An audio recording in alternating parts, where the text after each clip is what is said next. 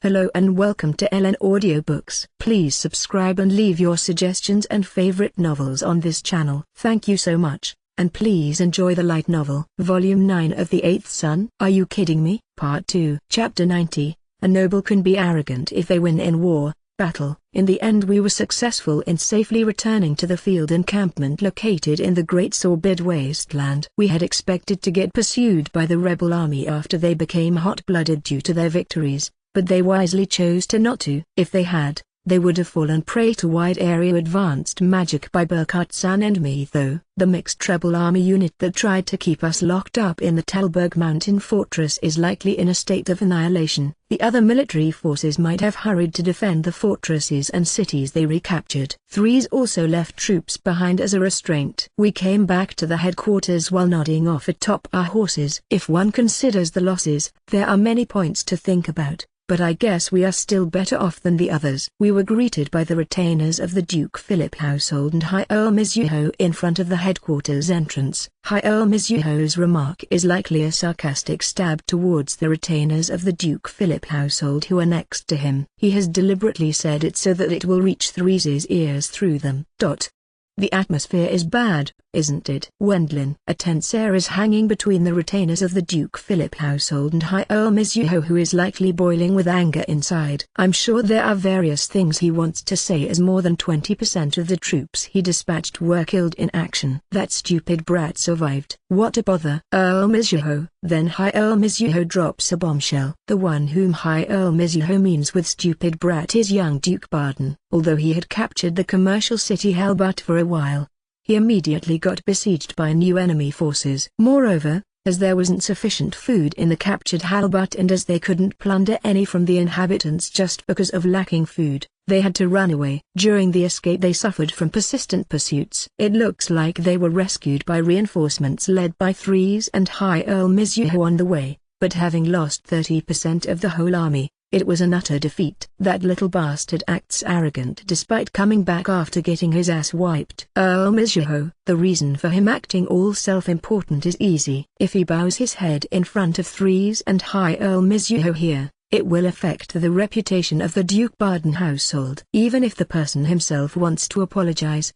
his retainers will be against that. I see. With Threes and the others having begun a struggle for supremacy behind closed doors and the rebel army under Duke Nurnberg, who is trying to crush us by using the military forces of stupid nobles, the proverb that a war is won by the side that makes less mistakes proves to be true, I guess. It's said that there are also situations where you end up losing after making a mistake or getting held back by others for reasons other than one's own ability. Good grief, all of this is really educational, I have to say, but it still resulted in us having taken the mountain fortress for some reason. It looks like they are having an emergency meeting. Earl Mr. Earl Mizuho. Do I have the qualifications to join that? Wendlin. I think that it's already past the time to talk about such formalities. Earl Mizuho. Threes-sama's intention are as plain as day, to an extent that it's very easy to understand. Wendlin. Now, don't say that, Earl Mr. Earl Mizuho. When I headed towards the building with the headquarters that was specified as meeting venue together with High Earl Mizuho,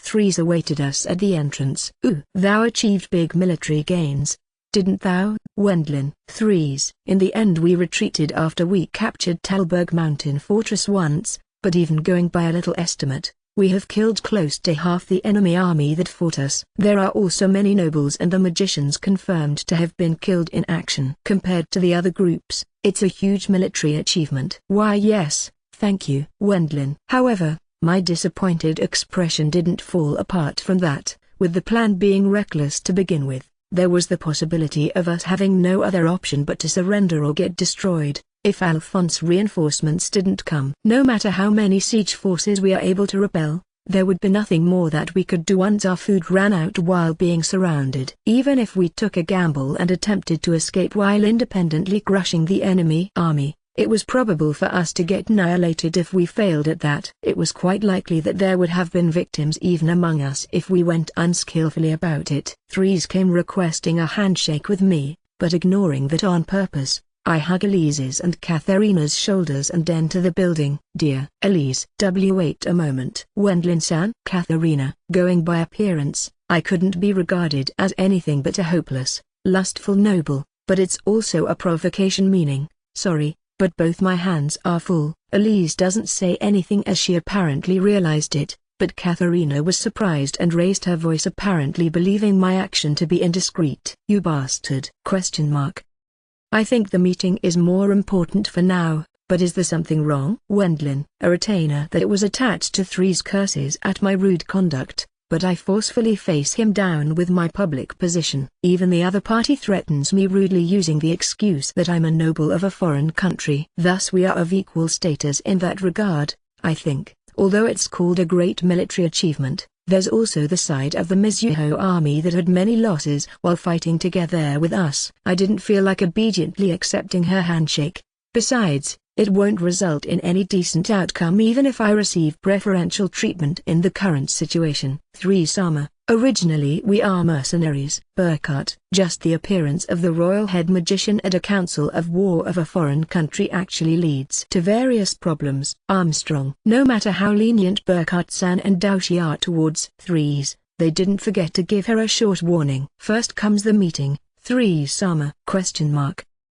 Got it. Let's start then. Threes. Even if it's called a meeting, it's close to a court-martial in reality. Once I entered the building, the nobles inside plainly showed their hate on their faces. No matter how many military gains we might obtain, in the end we are still outsiders. Even so, we are a related party to the defeat this time. If requested by Threes, I intended to tell them my view. Well then, should we try starting the meeting then? Alphonse. First Alphonse, with a rare serious expression that doesn't break apart, reports the changes in the war situation, our losses, and the enemy army's losses, though those are only an estimate. Young Duke Barden's group lost in total 5,367 soldiers without decently damaging the enemy army. It's been more than 30% in the battle to capture Halbut and in the retreat battles after that. There are also more than 2,000 casualties from the military forces of the nobles who went out to capture other cities and fortresses. The sole salvation might be that the losses on the side of the rebel army were large when they were appropriately attacked by the reinforcements of Threes. Going by estimation, around 9,000 soldiers were killed. However, among those, 5,000 enemy soldiers were the result of our and the Mizuho Army's military achievements. Once they have been informed about our and the Mizuho Army's military gains, around 1/3 of the nobles became openly hostile. From their point of view, it's disagreeable for the Earl Mizuho country that's treated as a foreign country to take up an important position in the empire after the war due to having played an active role during the Civil War. As for young Duke Barden, who's the one responsible for the defeat, he's expressionless, just like a mask. It's a fact that he caused a debacle, but he likely detests Threes having stolen the Liberation Army's leadership with it as the reason. Furthermore, as for the Liberation Army, it apparently reached the point of being called like that since Threes' and allies' armed forces hasn't been a popular name. Naming the enemy as a rebel army was written down in official documents that were prepared formally. Everyone's quiet, aren't they? Wendlin. With the sequence of events being as they were mentioned above, everyone stayed silent while attending the meeting. Threes wants to carry out a centralization of the Liberation Army's command and charge young Duke Barden with the responsibility for the defeat, but as she will be troubled if he betrays the Liberation Army after getting blamed too much, she's hesitating about how to find a new approach. Young Duke Barden doesn't want to throw away the aspiration of seizing the initiative once again by taking a bit of the responsibility upon himself. The nobles are either supporting one side or are troubled which side they should support. It was my first attendance in a war council during the war, but I didn't think that it would be this tedious. Maybe the internal affairs are similar in the rebel army as well. While I was fed up, Daoshi and Burkhart-san, who are attending the meeting as well, drank mate tea and ate the cookies which they had put into a magic bag after Elise had baked them before. They craved for sweets since they are worn out and have empty stomachs after just returning to headquarters. Daoshi, nothing is getting settled. Wendlin. In the first place, it's a meeting that doesn't require us, who are treated as mercenaries, to attend. Armstrong. Daoshi, it's the end if you say that, right? Burkhart. But, it's a fact. isn't it? Burkhart Dono, Armstrong. As there's no way for him to drink alcohol here, Burkhartson drinks tea while crunching on rice crackers he bought in Ulmizuho country. It looks like he was happier with rice crackers than sweet cookies, as I had seen him buying a huge amount. He likely still has some left on stock. Burkhart-san is an old man. Owen. I can hear you, Owen. Burkhart. Sorry. Owen. Looking at Burkhart-san slurping his tea while eating rice crackers, Iryu pointed that out to me in a whisper, but with Burkhart having heard that, Iryu apologized earnestly. It's a mood that makes it seem as if we aren't attending a meeting at all, but as no one, including Threes, says anything, it's actually eerie. I want to eat a mango. Sure. Wendlin. Once I take out a mango we picked up in the demon forest from my magic bag and pass it to Ina, she immediately cuts it into little pieces that are easy to eat, piles those pieces up on a plate and places that plate on the table. My stomach is empty. Wilma. As it's a meeting, I wanted to postpone eating. Katharina. You might end up falling asleep with your stomach full. Lou Eyes. It might be as Lou Eyes says. However, that's still better than taking part in a meeting that bears no fruits like this one. Threes' group, the leading group of the meeting, remains silent while exchanging glances. As we are treated as mercenaries, our position is low. At any rate, we enjoyed tea and snacks without minding the surrounding gazes, as we are probably not too conspicuous. Since we couldn't eat much food during the retreat, we had become hungry. I want to eat a full serving of meat. Wilma. That's true. I guess you played a major role in the battle after all, Wilma. It would be great if the meeting could end swiftly so that we would be able to have a proper meal. Wendlin. Wilma obtained great military achievements by killing many commanders and soldiers with the prototype magic sniper rifle. Rather than wasting time with such a pointless meeting, I'd like to have a meal swiftly. Good work, you did well. Wendlin. That feels nice. Wilma. When I gently stroke Wilma's head while praising her, she closed her eyes and became entranced. Sorry, I forgot you, Katharina. Wendlin. Being an excelling magician, she flourished greatly by freely and mostly independently using magic. If this was a civil war in the kingdom, it would definitely result in an increase in territory and a rise in peerage. I don't have any particular need to have my head stroked. Katharina. Do you hate it? Wendlin. If the one doing it is you, Wendlin-san. Katharina. As I want to do it. Bring your head closer. Wendlin. I guess I have no other choice then. Katharina. Even while saying something like that, Katharina closed her eyes, apparently not being against it when her head was actually caressed by me. Since she's a shy person, it won't happen unless I don't tell her myself. Having said that, it's a joke, but as the meeting really isn't making any progress, I'm simply provoking them by deliberately acting like that. I expected for there to be nobles causing a fuss by saying stuff like how indiscreet, but they are silent after sending a look our way for just an instant. Right. There's something I'd like to ask of you, Elise. Wendlin. Okay. What is it? Elise. Feed me. Wendlin. Understood. Dear, please open your mouth and say A-H. Elise. For a body worn out from battle, fruits are the best. Elise. You too. Here. A-H. Wendlin. It's delicious. Elise. I continue my provocation even further, but it looks like Elise realized my intention. She fed some of the cut mango to me. She also knows that no matter how many great military achievements we obtained in the recent battle, those haven't contributed in any way to the war situation. She cooperated with the provocation that was filled with my protest. I will feed you as well.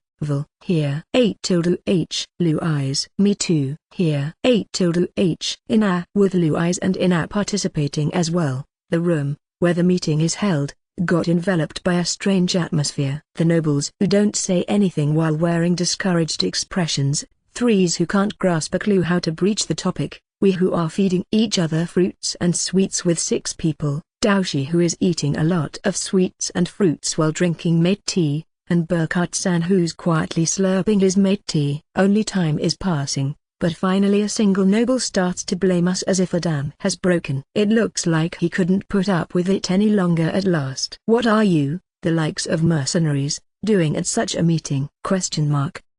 Going by my conjecture, the middle-aged, fat noble that donned an attire with flashy ornaments, which were of bad taste, is probably around the rank of an earl. For a noble it's probably troublesome if they don't readily remember foreign nobles, of which there are plenty, But it might not be that much of a problem in this case. That's because we are mercenaries after all. If you ask what we are doing, it's a light meal before dinner as we withdrew in a situation where we couldn't eat and drink much. Wendlin, do such stuff after the meeting. Just what the hell do you bastards think of a meeting of the authorities? Authorities, you say? At this meeting where no one is talking at all? Wendlin, due to me pointing it out, everyone showed bitter expressions on their faces. Because of the defeat, it's necessary to hold a meeting to reprimand and punish the people responsible and to learn a lesson from those battles, but no one wanted to be punished. No one said anything as they were afraid of young Duke Barden being removed from the race for the next emperor if he's made to take responsibility for this time's defeat. Even Threes hesitated to make any kind of announcement as she was thinking that it would alienate young Duke Barden if she punishes him unskillfully. That's how things probably stand. However, while that may be true, there's no meaning in having held a meeting if she stays silent without declaring anything. I feel like we won tactically at parts, but since it was strategically a crushing defeat, you have to quickly reflect on it and move on to the next plan, don't you? Wendlin, the losses on the rebel army's side are huge. Those are losses Duke Nurnberg has taken into consideration. Wendlin, what I understood in these two battles is that Duke Nurnberg hasn't dispatched much of the military forces of the nobles and imperial army, which sympathize with him, and neither did he send the elites of his own feudal army whom he can trust the most. Something like the troops that besieged the Talberg mountain fortress were obviously intended to be crushed. Although their noble heads are idiots, he can't make light of their military and economic strength. Even though the reinforcements that were sent out by Threes obtained results beyond expectations, those troops were as weak as being below second rate despite having large numbers. They are weak, but if you fight them, our allies will definitely incur losses. Once those losses accumulate, Duke Nurnberg will go for a decisive battle with his trustable military forces that are still fresh while our side will be in a state of exhaustion. Wendlin. To begin with, the rebel army that's holding the south and center is predominant. As for the ability to mobilize military strength, the other side was superior. That's the biggest reason why Duke Nurnberg hasn't come out until now. He has been dispatching soldiers while calmly calculating the difference in military strength between our side and his own. Wendlin. However, for us high-class nobles to be deceived by Duke Nurnberg's schemes that easily? It has been you gentlemen who chose to go along with it, right? Wendlin. Just because they are nobles, it doesn't mean that all of them are excellent. Even I have seen excellent nobles and those that aren't until now, because their education environment is better than those of commoners. The ratio of knowledgeable people is probably higher. However, there are also many people who only possess knowledge but don't know how to apply it, and those who are egoistic and arrogant due to their birthplace. They cause many victims by heading into battle while only defending themselves with a magic barrier. Unexpectedly, the nature of people other than nobles might not be that different either. They thought that it would be bad to not attach themselves to the rebel army out of geographical reasons and such. Beyond having joined up with the rebel army, they want to increase their influence and territory by raising military achievements. As a result, we are losing our military forces by joining in on the battles as their numbers are big. Wendlin. There's no loss for Duke Nurnberg due to their defeat. He can charge them with the responsibility of having lost. This time he won't punish them since they recaptured the military locations, but they uselessly wasted their military forces. Something much like losing a huge number of troops in the current situation is similar to lending a helping hand to Duke Nurnberg's power as dictator.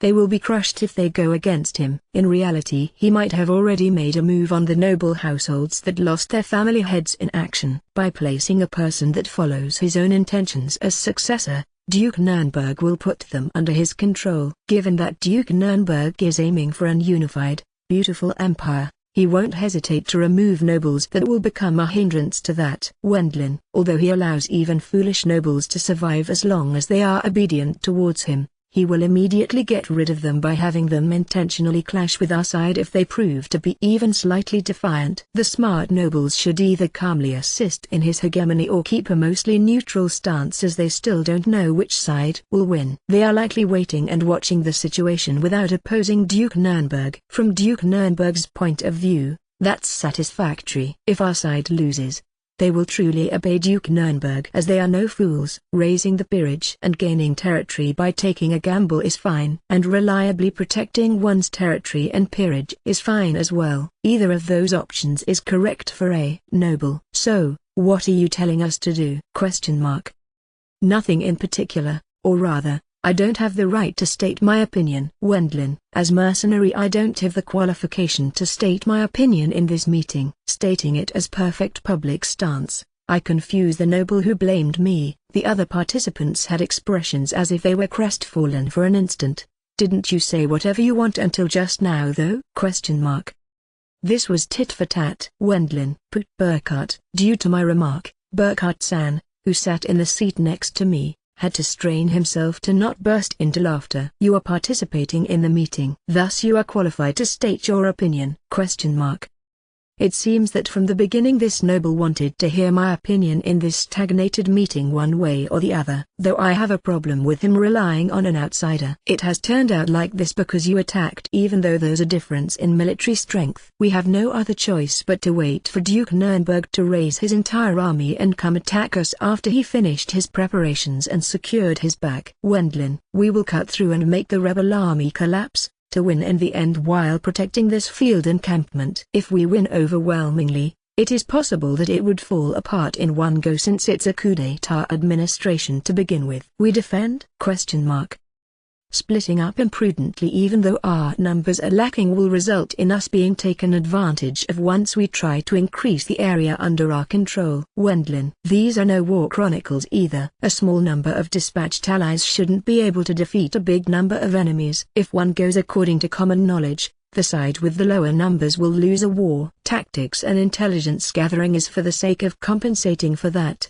But seeing that communication magic has been blocked, the rebel army, that will be lying in wait, likely has the advantage. There's also the matter of geographical advantage since it would be the rebel army that gets attacked. There's no need for complicated theories and strategies. It will be fine if you settle the command of the Supreme Commander of the Liberation Army on one person, and defeat Duke Nurnberg who will close in with his entire army. First you have to devote yourselves to not losing. If you lose, it will spell the ruin of your households and families. Wendlin. Duke Nurnberg won't forgive the nobles who belong to the Liberation Army. He might pardon a part of the nobles that aimed for the downfall by betrayal, but I believe that he will at least utterly destroy the two Prince-Elector households and Earl Mizuho country. We can run away in the worst case, but for them, who are responsible for their own territories, escape is not an option. Due to the harsh reality, the faces of the nobles gradually turn pale. In other words, they can't lose anymore. For that reason a diversion of our forces like this time and the vague state of command will be bad. Wendlin. Certainly, I suppose it is as you say, Earl Bourmister. Quarreling over the command. Although our numbers are inferior, they lost military strength in a meaningless offensive. If they don't improve on this, the Liberation Army is on a straight line towards defeat, I believe. Also, as for the recent defeat, the responsibility lies with the Supreme Commander. Wendlin. Responsibility? The nobles alternatively look at Threes and young Duke Baden. No matter how one may think about it, the Supreme Commander is Threes, but there are also not few nobles who expect young Duke Baden to be the Supreme Commander. Since she's a woman, that's why it has developed into this situation. Threes-sama, I'd like you to act in order that such things don't happen from now on. Wendlin. Earl Bourmister?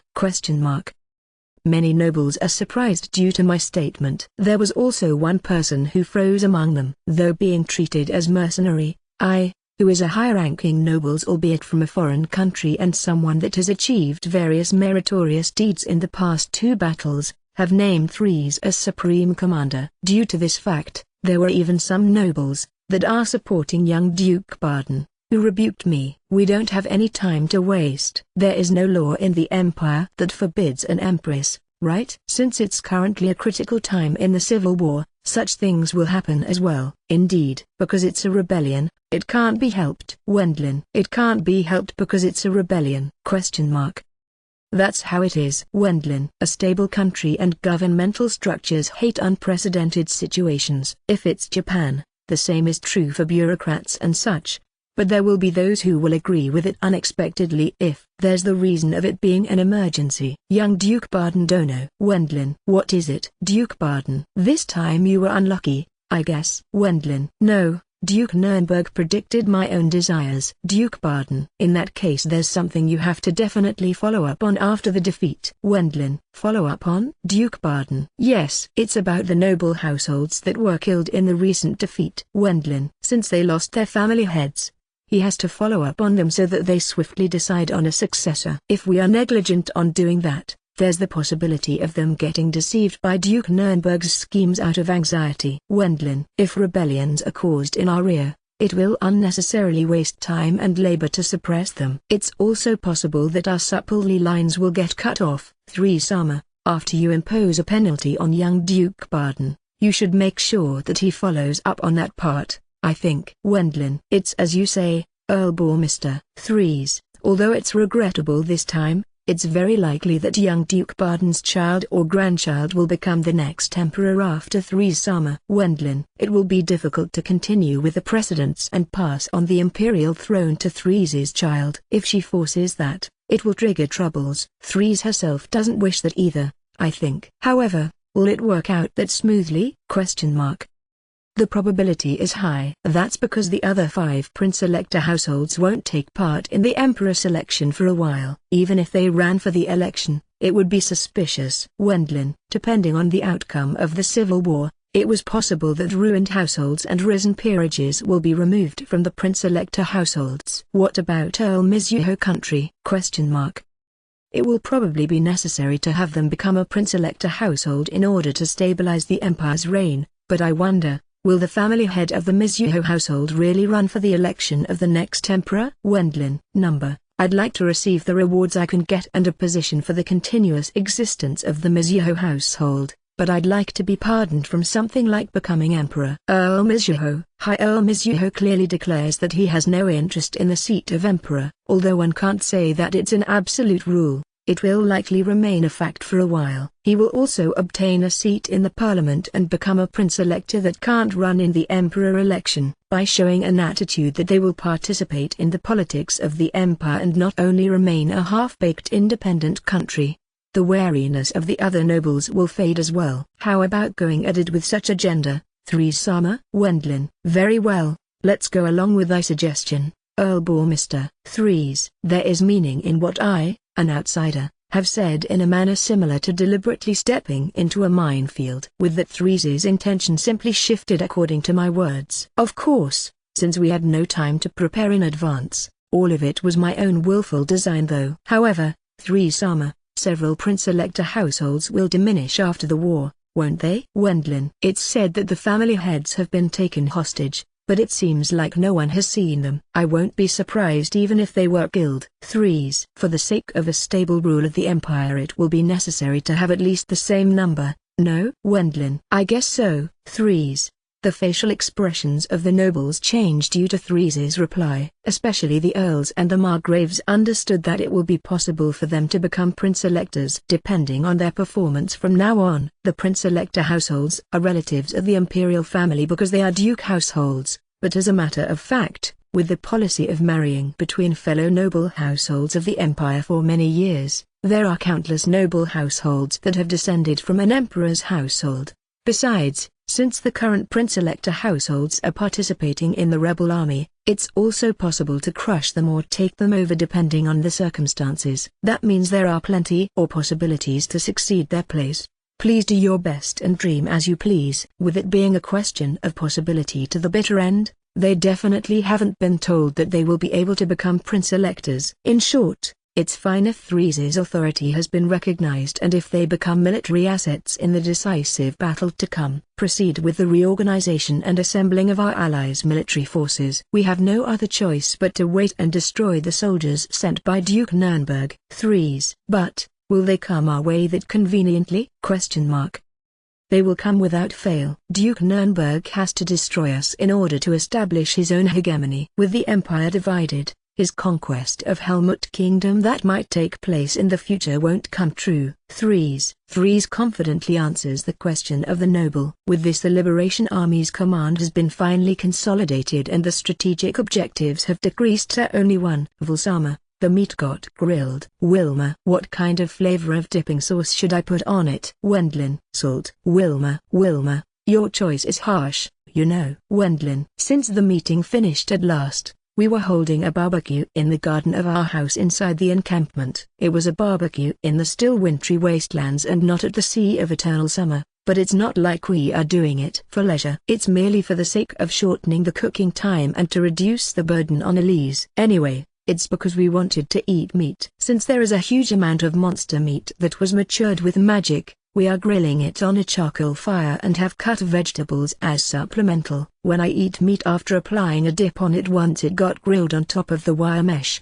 I can even forget this gruesome war. Meat after a battle. Owen, even while saying that, Iryu, who apparently became hungry, ate plenty of meat. It's not like corpses and the meat are connected either. My senses in this regard have probably numbed down after having seen far too many casualties. It's cruel. But after all, those were strangers whose faces I don't even know. There's no point even if I worry about it. I guess there are also parts I won't be able to do if I don't consider it like that. Anyway, the destruction of that device operated by Duke Nurnberg is the top priority. If we don't do something about that, the various handicaps will be too big. Dear, was that all right with you? Elise, I guess it was inevitable. Wendlin, while eating the grilled meat together, Elise asks me about my actions at the meeting. Originally opening my mouth there was unreasonable, but it's impossible for us to obey Duke Nurnberg. At any rate, it will get bad if we don't have threes win the war. I stayed silent out of fear, but Vil ended up saying it. Owen, it's fine, isn't it? We have rendered distinguished services after all. Wendlin, from Iryu's point of view it likely didn't look like anything but me doing whatever I like at the meeting. Since we have obtained the meritorious deed of having killed many enemy soldiers by using tactics, it wouldn't get too bad as long as we could escape from getting punished imprudently. Since threes should be aware of my goals, I haven't taken that possibility into consideration, but she smoothly used my remarks. Putting that aside, how was the Orichalcum katana? Wendlin, it has an amazing sharpness. Owen, it seems that there's almost no difference in sharpness in regards to its cutting ability. However, even if I had the 3 sets I Hakane's Forge, there only exist around 20 sets on the whole world. Even if he finishes the remaining 2 sets, it will be only 22 sets. Among those 17 sets are owned by Mizuho people. With them being that precious, those were katana anyone desired. How about Haruka and Takeomi-san? Wendlin, it's very sharp. Haruka, it's regrettable that it's a borrowed item. Takeomi, while the elder brother and younger sister ate meat together with us, they talked about the magnificence of the Orichalcum katana with me. With them using many technical terms, everyone ended up pulling back a bit since both of them are terrible katana lovers.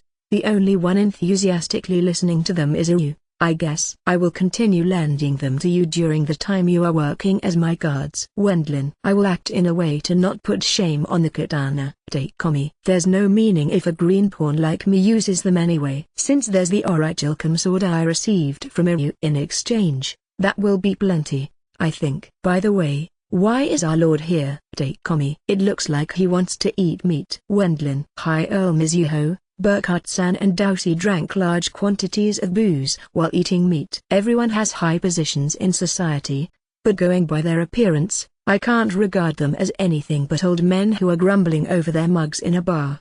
The alcohol made in Helmut Kingdom is delicious. It matches well with meat. Earl Mizuho, there's also rare 30-years-old wine. Burkhardt-san, please pour some of that in my cup as well. Earl Mizuho, should I take out my priced brandy here? Armstrong, foo, look here. I brought the top quality sake drop of the full moon. Earl Mizuho, ooh, that sounds like an amazing name. Armstrong, it's a Mizuho sake I rarely get my hands on. Burkhardt, by all means, pour me some as well. Armstrong, the spectacle of the 3 that were beyond middle age in years drinking alcohol was just like a party of office workers. The battle at the Talberg Mountain Fortress was terrible. Earl Mizuho, no, High Earl Mizuho, you didn't go to the Talberg Mountain, did you? Armstrong, now that you mention it, that's right. Earl Mizuho, even so, since he took command of another reinforcement, Haruka's opinion isn't that wrong either. Believing that it will be rude to our comrades in arms if we don't give anything to them,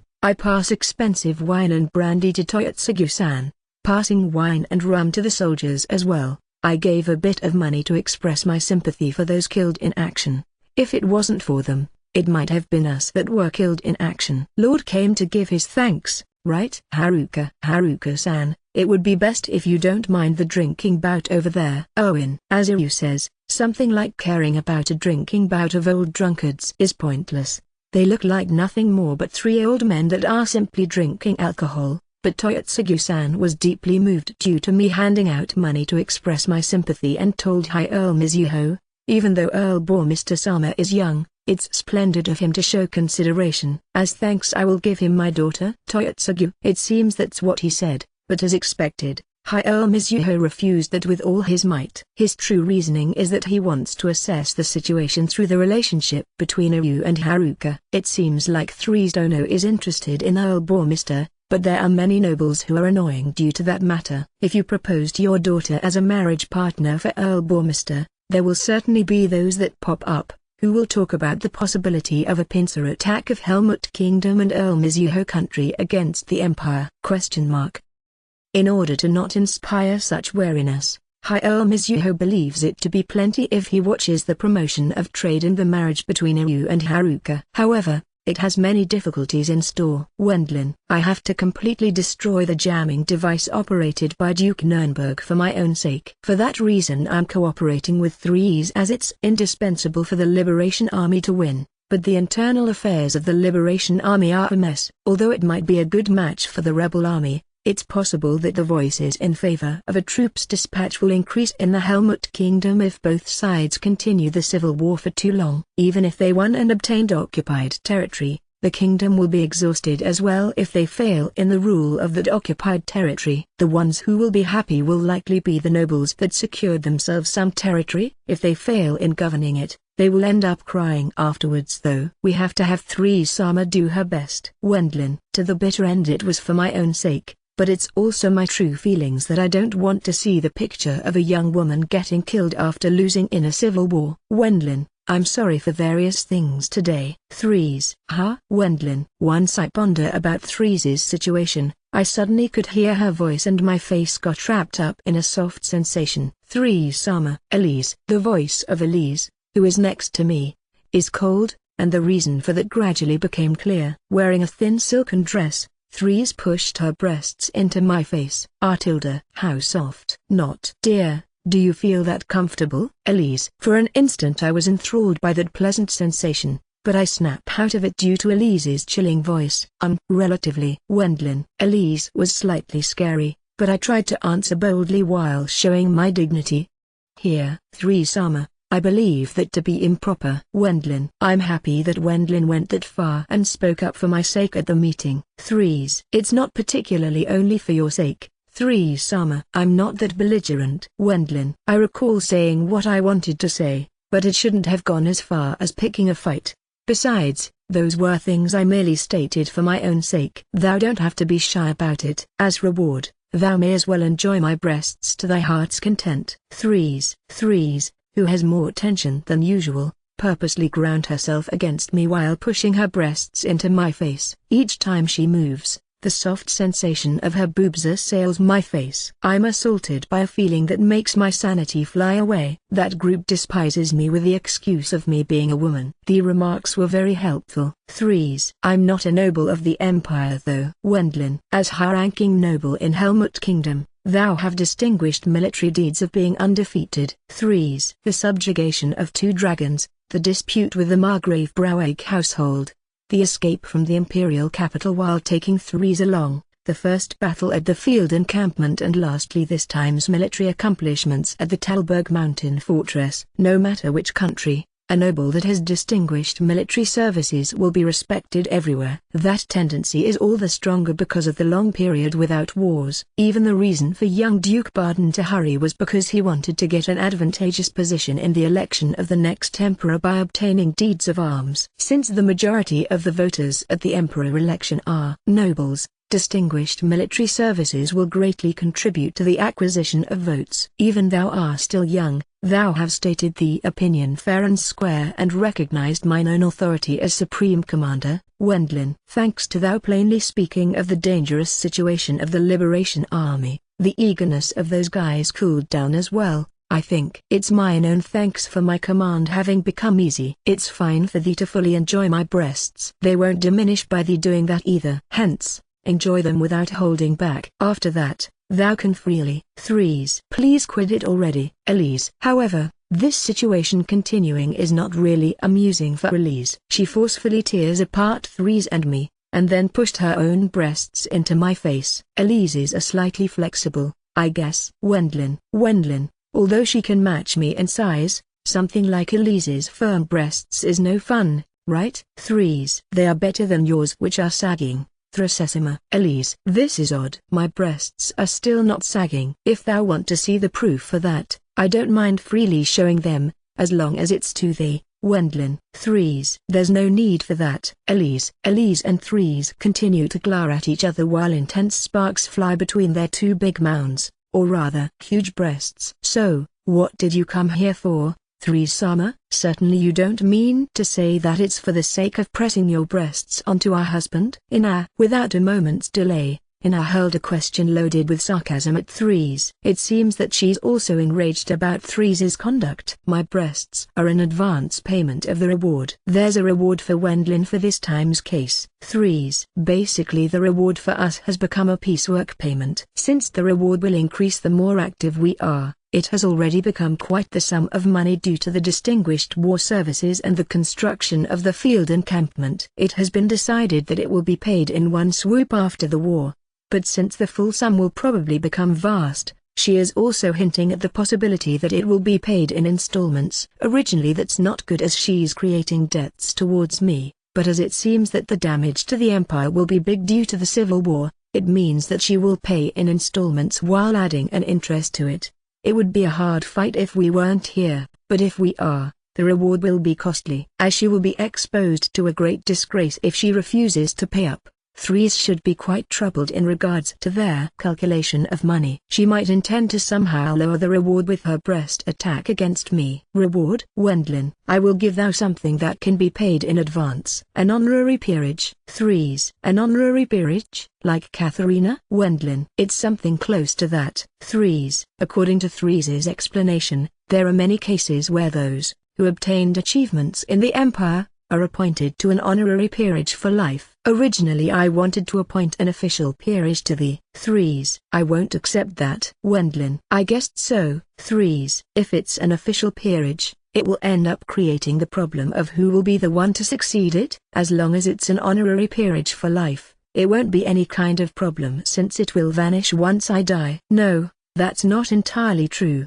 But in the current situation we can't confirm it with His Majesty either. I feel like there will be problems in appointing an honorary peerage to a noble of a foreign country, but refusing that kind of reward will be next to rude. In the current situation, I probably have no other choice but to accept it. In reality I want to appoint one to Daoshi and Burkhardt as well, but if I do too much, that it will also increase the problems. Wendlin, if thou art treated as noble in the empire, thou will be able to state thy opinion in military operations from now on. 2. Threes. It will result in me not being recruited for something like the Talberg Mountain Fortress capture in a situation where it's unknown what for, like the other day. If I consider it now, the position of a mercenary is truly an insecure one. There's the possibility of being treated as disposable tools against those who are hostile. I would have no other choice but to accept it. Then again, if I consider that she's attacking with sex appeal, it's a truly detestable weak point she's going for. We will perform the official conferring of decorations tomorrow,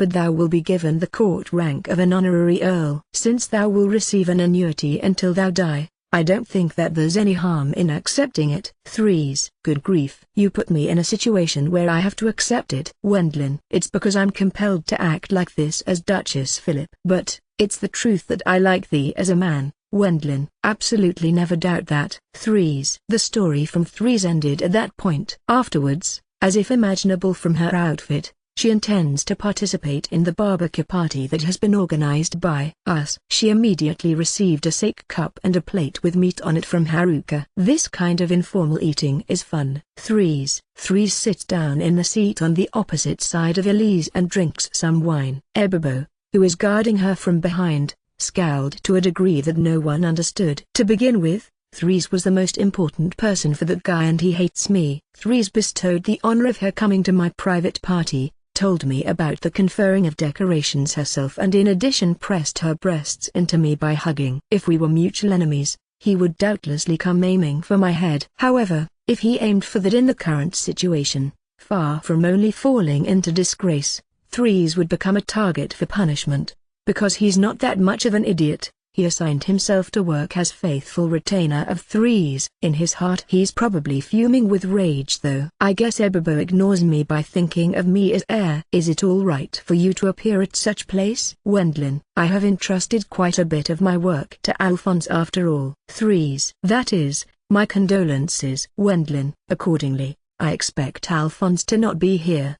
If it was slightly back in time, he would have likely participated in such event happily. Good grief. Do thou want to make me empress, or not? I can relax at this kind of event. Threes might be worn out from managing the nobles who despise her because she's a woman and due to the heavy responsibility that accompanies the position. It's quite difficult, isn't it? Elise, as I'm leaving the governing to someone else, I can't say anything. Katharina. Elise and Katharina look at her sympathetically. But that stops at once. Threes suddenly clings to my arm and presses her breasts against it. It's really difficult for me. Please support me from now on as honorary earl. Threes. What are you doing all of a sudden? Katharina. Storm. It's because Wendlin now also serving as noble of the empire is an auspicious event. The petty officials of both countries that love precedents will try to nag about it. But such things will naturally quiet down once Wendlin and I obtain achievements while being close. We have to get along with each other as well. Please think about the public gazes. Katharina. At this event? Threes. As this event is treated as eating in my house,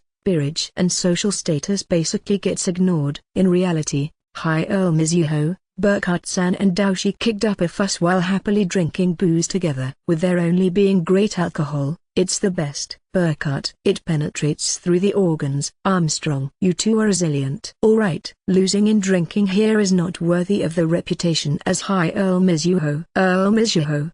Probably because they don't want to get involved. They are making more noise than necessary while putting aside their ranks. Erwin. You drink as well. Armstrong. It will be troublesome if you can't drink to some extent now that you've become an adult. Here, drink up this sake cup within a count of 3. Burkhardt. I have brought a shot you with high alcohol content. You will drink it up after diluting it with Cabo's fruit juice. First retainer of Earl Mr. Earl Mizuho. I can't drink this much all of a sudden. Owen. Iryu, who got caught by the 3, had a bright red face after being offered large quantities of alcohol. He's completely like a newcomer that got caught by his superior at the company's welcome party for the rookies. That place over there is an exception. Elise took her gaze off Iryu who searches for help in the surroundings. As a matter of fact, she might actually have a good character. If I do that at an official occasion, it will get troublesome due to all the formality. Therefore, I will aim for skinship like this during such an event as this. Do thee have any complaints about that? Threes. That is. Katharina. Due to Threes's question,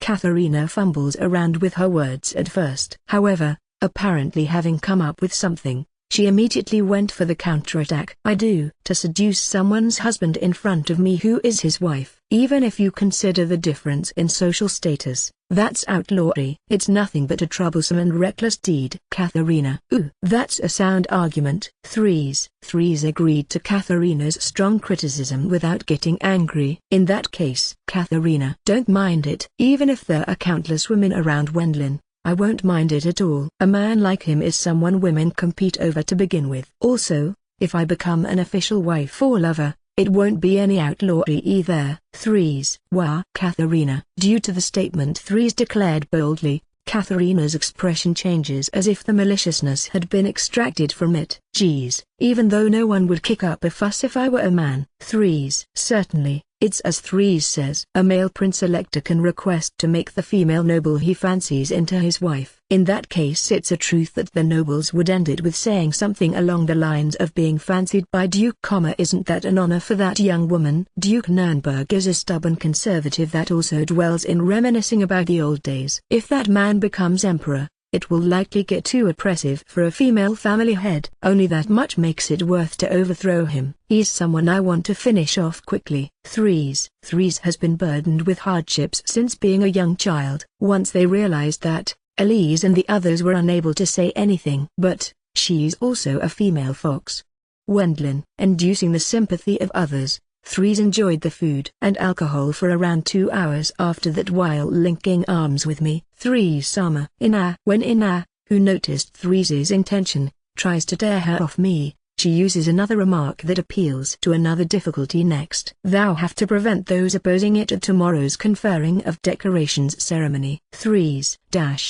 Ina. Because she knows of my feelings that it's wrong if I don't go to the imperial capital to destroy that device. Ina ground her teeth in anger while unable to stop her. Ina-chan, you are unexpectedly persistent. Blue Eyes. It's necessary to believe in Sama here. Wilma and Blue Eyes have expressions of having completely given up. Watching my state of earnestly trying to avoid it, one might think that Threes is something like a typhoon. I will endure a bit of skinship. I'm an adult woman after all. Blue Eyes. However, it will be a forced removal if she aims for something like a fait accompli. Wilma.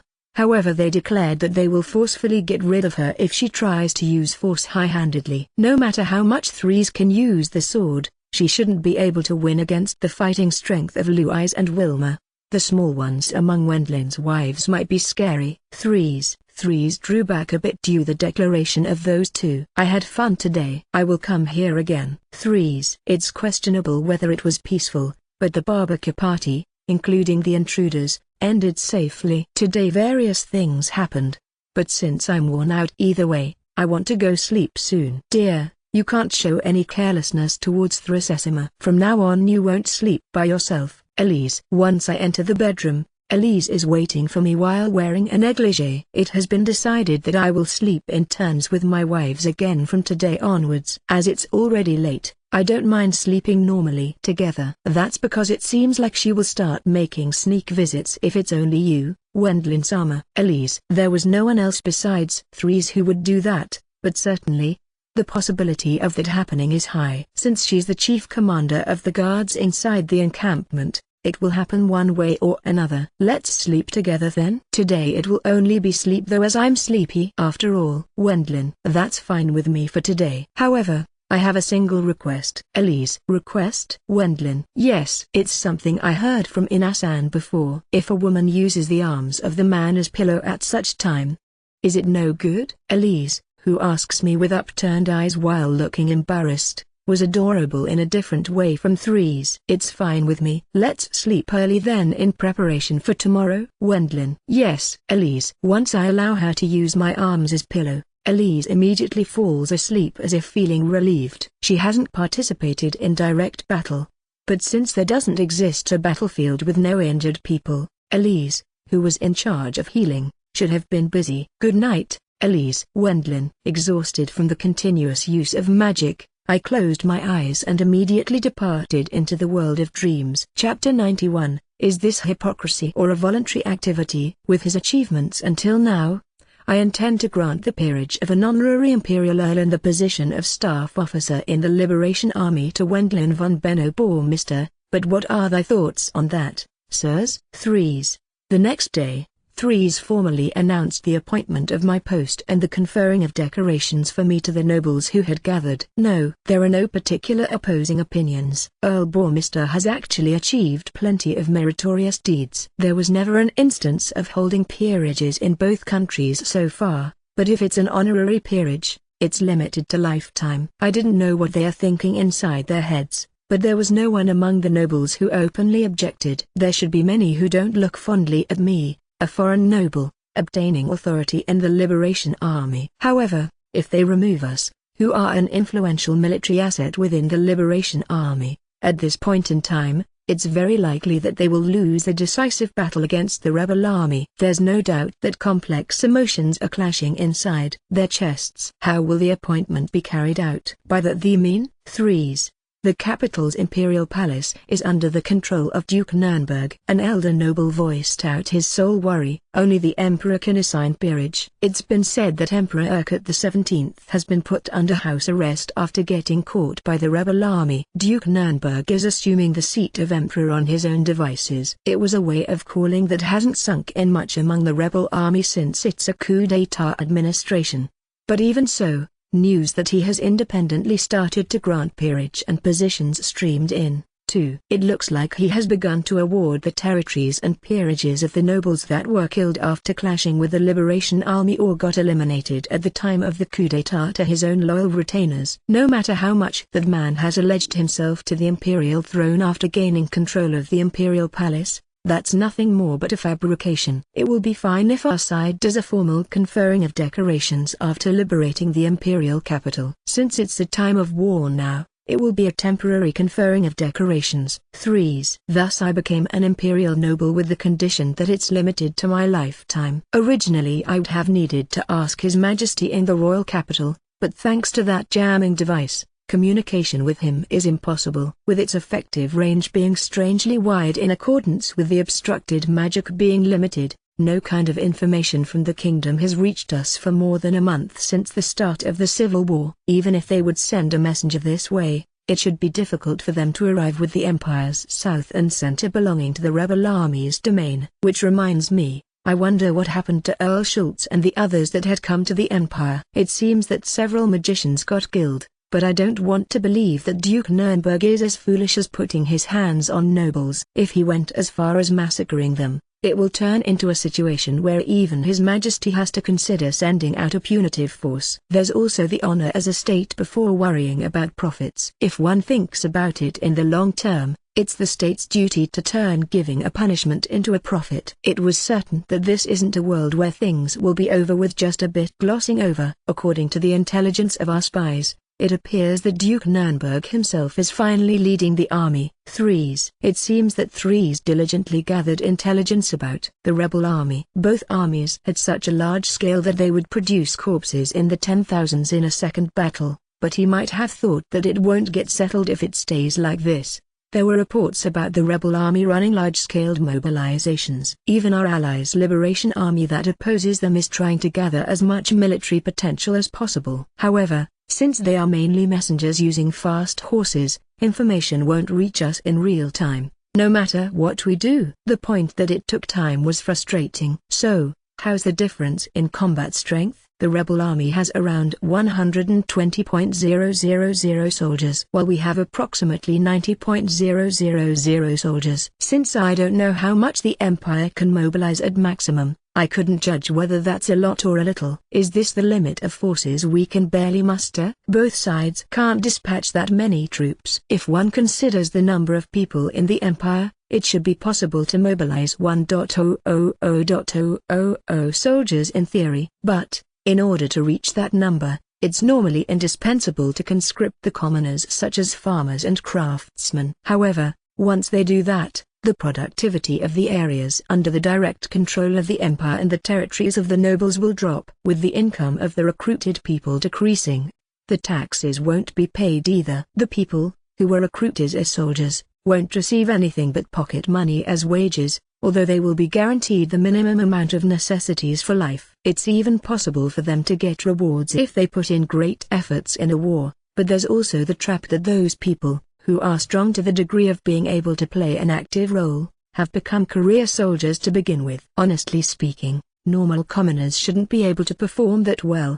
The reason for plundering to be allowed in the past wars was the necessity to compensate for the reduction of their income. Something like raping women apparently saves on the money to pay for a prostitute, if spoken by a guy with a sharp and nasty tongue. It's a cruel story, but that's what a war is about. It's best to keep the combat forces to the bare limit by assembling soldiers while making sure to not drop the productivity as much as possible. Even so, that's probably a problem that causes headaches for both sides. Since there's the decline in productivity and the interruption of the flow of goods and money between the hostile spheres of influence of both powers, There's also the issue of a deterioration of economic activity due to the traffic and distribution being paralyzed. Going by the lack of combat forces, Duke Nuremberg and therefore the coup d'état administration is struggling harder with the strengthening of their foundation than they expected. The strategy of getting rid of the annoying nobles through the Liberation Army succeeded to some extent.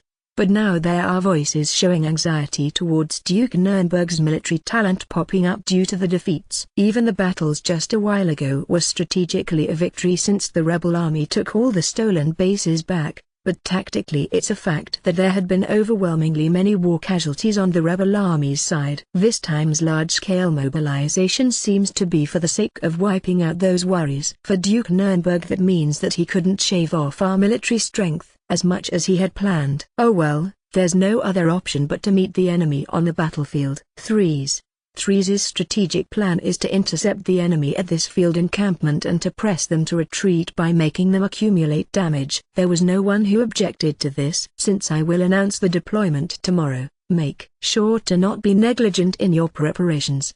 The meeting finished with the announcement of how we will intercept the rebel army and the conferring of decorations for me. Once I tried to leave the room, I got kidnapped by a smiling Threes. For some reason it resulted in me having to struggle with a large amount of documents in her office. Why? And moreover, why this many? Wendlin. A pile of documents was stacked up in front of my eyes. Even during my time as trading company worker, I never had to deal with such a huge amount of documents. Thou are a staff officer, right? Threes. Wasn't that just in pretense? Wendlin. Even if it's just a pretense, it will be great if my documents decrease with that. Threes. Before that, processing documents isn't the task of a staff officer. Wendlin. If I, as the most important person in the Liberation Army, order it, even a staff officer has to process documents from that moment onwards. Threes. What an arrogant attitude. Wendlin. It's just natural, but if you move a large army, a large quantity of documents will be generated by only that. Since the rebel army controls the imperial capital, they can simply leave it to the government's bureaucrats by treating it as them cooperating, but the Liberation Army heavily leans the burden on the retainers of the Duke Philip household. The High Earl Mizuho household and the Duke Baden household are helping out as well. But the other noble houses don't have any experience with organizing an army that had been gathered on such a large scale. Getting confused by military movements they are not familiar with, they couldn't assist at all. Though I don't think that I can stand up to the task. Wendlin. Even so, due to my habits from my time as salaryman, I began to read the documents at once. Since it looks like Elise and Ina can help me with that, we begin checking the details written in the documents assigned to us. Ina. What about Blue Eyes? Wendlin. She ran away. Ina. That's what I thought. Wendlin. Her brain isn't bad,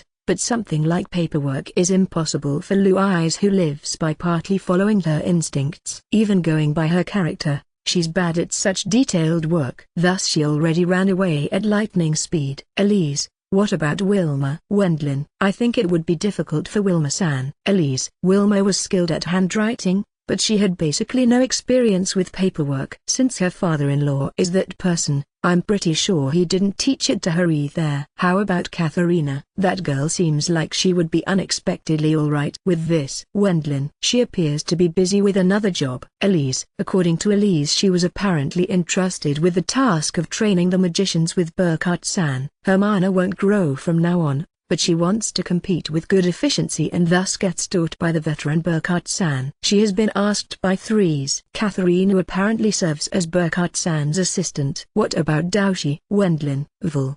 Do you really want to entrust Daoshi-sama with paperwork? Ina. Dear, I believe that to be the most unsuited work for Uncle Sama. Elise. Being told that with serious looks by those two, I had no other choice but to silently nod. Certainly. I feel that just imagining the appearance of Daoshi swiftly working through a large amount of documents in my head is already odd enough, as it will immediately become troublesome for him. It gives the impression that he will blow his nose with those documents. Uncle Sama has gone to dig trenches against horses outside the encampment. Elise. It looks like he was recruited to increase the number of trenches that proved useful in the previous defensive battle so that cavalry units can't approach. Nevertheless, going by the image, you might say that it's the work that fits Daoshi the most. I could easily imagine Daoshi digging trenches as a physical worker. So, It's us three, huh? Wendlin, Ina, who is studying diligently the most, and the perfect superwoman Elise. We decide to look through the documents that seem to be uncomplicated. A full report regarding the army's organization. Since Earl Rolls and Viscount Ina are on bad terms, to not station them close to each other. A full report from Viscount Cincy Laws. Wendlin. Currently I'm planning to reshuffle the 90,000 troops into 3 army corps. Threes. According to Threes' strategic draft, she plans to become the general of the Central Army Corps and leave either the left or right side to young Duke Barden. The remaining side will be filled by High Earl Mizuho then. Wendlin. Number.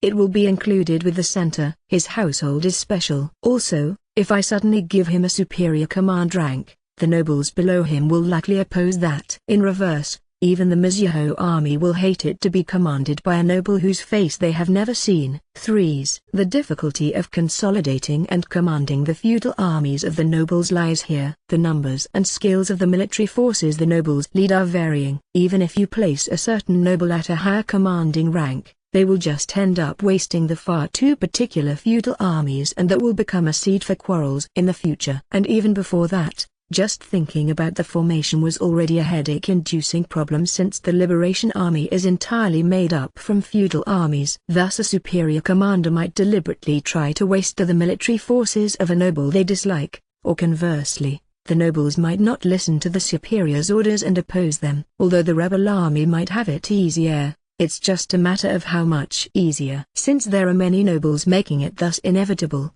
it's also possible that one gets betrayed on the battlefield once it turns into a close battle. If you organize the army while keeping that in mind, the army's strength and efficiency of the command structure will drop. Threes expected that it's likely only the feudal army of Duke Nurnberg household and a part of the imperial army that can be relied on in the rebel army. However, even so, the rebel army is superior in regards to numbers and skill. Threes. That's because the imperial army is with them. Wendlin. As a standing army they probably have actual experience at the level of maintaining public order, but as they have regularly received training in group combat, they still enter into a higher category. In the end we can only rely on the feudal army of Duke Philip household and the Mizuho army.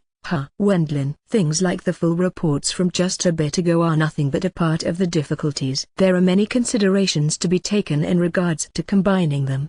Despite the roughly 90,000 troops being split into 3 groups, they won't become 30,000 troops each. Only the center will have 40,000 soldiers. If the army corps with the lowest amount of 20,000 soldiers struggles, we will likely end up sending out reinforcements. If you neglect them, it will result in the rebel army getting a hold of the field encampment's earth wall. In addition, there's also the situation of the emergency food stores.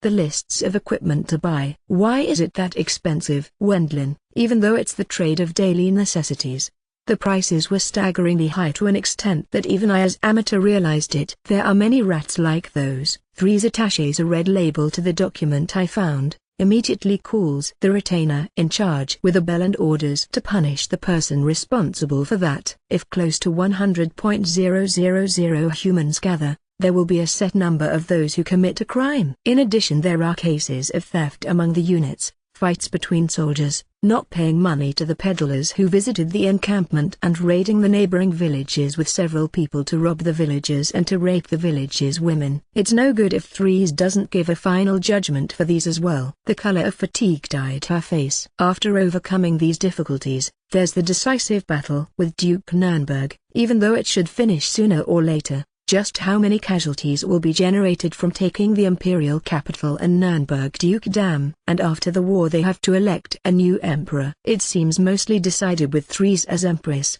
but she should once again end up with troubles due to the reorganization of the torn empire once she gets enthroned. I believe her to be pitiable, but if I show an odd sympathy with her here, she will very likely request the fulfillment of the fait accompli. Hardening my heart, I should probably operate in a business-like manner here. In short, it's best if I silently carry out the processing of the large amount of documents. Finally done. Wendlin. Wendlin, thou seem plentifully capable as feudal lord. 2. Threes. That's because I'm a feudal lord, more or less, though only in name. Wendlin. Which reminds me, I wonder whether Roderick is successfully advancing the development of the Bourmester earldom. I didn't think that information not flowing in could have been that inconvenient. Come to think of it, won't thee go to the first aid station, Elise Dono? 3s. Today Uncle Sama is in charge if there are any injured people. Elise. Trying to have Elise go to the field lazaret, which is her original task. Does 3s plan to seduce me during that time? Since her intention was plainly visible, Elise didn't leave my side. Doubt she is? 3s. As a matter of fact, recently he has learned holy healing. Elise. That person overturns the common sense of the magic society in various ways. 3s. It's understandable for 3s to be surprised. Usually the growth of the mana pool stops when one becomes around 20 years old, but his is still continuing to grow even after passing 40 years in age. He even reached the point of being able to use holy magic, which he could barely activate until now. However, since it won't work unless he holds on to the other side while healing or attacking, the healing, which also served as practice for Daoshi, had a bad reputation among the soldiers. I want to get healed by Elise-sama. Me too. Even if it has the same effect, it's different in various ways to Daoshi-sama's healing. You can say that again. I fully understand the soldiers' feelings. Even I would definitely choose Elise if I had to receive medical treatment. There's most likely no one who wants to get hugged by the over 40, muscle Daruma, Buddhist monk like Daoshi who has a scarier face than a Yakuza. Though I can heal myself to some extent. Wendlin. According to what Master said, I have quite a bit of talent in it. But since my healing magic uses the water attribute, it's slightly different from Elise and Daoshi. Since there's no difference in healing things like injuries, you might as well say that it's the same, but as I don't have that many chances to practice it, the problem lies in me being slightly inexperienced in using it, I suppose. I guess I will practice it some since there will be a large-scale battle soon. Wendlin. That's a good idea. I think I will help you as well. Elise. That's very reassuring. Wendlin. Elise's healing magic was really excellent. I had seen healing magic before, but the way of using a special, written magic circle that magnifies the effect if it's minor injuries, the wounded and sick get healed all at once after gathering on top of the magic circle. Because her mana has increased, the number of people she can deal with per day has grown as well. Elise has become very popular among the soldiers.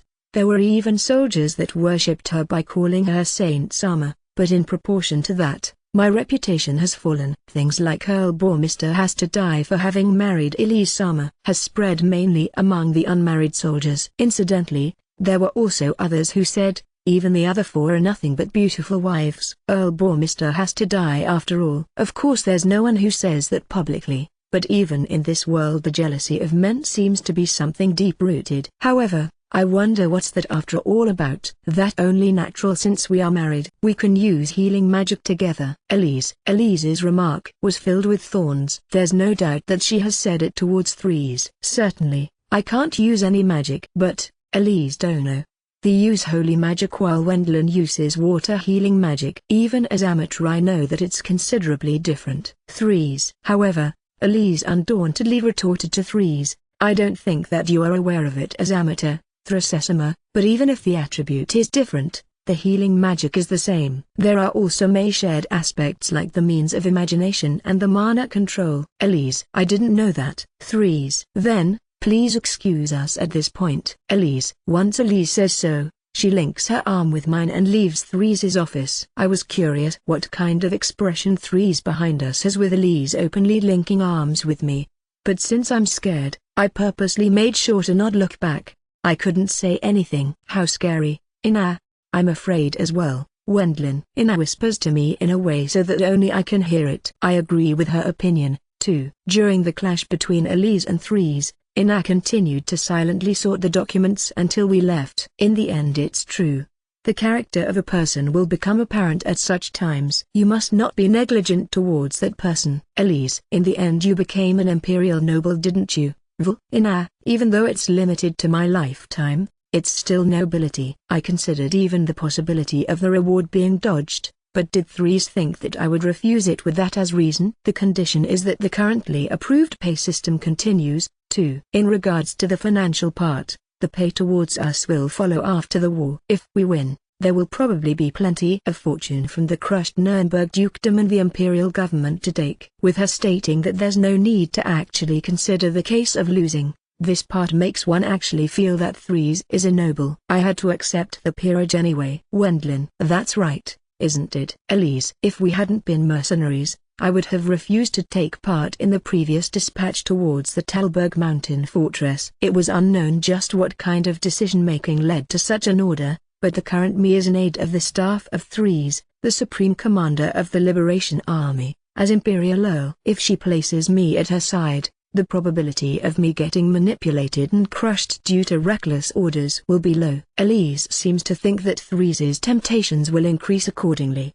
and it actually turned out like that. Looking at your current situation, Vul, it's a dirty move since she knows that you have no other choice but to accept it, right?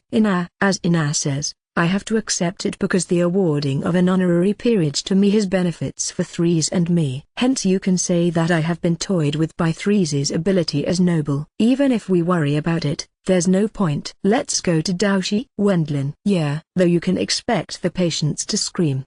As expected. After going to the field lazaret we saw the figures of patients screaming and Daoshi who healed them one after the other by hugging them while emitting a bluish-white light from his entire body. Nuatilda. That's no even a real injury. As a man you don't have to scream about something of that level. Armstrong. I think he simply hates being hugged by you, Daoshi. Wendlin. And, although Daoshi is probably restraining himself and hugs them lightly, the soldiers should feel like being strangled by a vice. From the point of view of patients with bone fractures, it's probably natural for them to harbor the image.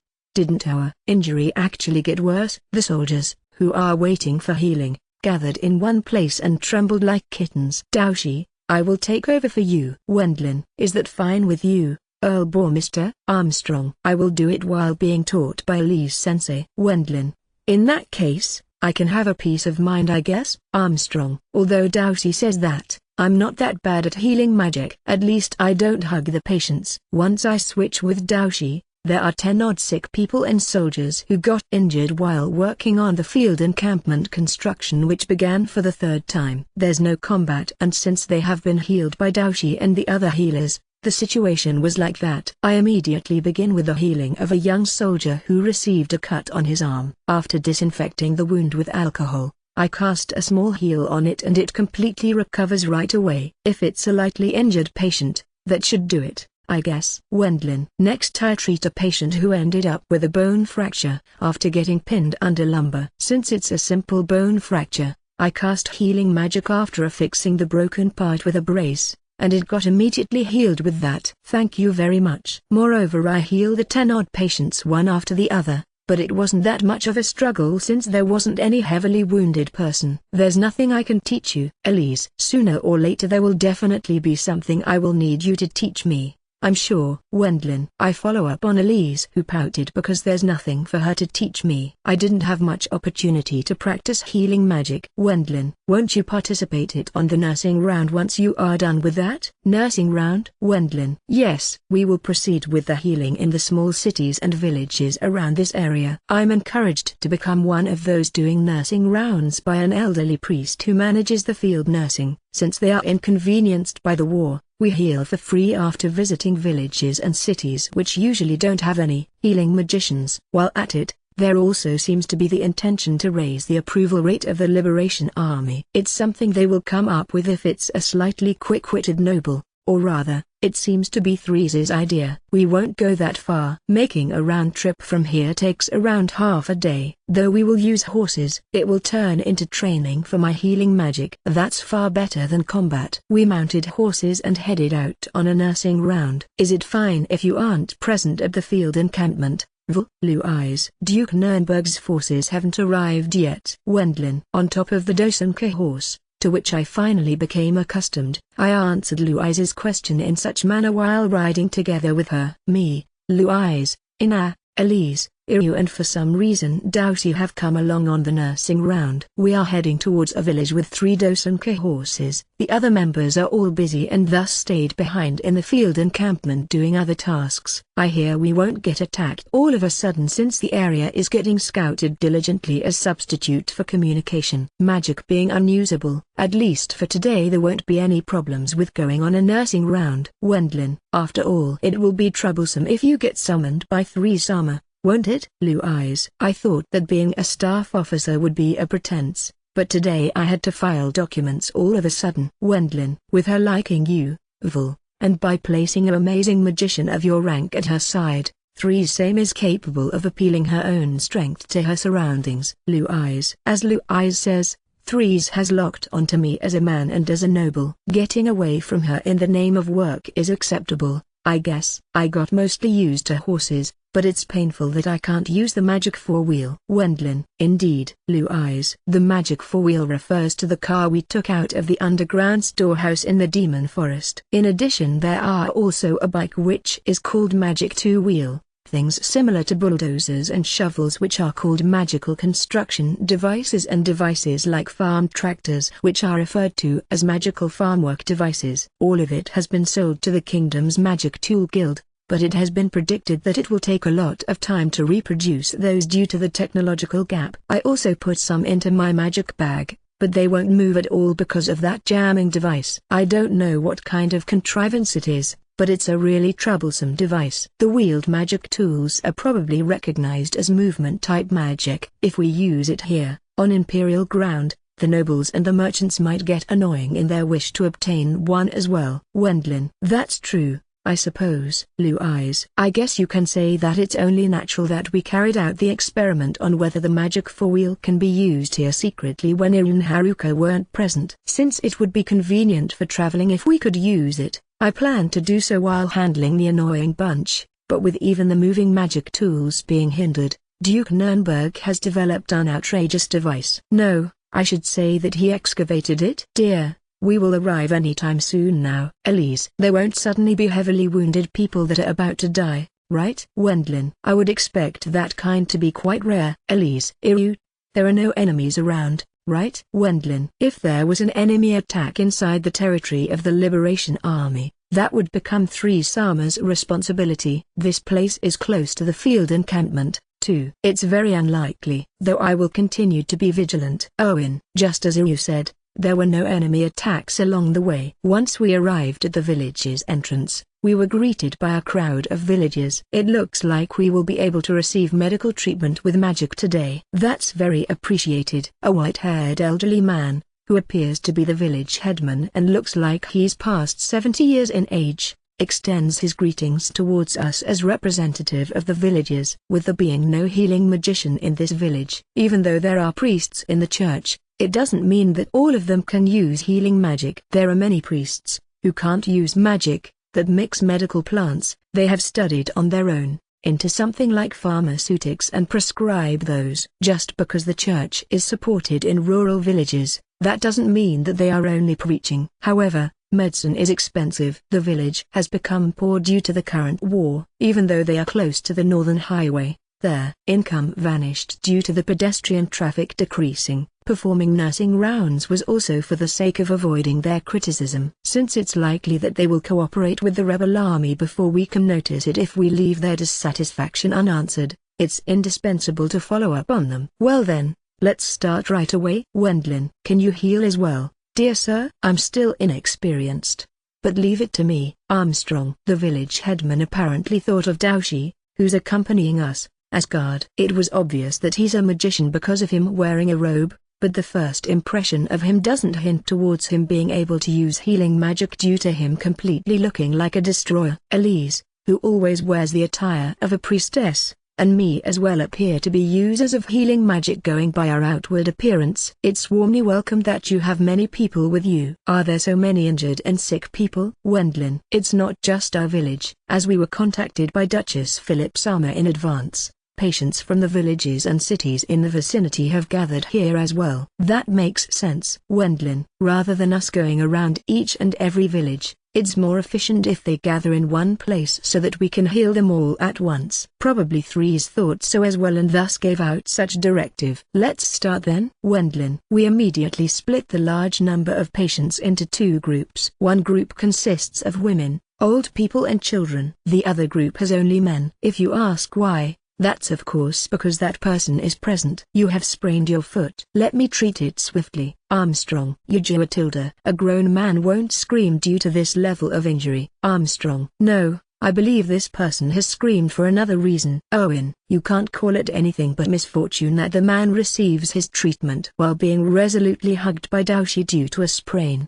There's no way that he can complain about it since it has been completely healed. But I think you can easily declare that the reason for the men, who are receiving his treatment, to raise screams isn't the pain of their injuries, just as Iryu says. As Elise says, it will be fine to leave you in charge of the women, children and elderly. Lu eyes. While making the patients waiting for treatment lining up in order, Lu eyes calls out to me. There would be an ethical problem to let Daoshi hug the women. For the children it would likely develop into a trauma, and it seems that it would be quicker for me to receive the old people. Thus it was decided that I will be in charge of that group. While sometimes receiving advice from Elise, I cast one healing spell after the other. It hurts tilde. Ha ha ha. It can't be helped. Owen lad, hold him down even stronger. Armstrong. Yeah. Owen. The male patients are treated in succession while getting hugged by Daoshi. Since there were some among them who acted violently, Iryu helped out by holding all of them down. Somehow it looks like I'm doing something evil. Owen. Due to Iryu's comment, we answered we fully understand in our minds. The way of using healing magic over here is peaceful and nice. An old woman, who received healing from me, expresses her impression. But the sensation given by me performing healing magic is normal. The one done by Daoshi is a rare exception. I got mostly used to it now. Wendlin.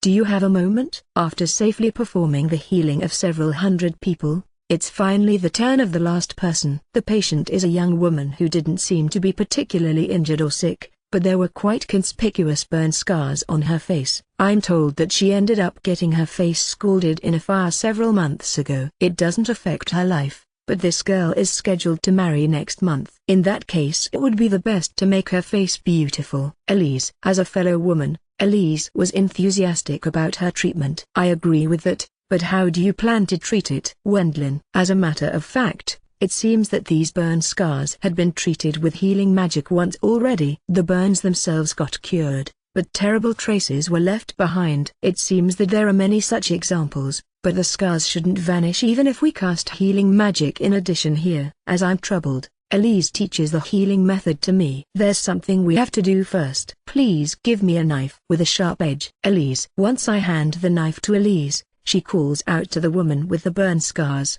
Please endure because I will cut out the burn scars. Elise. She says that and applies a medicine to the wound that softens the pain at the time of treating the injury, though it doesn't go as far as working as anesthesia. Then she begins to cut out the colloid-like burn scars with the knife. Occasionally the woman shifts her body due to the pain, but without minding that, Elise cuts out all the colloids.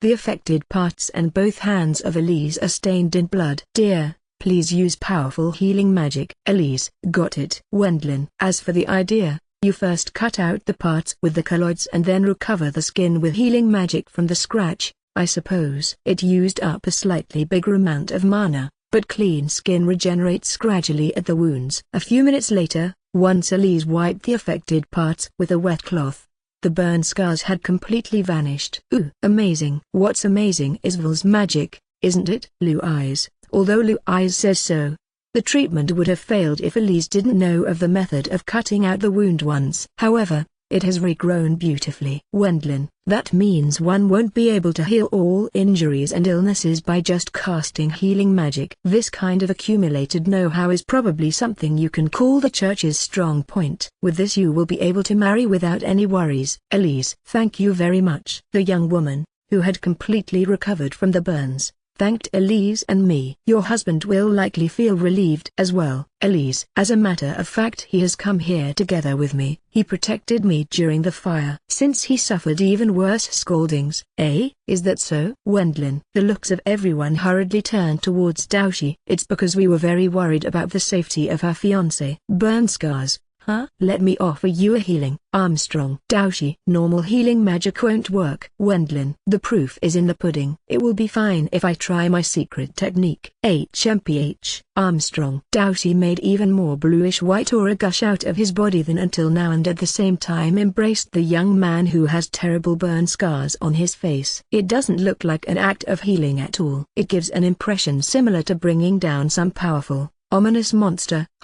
Tilda. You will get married, right? If you are a man, endure it. Armstrong. We end up lost for words due to that absurd scene. Even though Elise, an expert, has said that it's no good with just healing magic, Daoshi ignored that and restricted the patient with strength and the mana beyond the amount used until now. It's supposedly medical treatment, but no matter how you look at it, it doesn't look like one. The young man continues to scream due to being hugged strongly.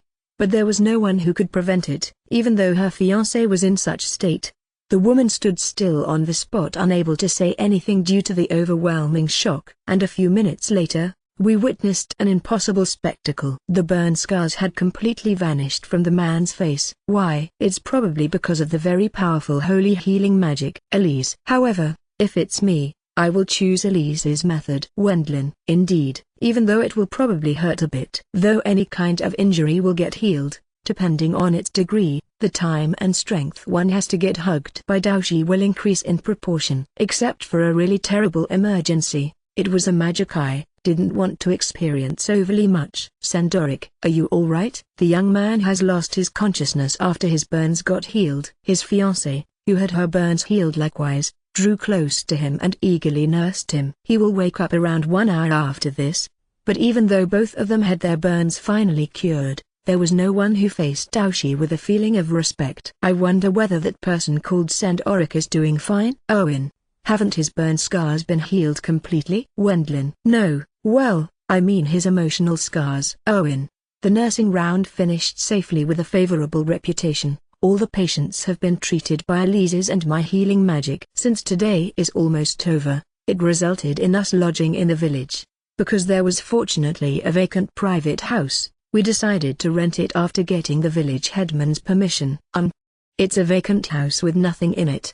Please don't worry about it since we have brought our furniture along. As I have stored everything, beds, chairs, cookware and other furniture in my magic bag, I think that we are guests who don't require much effort. Given that the income of the villagers has fallen due to the civil war, I believe that it will be fine with this because they would get unnecessarily impoverished if we demanded too much from them. However, as it seems that they will feel sorry if they don't do anything at all, we had them just deliver food to us. Elise and Louise used that as ingredients for making dinner, using a big pot for preparing miso stew on the magic portable cooking stove. It's a dish that was independently developed by Elise. Judging from the view of a Japanese, it was a dish that looks like a variety show, but after actually eating it, it's delicious. It's a strange stew that matches with bread and rice. In addition, they made salad, grilled the monster meat that I had stored in my magic bag and prepared things like ready-made desserts. But since it looks fine to leave it to just the two of them, I talked with Iryu about the previous healing of Daoshi. Emotional scars, you say? It's not like it has gone that far. Wendlin. Well, then how about you if you were in Sandoric-san's shoes? Owen. I would have probably decided against it. Wendlin. Since Daoshi left for a walk while at the same time making a sightseeing tour in the village, I frankly expressed my opinion. No matter how close I might have been to death, I would want to avoid Daoshi's medical treatment as much as possible. Though it would be inevitable to accept it if I was really about to die. Didn't even the wife thank Daoshi with a doubtful expression? Owen. In a certain village, a man and a woman, who had a relationship of being childhood friends, had an accident in a fire. The man got burned badly due to protecting his fiancée. The woman also suffered terrible burn scars on her face. The burns were healed with the priest's healing magic, but the priest, who was in charge of the burn scars, couldn't do anything about them. It's unfair to demand such level of skill from priests like those working in a village. Rather, for the being a priest, who can use healing magic, present in the village is usually a miracle the village should be thankful for. But, for the young man and woman, who would marry in the near future, it would be pitiable to have the burn scars remain as they are. This was the reason why the two of them came here. The woman's side was beautifully healed by Elise, and the man's side by Daoshi. Even though it's a very emotional story, I can't feel any deep attachment to it at all. Wendlin, as you say, it's a very moving story, isn't it? Usually. Owen. Elise's healing method was splendid. Going by extreme logic, if the practitioner of healing magic has a powerful imagination and a huge mana pool, healing magic is capable of regenerating even a lower body half if it has been blown off. Though it's a great event if even one such person lives within a century. With limited mana one can heal plenty of heavily injured people to some degree, I suppose. The secret of healing magic lies in this point. The ones who have gathered the most know-how is actually the church. There are many people who learn simple healing art and pharmacy as priests who got newly appointed to a particular area with a church which exists in every village. If it's minor injuries and illnesses, they will cure it to some degree even if they don't use healing magic. It seems like occasionally the method of supporting the patient with emergency measures and having the local priest call for a priest that can use healing magic during that time is used as well. In recent years corruption became an issue in the church, but even now they are wielding a powerful authority since they provide help on practical issues such as these. Since they are helpful, they are able to obtain a fixed level of support. Elise did something amazing. Wendlin. It looks like a technique that's usually used in the church, but I'm not well versed in magic. Changing the skin, which had turned into colloids after being healed once, into its originally beautiful state is something unexpectedly complex. As a huge mana pool is necessary and since the affected parts are cut out once, it's the application of a unique method of using healing magic. Something much like a bone fracture will naturally be fixed by restoring the broken bone into its original position. Without doing that, you usually have to cast healing magic several times and the bone will end up growing together in a strange shape. That means Elise has an understanding of simple healing as well. That's amazing, I think. Owen. Yeah, she might be 10,000 times smarter than you. I can't refute that. Owen. Iryu studied things like military command techniques for the sake of his future, but he had the shortcoming of having a slightly bad memory. Who read documents from the past, has an overwhelmingly quicker uptake than him. Nowadays it has taken the shape of him studying while asking her to explain. I'm a sword idiot anyway. Owen. However, it's not like Iryu has no talent as army commander, as he has stood and fought at the front line several times by now. He excels at swiftly finding and exploiting the weak points of an enemy army. For a frontline commander that's likely the best ability, was the evaluation of Thorson. Unexpectedly Elise isn't shaken even if she sees blood. Even I had to puke the first time that happened. Everyone will equally vomit after seeing mountains of corpses as remains of a battlefield for the first time. But it wasn't like that for Elise. She might have already seen corpses during medical treatments. She mentioned that she healed adventurers who got attacked by monsters after accepting a request from the Adventurers Guild in the past. Elise has a far stronger heart than us. Rather than her. The exception with various parts that are too strong is Daoshi. Wendlin. Hugging a patient who had colloids on his entire body, he completely restored the patient's skin with nothing but holy healing magic. Considering it logically, I feel like it's a waste of mana, but you can also say that there's no problem as long as he can heal the patient. Of course, even if Elise and I use the same method, we wouldn't have been able to completely heal all the colloids of that man. That's an aspect of Daoshi's absurdness. You can't describe Daoshi with anything but simply powerful. Wendlin. Him appearing on the battlefield, his usual conduct and even today's healing magic, all of it is powerful. The surroundings drawing back from him due to his overwhelming strength is, well, normal, I guess. I have become hungry. Please hurry it up with the food. Armstrong. While we were having such chat, Daoshi returned. Elise and Louise, who had already finished preparing the food, carried the dishes to the table. I got hungry since I did something I'm not used to. Armstrong. Dear, please eat plenty. Elise. Although there are many people who tell her that it's fine even if she doesn't do stuff like cooking since she's the first wife of an earl, Elise didn't want to stop cooking by herself. With my other wives being the same, Even Threes has been curious about that. At the same time of me thinking that it's only natural since I'm also working as adventurer, it has been kind of useful to not get involved with weird women. Even I'm able to cook to some extent. Threes said something like that, but frankly speaking, it's quite doubtful. Does a busy Duchess Sama really prepare her food personally? I doubt that. For today we will go sleep soon. It will be fine if we return tomorrow morning, right? Correct. There's probably no patience left anymore. Since there's also the movements of the armed forces of Duke Nurnberg, it would probably be best to return ahead of time just for caution's sake. And even before that, there was the issue that there's absolutely no entertainment in this village. Let's play cards until we go sleep. Blue eyes, as there's no bath, we make do with the cleaning spell for today. It has been decided that we will sleep together with everyone by lining up the beds. We decided to sleep together in the same room in order to stay cautious just in case. Since it's still early, we play cards according to Blue Eyes' wish. Blue Eyes, despite being the first person to suggest it, it's once again the Daehinmin. Owen. I don't want to be told that by you, the needy. Blue Eyes. T/N, the loser of the game is called Daehinmin, the extremely needy, and the winner gets called Daifugu, the grand millionaire. In this world playing cards had already existed and various ways of playing with them had spread, but as Daehinmin didn't exist so far, I decided to invent it. Since it gets exciting if you do it during free time, there are many cases where we play it at night after having left to hunt. Vul, you are strong. Blue Eyes. I think it would be problematic if the inventor was weak. Wendlin. For a while I continued to win as first, but suddenly Doushi puts out 4 cards. It's a coup d'etat, right? Armstrong.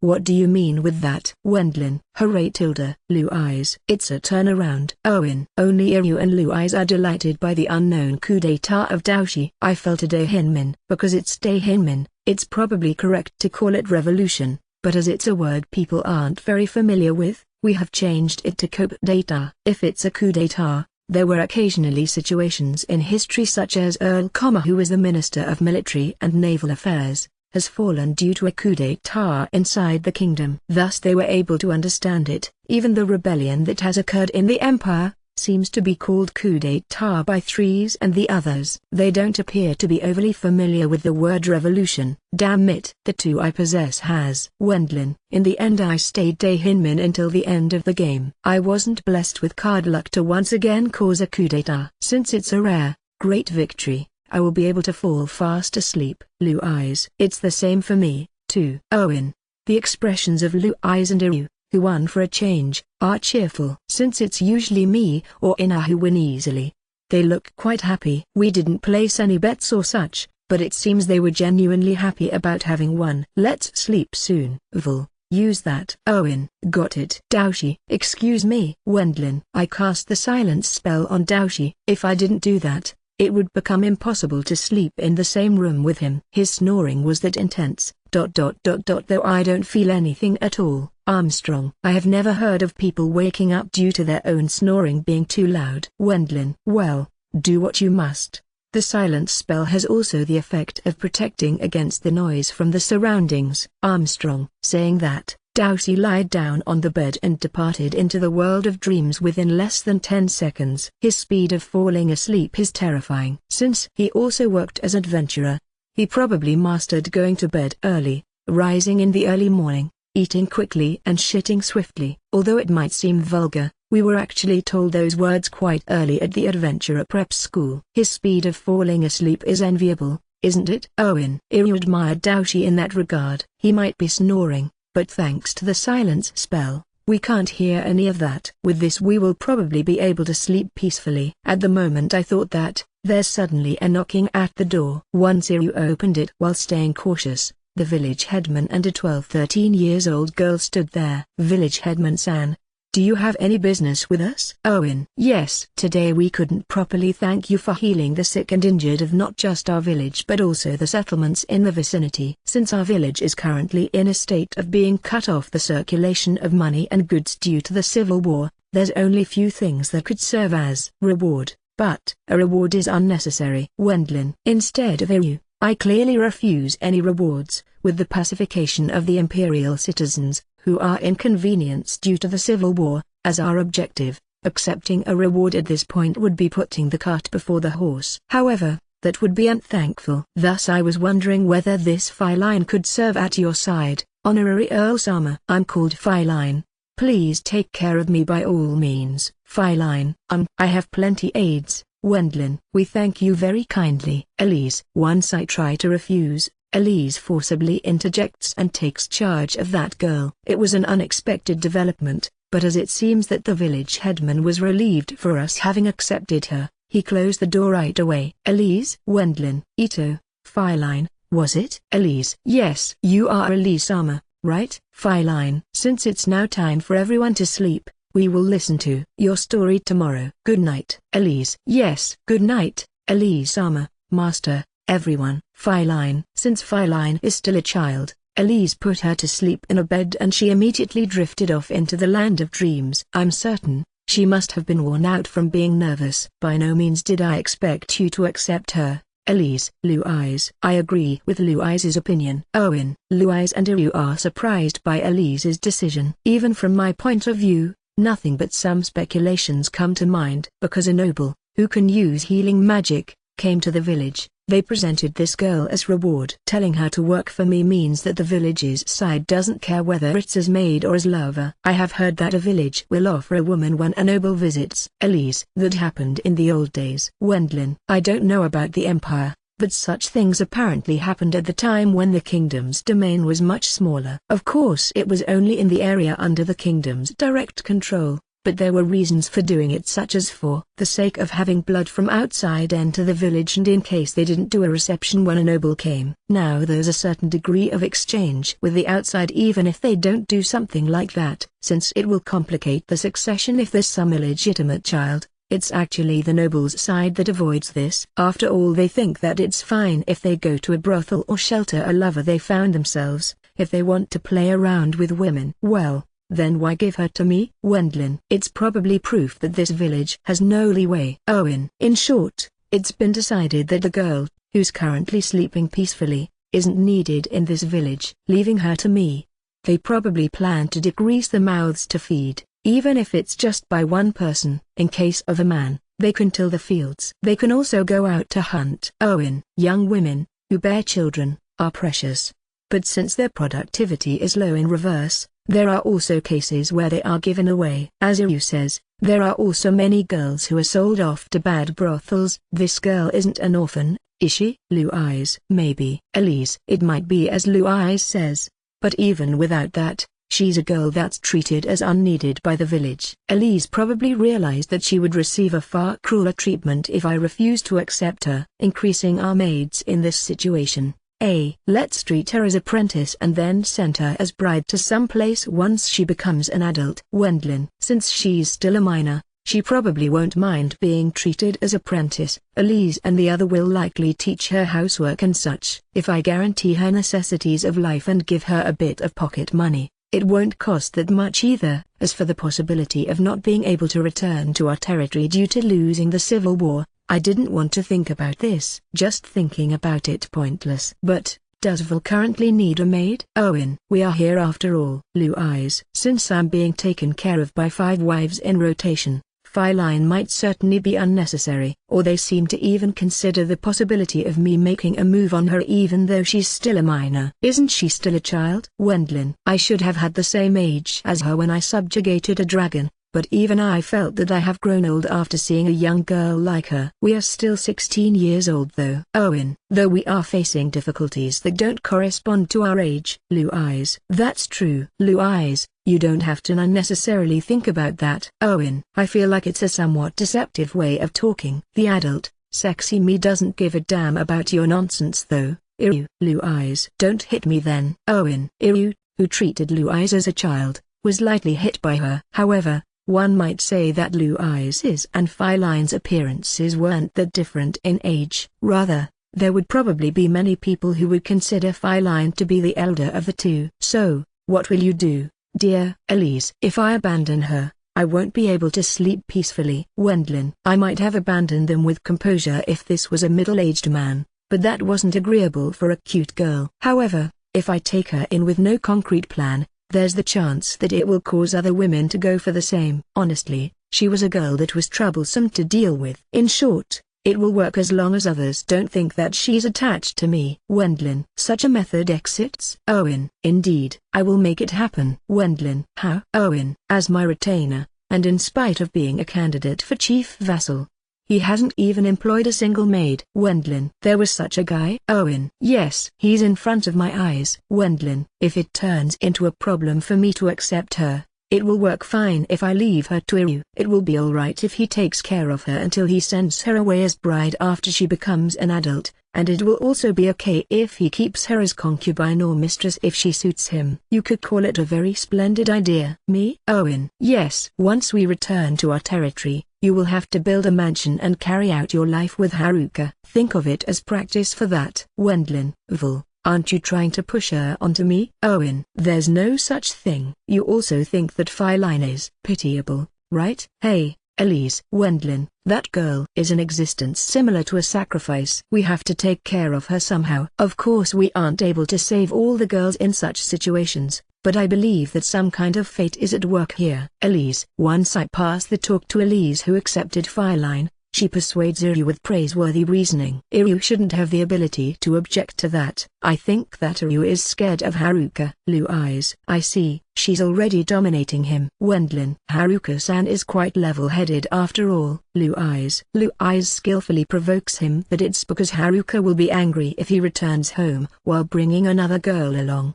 albeit her being a maid. As if that's true. If I explain the circumstances, the kind Haruka-san should accept her. Owen. Isn't a single maid fine then? Blue eyes. Ugh. Owen. He got splendidly stuck by Blue eyes' incitement. Iryu ends up approving the reception the girl. If you like her, it will be fine if you really make her your lover. Though it's unlikely for you to say that since you're scared of Haruka. Wendlin. Vul. You know. Owen. This girl is quite adorable. Because you are a lustful man, it might happen, right, Iryu? Blue eyes. Blue eyes. The lustful man here is your husband. Owen. Why should I be? Wendlin. Since you have 5 wives. Owen. There's nothing I can reply towards Iryu's reply, thus I stay silent. But, believing that Iryu is gradually getting used to the thought of accepting her, I played my trump card here. Iryu, it's your lord's order. Wendlin. Your lord's order always has the worst possible meaning. I will ask Haruka-san, okay? Owen. It was an acceptance with conditions attached. But since he has to ask Haruka, it's clearly showing the current situation for Iryu. Vul. It's just as I have said, isn't it? Iryu is already. Blue eyes. I guess she's really dominating him. Wendlin. That's not true. We are just discussing things properly since we will become a married couple. Owen. At the time when it was decided to accept Feline little by little like that, Daoshi, who is the oldest here, slept by himself, while snoring heartily. Thanks to the silence spell, that sound didn't leak to the surroundings at all though. Chapter 92, A New Enemy, and an Unexpected Reunion. I look forward to it since I never left outside the village. Feline. As we are right now in the middle of a civil war, we won't go to overly wonderful places though. Wendlin. That's okay, Feline will follow Master. Feline. Hey, Vul. Owen. Master, do your best. Wendlin. Currently I'm slightly upset at you. Owen. Early morning of the next day after we perform the nursing round, we mount our horses once again and return to the field encampment. Our numbers have increased after adding the girl called Feline, who was pushed on me last night by the village chief, to our group. On the way back she was in high spirits while riding a horse together with Elise. As it seems that she never left that village even once after getting born. Everything she sees around us appears to be novel to her. Happily chatting with Elise, she enjoys the scenery on their way while looking delighted. What about your parents, Feline? Elise. I was told by the village chief that my mother died soon after my birth and my father is somewhere far away. Feline. Is that so? It was difficult to be all by yourself, wasn't it, Feline? Elise. The kind elder sister Elise was used to handling children because she looked after the orphans in the church. While talking with each other, she extracts information about Feline's circumstances skillfully. And Iryu, who had Feline pushed onto him by me, is in the middle of his deliberation how he should actually explain things to Haruka. In my eyes the two are still at the state of engagement. Until now I never saw them making out much because the situation is as it is. At most they have been training their katana techniques together, I think, though it's probably physically impossible anyway since Takomi-san is bound to come disturbing them without a doubt if they act too lovey-dovey. That guy is restraining the two by often repeating right now is a time of war, but his real motive is very likely that he doesn't want to see his younger sister and you getting along. Well, since he's a Sophia Siscon, there won't be any problems if you treat her as normal maid apprentice. Am I wrong? Wendlin. I can't refute as it's definitely a sound argument. Owen, making a move on Feline Nenrut or changing her into his concubine, that's Iru's own responsibility. I don't have any time to get involved with that. Vul, if you get carried away, you will pay for it sooner or later. You know, Owen. I will bear it in mind as admonition by a loyal retainer. Wendlin. We returned to the field encampment without any particular issues. When I went to Threes to report that we finished the nursing rounds safely, she blurted out something unthinkable just as she saw Feline. What? A new concubine? Threes. No, it's not. Elise took her in. Wendlin. All's well as I don't particularly mind. No matter how many wives thou have, my feelings won't change. Wendlin. Threes. Please give up on that already. Wendlin. That's impossible. Threes. Impossible, you say? Wendlin. Threes presses and I dodge.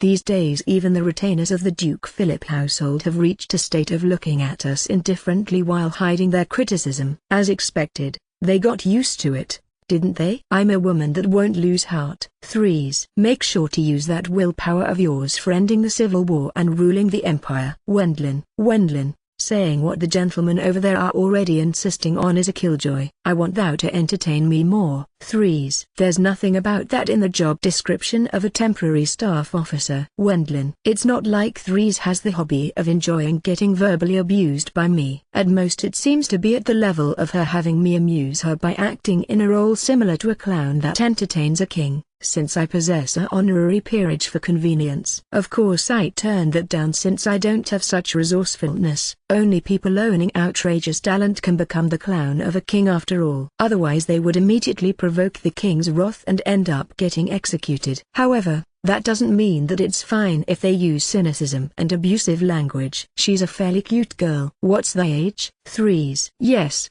Duchess Philip Summer. I'm 9 years old. Feline. You are big. Threes. Elise learned various things about her on the way, but Feline appears to actually still be 9 years old. Accordingly, contrary to her appearance, her speech and conduct has childish aspects. In addition, the color of thy hair is characteristic, too. Threes. Feline had silver hair which we had not once seen in the Empire yet. My deceased mother said that my father had silver hair. Feline. Really? People with silver hair are rare in the Empire though. Threes. Due to Threes' statement, the place got engulfed in silence all of a sudden. If there are no silver-haired people in the Empire, all that's left is for them to be very likely from the kingdom. Even if they are from the kingdom, they won't be plain commoners, right? There's no friendship between the two countries except for the trading decided by the Friendship Visit Group. As Louise says, that means her father is either a merchant, a noble or a member of the Friendship Visit Group entourage,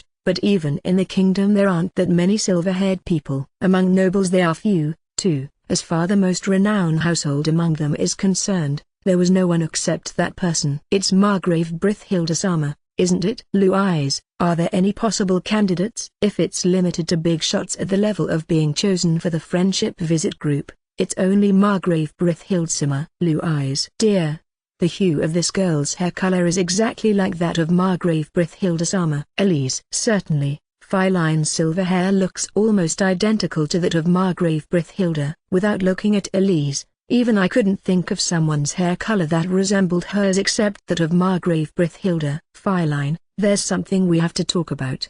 Please ask me anything, Master. Feline, I'm her master as well. Ha, Wendlin. Since we won't get anywhere even if we talk here, we decide to continue the chat after moving to our residence while also calling Burkhardt-san. What is it? This small girl is Burkhardt-san, who slipped out of the training of the magicians which he's carrying out in cooperation with Katharina, showed a puzzled expression after seeing Feline. He's probably thinking that it's inappropriate for a young girl to stay at a savage field encampment. Katharina and Daoshi, who returned together, had curious looks. Wendlin-san, is she your new wife? Katharina: no, and, should you be the one saying that? Katharina: Wendlin: ha ha ha. Earl Bormister, you are as jealous as you are young. Armstrong: Daoshi, your misunderstanding is deep. Wendlin: even though it would have been fine even if Katharina and Daoshi didn't come back, I thought. So, who's this little girl? Burkhart: that old man is scary. Feline, as Feline was apparently scared by Burkhart-san, who brought his face close to her, she ends up hiding behind Elise. I believe I'm not as scary as Daoshi though. Burkhart: Daoshi-sama isn't scary. This old man is. Feline: Burkhart: oh no, it's wrong to scare a still young girl. How novel, to be liked by a child. Armstrong: Burkhart-san revealed an unhappy expression as he was completely feared by Feline. As a matter of fact, he might be the most displeased about being treated as an old man though. In reverse, Daoshi was happy because he wasn't feared by a child for a change. As the talk will be long, please have these. Elise: woo. This looks delicious. Feline. Feline stared at the cake prepared by Elise with shining eyes. It was something we bought in a famous store in the royal capital. Magic is especially useful for such things. Feline ate the fruitcake that had a great amount of whipped, fresh cream while enjoying it plentifully. First, this. I show a copy of an old diary that Feline had with her to everyone. At first we thought that the village chief presented Feline to us in order to lower the amount of mouths to feed. However, once Elise heard the circumstances from Feline herself on the way back, somehow it actually looks that there is another reason why she was pushed onto us. Then give us an explanation, you shitty village chief. Is the feeling that wells up within me, but he might have feared that we would refuse given that our social standing is overwhelmingly higher than his own. The most he could do until we return was to let us know that her circumstances are written in a book belonging to Feline. Damn it. That fucking village chief. Wendlin: well, don't say that. Even if the village chief of a poor village visits the guest house, where the friendship visit group stays at, while bringing this girl along, it would be normal for him to get turned away at the front door right away. Threes. Even if he said I'd like to get an audience since I have an illegitimate child of an upper-ranking noble of the kingdom with me or similar, it would probably be normal for him to get treated as swindler.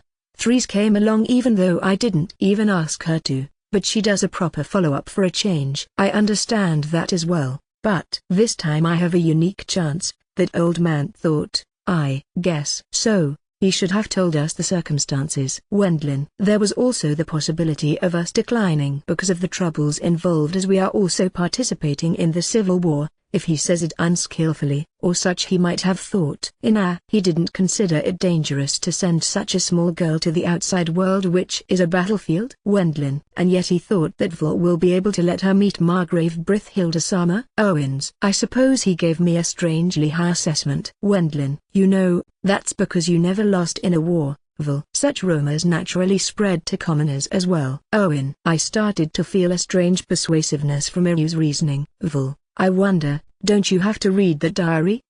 So I have to read it, huh? For the sake of making sure. Wendlin: I think there's almost no mistake about Feline being Margrave Brithhilda's illegitimate child.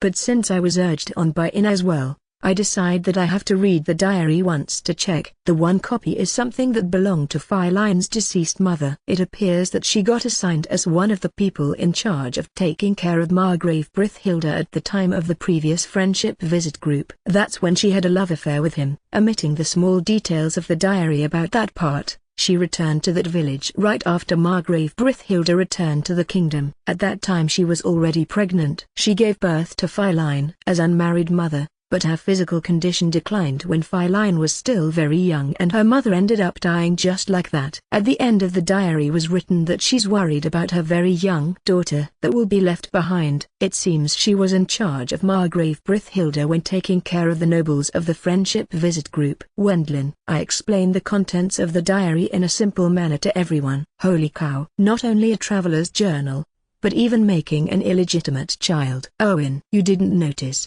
Burkhart-san? Wendlin: I guess that's because I was all the time together with just Daoshi and 3 Sama last time. Let alone that master hasn't said anything to me. He even said, isn't it an honor to be the guard of Duchess Philip Dono? Burkhart. I think he said that because you would have been a nuisance for his tryst. Louise. That must be it. Burkhart. Upon Louise pointing that out, Burkhart-san dropped his shoulders crestfallen. So, do you have any evidence? Wendlin. I do. Feline. Feline was made to carry one bag as luggage by the village chief. Inside were the love letters from Margrave Brithilda addressed to Feline's mother, a letter of verification stating that it's his child if a child is born, despite it having been an affair for around 1 week, and a knife that was decorated with a wonderful ornament that had the Margrave Brithilda household's family crest on it. Or rather, if he goes that far, I think that it would have been the best for him to take her along. Maybe he was scared of his legal wife? There's nothing I want to say in particular, but he's the worst. Katharina. The fairly blunt act of Margrave Brithilda was criticized by Katharina, who is in a position that she doesn't have to hold back on nobles too much since she's a famous magician herself. It seems that Elise and the others agree with her, too. In that moment the reputation of Margrave Brithilda, who looks like an agreeable liberal arts youth, took a heavy hit. Love letters. Margrave Brithilda is a liberal arts person even at such times, isn't he? Wendlin. When I tried checking the contents despite feeling guilty about it, after taking just a look, there are embarrassing lines such as "the sun like beautiful you and how should I convey this throbbing excitement in my chest to you?" written in there. Seeing the contents, Daoshi and Ryu burst into laughter while rolling on the ground due to the overly embarrassing passages. The person himself was probably serious, but seen by an outsider, it's a public execution as it's a kind of comedy. The difference between the scornful laughter of the female camp and the foolish laughter of the male camp was surreal. Vul, you don't write many letters, do you? That's because I'm bad at it. Though I have more opportunities to do so than Louise. Wendlin. Since it's difficult for me as well, I hate letters and such. Louise. I'm a man who even found sending mails in my previous life annoying. I don't have a hobby of expressly writing unnecessary letters either. So, this is Wendlin. Next, another copy of a diary appeared, but the things written in there were even more embarrassing. Sent to my beloved by Amadeus Freytag von Brithilda. Poems of love. It's completely off. An embarrassing poem that seems to be something composed by Margrave Brithilda himself was recorded on that page of the diary. It appears that travelers' journals and similar are his strong point, but he has absolutely no talent in writing love letters and poems. To me it looks as nothing else but Margrave Brithilda's dark past. If I had written something like that and it got leaked out into society, I would certainly consider suicide. The quality of the poem was embarrassing to that extent. Margrave Brithilda-sama is unexpectedly irresponsible, too. Elise. It's not a conduct that I can praise overly much. As it looks like even Elise, who doesn't badmouth others much, and Ina, who usually avoids criticizing someone in a high position since she's a common-sense person, have joined in. The reputation of Margrave Brithilda as further and man has hit rock bottom at this point in time. Believing that it would be futile even if he covered for Margrave Brithilda here, Burkhart-san stayed silent without saying anything. I guess the sole salvation might be Feline receiving the female camp's sympathy. I wonder if a normal woman would be happy to receive such a poem. Elise. I have heard that love is blind to the bitter end. It's just something I read in a book though. After looking at the Margrave Brithilda's peculiar embarrassing linguistic expressions that were written in the letters and poems, Ina states her impression in a whisper. I think that even Elisa thinks that she wouldn't be happy even if she received this poem. Ina gave quite the ambiguous reply. Margrave Brithilda-sama has zero talent as poet. Owen. He might have prospect as a comedian though. Louise. You. Wendlin. It should definitely be a hit if it's publicly shown at a noble salon. But that's not because of him having a talent to make others laugh but simply because that poem will be ridiculed. Getting apparently ridiculed. His lifespan as comedian will likely be short, but even before that, I'm sure that the person himself will be unwilling to be treated as comedian. So, you are saying that this girl is Margrave Brithilda's illegitimate child? Armstrong. I think all the evidence has been put together. Feline. Wendlin. Yes, Master. Feline. Me and you seem to be currently Feline's masters. Once I called out to her, she answered alongside a pure smile. A bit of fresh cream was stuck around her mouth. But since she was a beautiful girl that has inherited the blood of Margrave Brithilda, that made her all the more cute. Feline, you have cream on you. Elise. Thank you very much, Elise-sama. Feline. Getting the cream wiped away by Elise, Feline looks happy. Elise's special characteristic that is idolized by Wilma got triggered by Feline, too. Well, what was the hair color of your deceased mother? Wendlin. It was light brown. Feline. I see. Thanks for telling us. If you want another serving of cake, do tell Elise. Wendlin. Yes. Feline. Feline herself apparently doesn't care at all about her own father, as she seems to be entranced with the cake she's eating for the first time in her life. It's definitely not like she's cold-hearted, rather she probably doesn't feel anything about it, even if her father, whom she hadn't seen even once since being born, is mentioned. So, what will we do? That's, of course, hand her over to Burkhardt-san. Wendlin. Me? Burkhardt. Not expecting to be nominated at all, Burkhardt-san ends up staring in wonder. I mean, look, she's your master's daughter. Wendlin. Well, that's certainly true, but doesn't it look like she hates me? Burkhardt. With Feline being a slightly unusual girl, she likes Daoshi more than Burkhardt-san, who's popular with women and children. Therefore it was dismissed by him as he wouldn't be able to take care of her himself. Rather, as she's a girl, have the young ladies over there take care of her. Burkhardt. Burkhardt-san apparently wishes to leave the care of Feline to Elise and the others. How about Daoshi? I guess impossible. Wendlin. Being liked by someone and being able to look after that very person are two different pairs of shoes.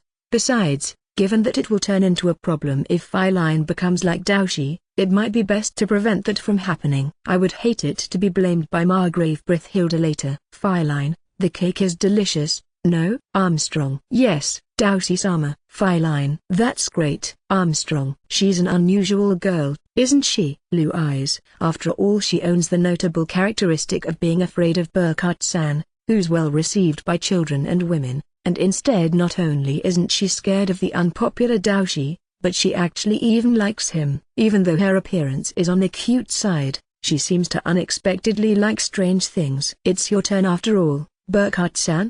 Look, it's a good training for the time when you get a daughter. Wendlin. I will consider that after my wife gets pregnant. Say, haven't you entrusted her to a boy, Earl-sama? Burkhardt. If she were a simple commoner, it would have been fine with that, but now that we have confirmed her the daughter of Margrave Brithhilda, it becomes necessary to handle her appropriately. Meaning, we got once again burdened with difficulties. That's right. I agree with my lord. Owen. Even though he has no official position, the times when Iryu calls me lord are mostly when there is some worthless reason for it. Iryu showed an expression of gotcha on his face. In my position as retainer treating the esteemed daughter of Margrave Brithhilda-sama, who is the leader of the kingdom's south, as maid apprentice is impolite. There's no other option but to leave this to you, my lord. Owen. It's a sound argument. But I guess Iryu cannot resist feeling happy about being able to use this as excuse to pay me back for having pushed Feline on him once. Due to Feline's unexpected appearance, I took a trashing as payback. Iryu, try to spell out your real intention. Wendlin. No matter how you think about it, no one but you can look after her.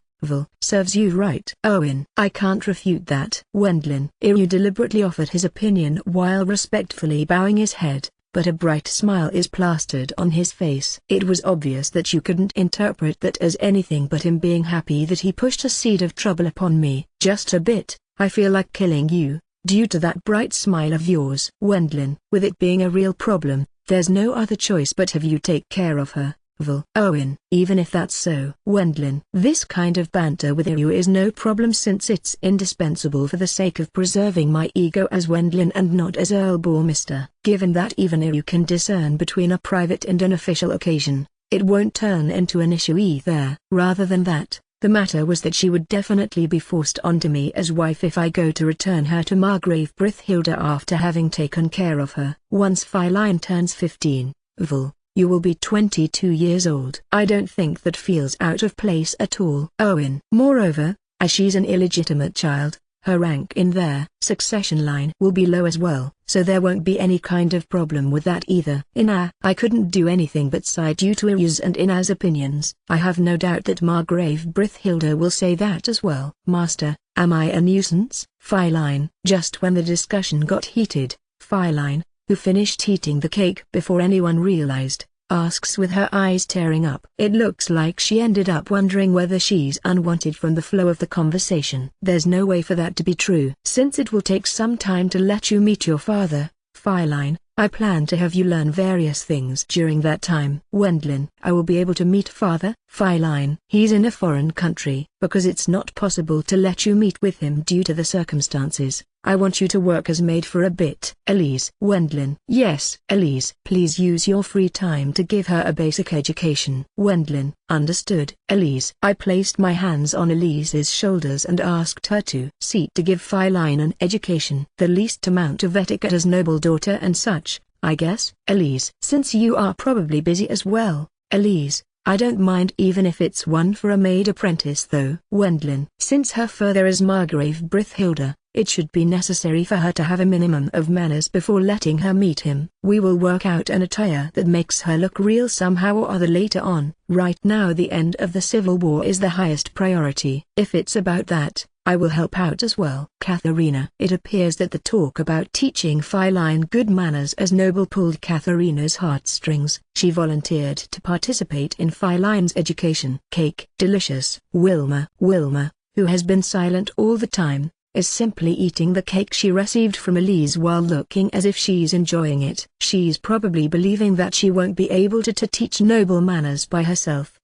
Katharina. You will. Wendlin. Although my family got ruined once, I learned the things necessary for a noble without giving up. It's something I'm making use of even now. It will be fine to leave Feline-san to me with a peace of mind. Katharina. Really? Wendlin. Wendlin-san, do you have any complaints about my conduct as noble? Katharina. Katharina, your conduct as noble is slightly unnatural. Wendlin. She's sticking too much to formality. Given that it looks as if she's using all her strength, as she's always slouching, she ends up appearing as if she has no leeway due to somehow being at her absolute limit. Also, I think it's also a problem that she occasionally spins her wheels with all her heart. Wendlin-san, you are too obedient. By nature that's how nobles are. Katharina. I don't quite understand since I became a noble all of a sudden, but if all nobles were like Katharina, I feel like that would be a problem in itself. Beside, it will be problematic if Feline obtains a loner characteristic similar to me and you. Katharina. Wendlin. I'm telling you, I'm no loner. Katharina. A loner says that they are no loner. Wendlin. Master, loner, what's that? Feline. Someone like Katharina. Wendlin. Geez, I'm no loner. Katharina. Feline is puzzled due to Katharina's and my dialogue. Louise had remained silent until now, but she looked as if being downhearted. What's wrong, Louise? Wilma. That girl, Feline, even though she's 7 years younger than me, she's close to 10 centimeters higher than me. Louise. Upon being asked for the reason by Wilma, Louise laments over the slow speed of her growth. Certainly, if you were to compare Louise and Feline, the majority of people would probably say that Feline is the older one. But, being small makes it easy to get caressed by Vilzama. Wilma. I'm an adult woman, thus I'm not happy even if I get caressed. Louise. Really? Katharina is delighted when occasionally getting caressed. Wendlin. That doesn't suit her. Louise. That's none of your business. Katharina. Leaking the conversation between the two to Katharina, she retorts with a loud voice at Louise's statement. In the end it's decided to place Feline at my side as a maid apprentice on the surface and to have Elise and the others take turns in educating her. Of course it's a secret to the surroundings. I have Threes keep it confidential, too. Given that Threes is a high-ranking noble as well, not allowing her to reveal that kind of information was willingly accepted and guaranteed by her as it's a required etiquette for a noble though her country's different. In exchange thou will owe me one favor. I wonder how I should have thou pay me back. Threes.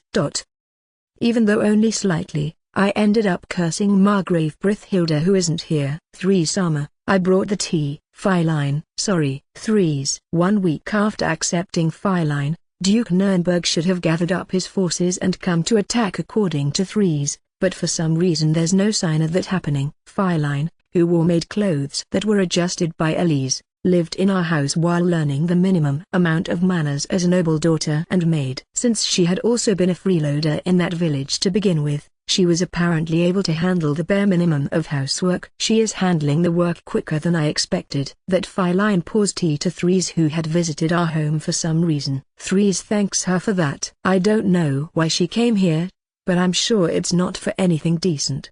Her speech and conduct being bad for my stomach was, by now, a set fact. This is classified information, you know.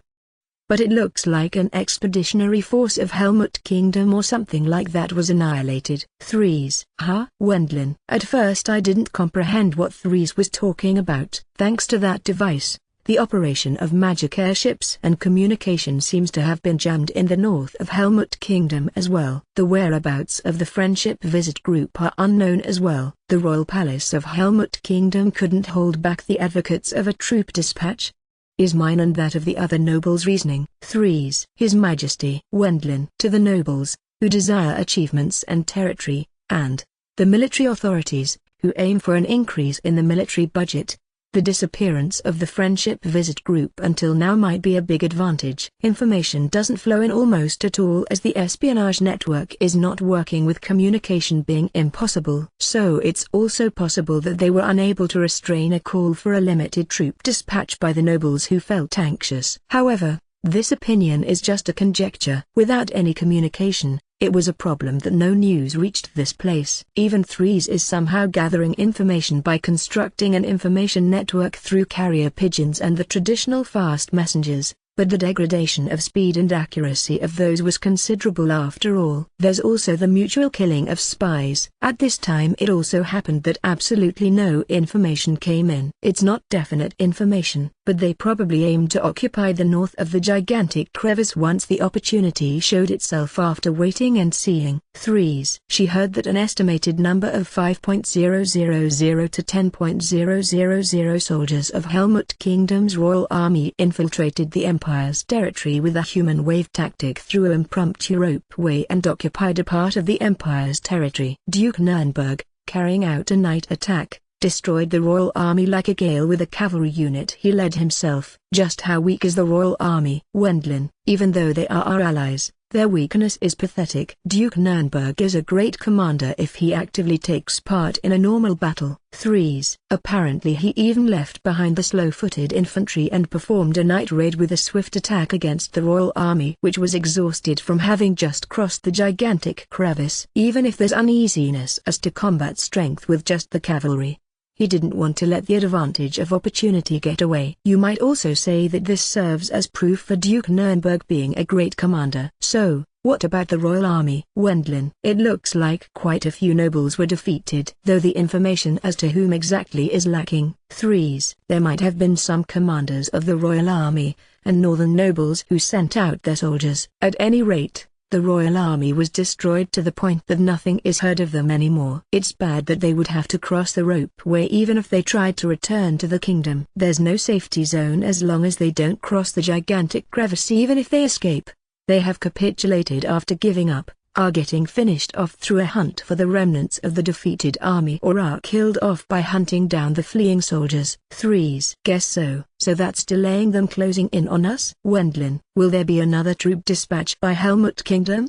Does the kingdom adopt a wait-and-see stance after shrinking away since their troops got annihilated? The rebel army will likely close in on us after making sure of it. Threes. Also, if they leave the defeated soldiers alone, the public order will deteriorate. Since it's possible that the desperate, defeated soldiers will attack villages and cities in their desire for food, Duke Nurnberg has the duty to mop them up. You are saying they are moving to get the support of the populace as it's a coup d'etat administration? Wendlin. After all, it's completely unknown how many escaped and died. They might have encountered many unexpected difficulties. Threes. I wonder how many soldiers will be forced to come along with the rebel army? Wendlin. Even though they are thy allies, thou are saying something terrifying there. Threes. For me the royal army counts as an ally. However, in this situation I don't have the leeway to help defeated soldiers who are 1,500 kilometers away in the south, crossing the ropeway of the gigantic crevice and making a half-assed number of troops invade in this chaotic situation is reckless in itself. Moreover, they ended up throwing the situation for our side into disorder unnecessarily. If things don't go well,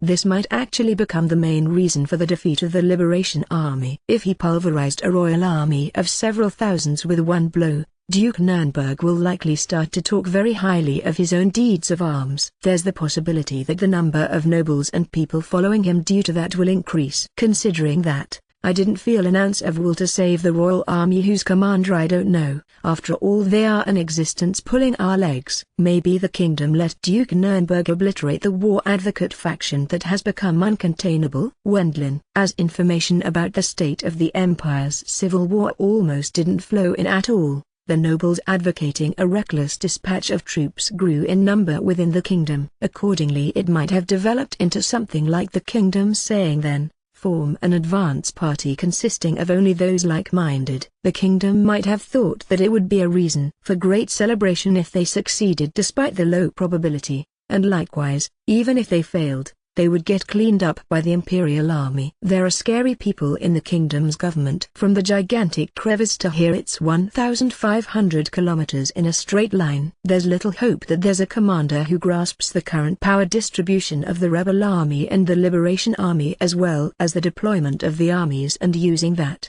systematically gathers the remnants of the defeated army and escapes up to this place. Wendlin. If there was such excellent commander, they wouldn't have gotten annihilated to begin with, I think. 3's. Being told that Wendlin, the royal army, was scattered by a single strike with an adequate night attack by Duke Nurnberg, just like the seeds of balsam. However, it seems it's actually less than half the military forces that got killed in that night raid. Accordingly, the rebel army seems to hunt down the dispersed remnants of the royal army. 3's. The information from 3's ended at this point. Duke Nurnberg won't make a move until he destroys the hiding and fleeing royal army in the empire's south. With those circumstances, we decide to seclude ourselves in the field encampment in the Great Sorbid Wastelands. Even if we once again attacked fortresses and cities because of their lacking stationed troops, the military forces that would have occupied those places would get beaten just like in a whack-a-mole game. Thus we will obediently stay in the encampment this time. Since our forces grew, we advanced the construction of the encampment, the mud wall and the trenches against horses, while at the same time carrying out things like training and army corps organization. Given that the number of soldiers increased, we completed something like a district where merchants that had their sight on those soldiers gathered, and in addition it was also necessary to run a red light district, which is an unavoidable part at the front. Of course, that responsibility has been completely placed on 3's. In my eyes, a red light district isn't really necessary, but if we leave it alone, spies will enter. Also, our combat strength will fall if diseases spread. Good grief, why does the Virgin Me have to? 3's. Around half a month after the destruction of the royal army, 3's sighed in her office while signing budget documents for prophylactic medicine against venereal diseases that will be sold cheaply to prostitutes. I don't need something like a red light district either though. Wendlin, thou have 5 wives after all. 3's. While looking at a business license of a brothel that had been newly established, I looked for errors in the documents. At the beginning I was slightly bewildered, but when I actually tried to do paperwork such as this, my memories from my previous life are useful as well. Since there might be idiots trying to attack my wives, brothels are a necessary evil, I suppose. Wendlin. That's a splendid way of thinking for a devoted husband. If thou like, I don't mind at all if thou add me into that as well. 3's. Ha ha ha, that's a funny joke, you know. Wendlin. Thou have dodged that one smoothly. However, it's only headache-inducing problems. 3's. Assembling the military forces and finishing their formation. We are training them now. The expansion of the field encampment goes favorably as well. But it's a long encampment of several 10,000 troops without fighting. Even if you consider just their food consumption, 3's and those in charge of accounting in the Liberation Army are likely at their wits' end. The rewards due to distinguished war services are put on hold. We are even asking the nobles, who have some leeway, to provide food and money. I'm envious of Duke Nurnberg, who is controlling the central area. 3's. She's going to have to repay the nobles, of whom she's receiving support, by adding some extras. In noble society, words such as volunteer or donations don't exist. No one considers the donations to the poor and the church as genuine donations, as they obtain benefits in the form of reputation due to those contributions. I will say it one more time, In noble society, words such as volunteer or donations don't exist. The rebel army is likely managing with the national treasury of the central government, aren't they? Wendlin. It can be seen well on a glance, but that's carrying on by sacrificing the precious assets of the empire. If it's a foreign campaign, there's the chance of obtaining profits through the pillaged money and goods or territory. But since it's a civil war, the empire is just eating up its own money, food and goods. Once the civil war ends, it's quite likely that there will only be emptiness awaiting Three's group in the treasuries located in the empire's imperial palace. It's a great help that thou art here, Wendlin. Threes. Really? Wendlin. Even the other nobles can't ask for anything too greedy in front of thou, Wendlin. Threes. I have obtained the best deeds of arms within the Liberation Army, constructed the field encampment, have gone on nursing patrols to cast healing magic in the occupied area in the surroundings, and am furthermore assisting Threes as a staff officer. I have also provided quite the amount of food and money. Since even someone like me hasn't received any special rewards except being conferred the title of honorary earl, it seems to be a situation where it's difficult for the other nobles to speak up. If you don't provide proper rewards afterwards, it will trigger a second civil war. Wendlin. That's something harsh to say. Of course I will provide satisfactory rewards. Threes. It's probably fully possible if it's the national power of the empire, but the empire will likely stagger for a bit due to the heavy burden on its financial affairs. It won't work out unless she creates a new power distribution in the empire with the nobles who participated in the Liberation Army. For that reason, the Liberation Army has to shave off the territories and peerages of the nobles who participated in the rebel army, as much as possible. But, if she goes too far with that, it will lead to a second civil war. With the difficulty of balancing that out, I was certain that I would immediately escape and seek asylum if it was me. That's because I think I would become like Xiang Huayu, who was ruined due to failing in his sharing of the rewards, going by Earth's terminology. Really, if there was another optimal person, I would have handed it over to them a long time ago. Threes. You have my condolences. Wendlin. Why are thou treating it as if it's somebody else's problem? It also concerns the reward for thou, Wendlin. Threes. I still haven't received even a single copper coin, but with the annuity as honorary earl and the individual request achievements as mercenary, I can look forward to receiving a decent amount of money. Also, I'm greatly profiting due to the collection of metal resources from the abandoned mines round the Great Sorbid Wastelands. I use a large amount of money, but since it also serves as training to increase my mana amount, it's convenient. Since I can extract metal resources from new underground veins that other magicians don't reach, I didn't suffer any losses. At least Threes is believing them to be abandoned mines where one can't mine anything, but since it's a mountain of treasures for me, it matched the interest of both sides. Given that it's a considerable amount of money, I have to come up with another reward as well though. Threes. A payment in kind, you mean? Wendlin. It's good that thou catch up fast. I did write up an official document as test. Thou might as well sign it if thou desire so. Threes. Let's see. Oi. Wendlin. The contents of that document were about Threes offering herself to me. Moreover, it's written in a thorough, official writing style in order to show its public validity. Once I sign it,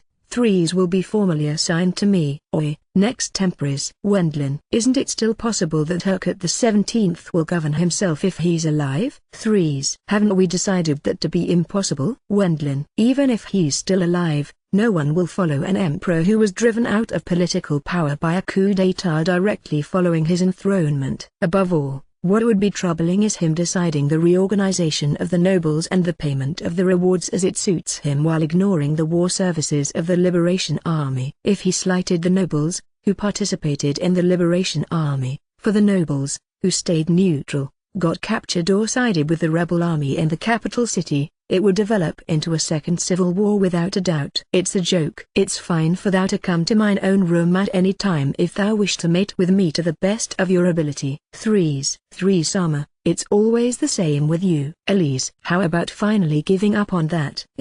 Being persistent naturally lies in mine own character. Threes. Elise and Ina, who quietly processed the documents while listening to Threes's and mine conversation, calmly cut her off just like always. This had become a natural scene in the last month, but it doesn't seem like Threes has any intention to give up at all. Being able to receive Elise's and Ina's assistance is a great help in decreasing the workload. Threes. And in this 1 month Threes had stopped adding sand to my wife's. The act of her passing around the documents she ought to handle herself is a proof of trust in Elise and the others. Even the stubborn Threes understands that we won't side with Duke Nurnberg's camp no matter how the dice may roll, and thus sets aside and allocates such work to us. Well then, today's documents are up to here, Wendlin. Excuse me. At the same time as I have reduced the large amount of documents to 0, a young retainer of the Duke Philip household plunges into the room all of a sudden. It seems that he has urgent business. Has Duke Nurnberg come attacking? Wendlin. No, there's a shabby, beggar-like group outside. Only consisting of men. They are dirty as they apparently haven't had any baths, but there are also people riding a horse. Everyone is armed and their eyes are glaring. Once the guards wondered whether it's an enemy attack with their numbers also amounting to more than 1,000 people. They were told we are Helmut Kingdom's royal army.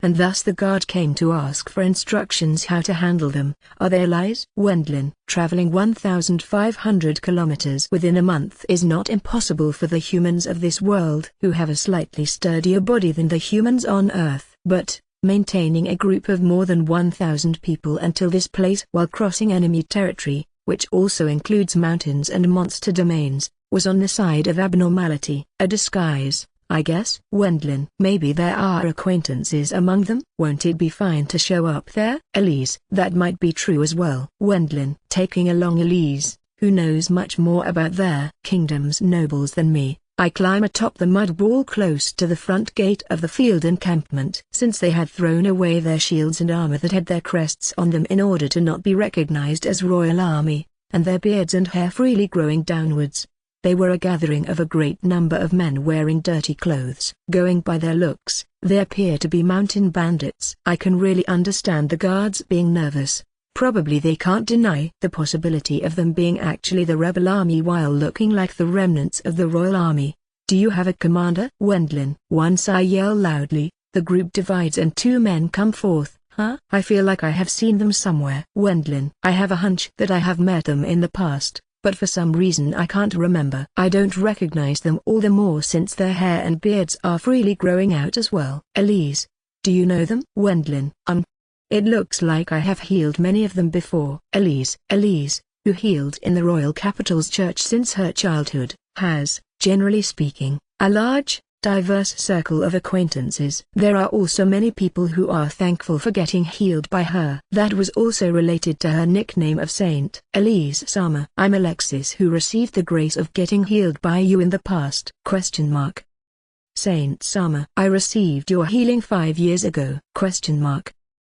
Dozens of men express their gratitudes with loud voices once they discover Elise. We still can't give up on the possibility of it being a disguise, but many among them remembered Elise. And, the 2 men, who came in front previously, call out to me. Earl Bourmister, certainly I won't let you tell me that you forgot about me. We will be in a bind if you forgot about us after thoroughly defeating us in the dispute. Ah. Yeah. The former Browig brothers. Wendlin. The 2 commanders were the elder brother Philip and the younger brother Christoph who opposed me in the dispute with the former Margrave Browig household and who have now become former members of the Browig household. Philip. Me too. Christoph. The dirty, bandit-like group that surged into the field encampment were indeed the survivors of the royal army that broke through the middle of enemy territory. After confirming for several hours whether they are spies of the rebel army for caution's sake, they are eating as if greedily devouring the food that was put out while forgetting their manners after they got accommodated, had their hair cut, their beards shaved and entered a bath. The other soldiers were also in the middle of eating at another place. You don't say. For the former Browig brothers too. Wendlin. Earl Bourmister, putting aside our past connection, please stop using that name. Philip. Our current family name is Frolich. Christoph. The brothers, who fell from being candidates for the next family head of a Margrave household to being retainer and family head of a nominal appointed knight household in the capital, weren't invited much to exchanges between fellow nobles and should work as government officials and military personnel due to the connections of Minister Edgar. I see. You say you sent out troops in an attempt to get a territory by taking advantage of the civil war in the Empire. Wendlin. Earl Bormister,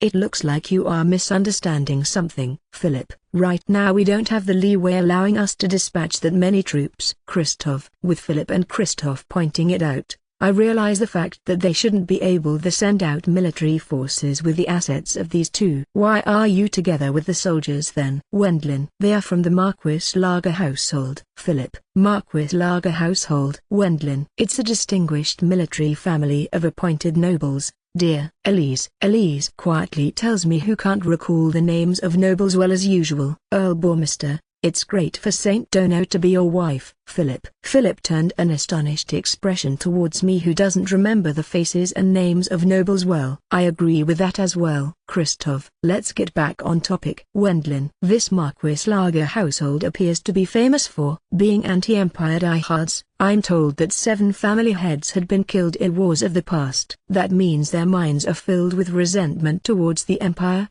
But since more than 200 years have already passed since the last person killed in a war with the Empire, the actual state of their resentment is doubtful. Currently, rather than calling it revenge, I think it's an antithesis towards Earl Armstrong's household and Minister Edgar who belong to the Ceasefire Perseverance faction. Philip. I knew this as well, but in reality, different from their appearances, these two households were in the moderate faction that wants to maintain the ceasefire. They aren't negligent towards preparing for war that might happen at any time, but I believe that they don't want to go to war if possible. As for the true opinion of the army's top brass, I guess they are really reluctant about a war. Philip. As Philip says, there's actually a trend of disliking war among the bigwigs of the army. They can secure their current positions for a set number of years if there's no war. On the other hand, if they lose once it turns into a war, they will end up driven out from their positions after being forced to take responsibility. The ones desiring a war are a part of the ambitious troops,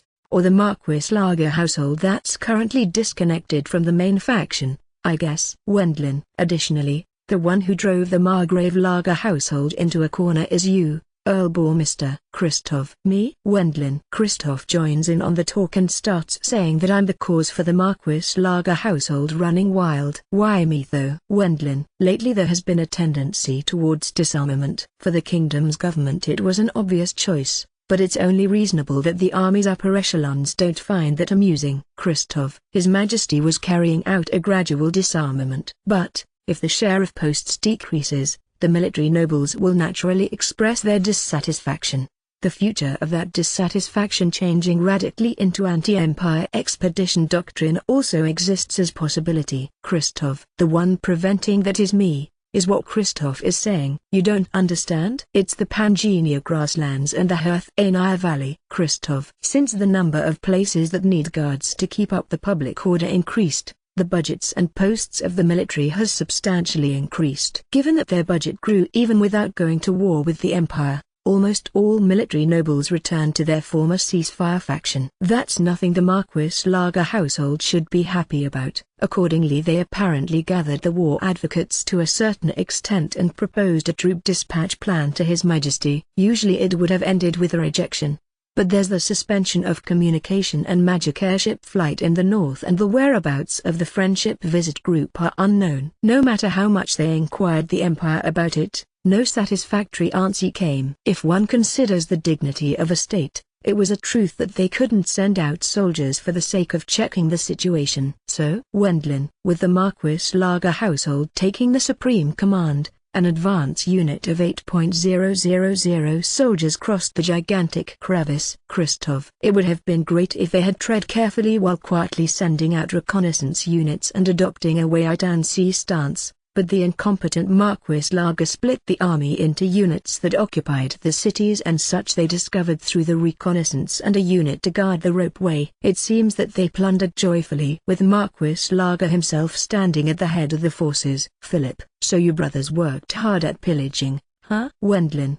You are quite blunt, Earl Bormister. Christoph. Christoph's eyes slanted upwards. Considering the past connection between me and these brothers, It's unlikely that they will be delighted to reunite with me in the far distant territory of the Empire. No matter how low he fell, Philip is still an appointed knight. And I don't think that Christoph wants to abase himself in front of me either. We joined the campaign on the order of Minister Edgar. I guess it was for the sake of babysitting the stupid Marquis Lager, Philip. Which reminds, there's something I heard from Minister Edgar before. He said that Philip is excellent as soldier. The conditions are harsh, but if he does it skillfully and his achievements are big, it's also possible for him to rise in peerage. Even his little brother Christoph joined the campaign as military bureaucrat to obtain achievements. With the circumstances being like this, we were suddenly considered a burden by Marquis Lager. I dare say that Marquis Lager is quite incompetent. Once he saw our personal history, he probably felt very relieved for us to be below him. Telling them you incompetent brothers who lost your family and territory protect the troop headquarters. He ordered them to stand by at the headquarters in the rear while leading 500 soldiers of the Royal Army. There was no other way but to call it irony that they were able to defend against Duke Nurnberg's nitrate exactly because they were in the rear. So, what about Marquis Lager? Wendlin. He was apparently killed by Duke Nurnberg himself. The soldiers that ran away said so. Philip. The mounted Duke Nurnberg apparently let the Marquis' head fly into the sky with a flash of his own sword. With the death of the Supreme Commander, the expeditionary force plunged into chaos. Moreover, the other three groups of nobles that split their forces to work hard at plundering became a target for thorough elimination. We escaped north while picking up the survivors of the defeated army. Philip. The southern ropeway was something crude that was built as temporary solution. It ended up getting destroyed by Duke Nurnberg right away. Since it's easy to estimate their escape route, the officers and men who escaped to the ropeway should have either been killed or taken prisoner, Philip explained. Why did you escape north? Wendlin. That's because we were aware of the current state of the civil war in the Empire. We wondered whether we would be able to somehow join up with the powers opposing the rebelling forces that are controlling the central government. Philip. What about the move of setting up a ropeway somewhere along the gigantic crevice once again and use that to escape? Wendlin. Who'll affix the rope? Philip. The rope of the ropeway that was affixed when they invaded into Imperial territory in the beginning was apparently affixed by a valuable spy who cooperated with them. But the remnants of the defeated army on the Empire's side have no means to affix a rope on the kingdom's side. Even if they tried to ask someone on the other side by making a racket, there's no one there. And, if they were noisy, the remnants would only notify the local residents of their existence.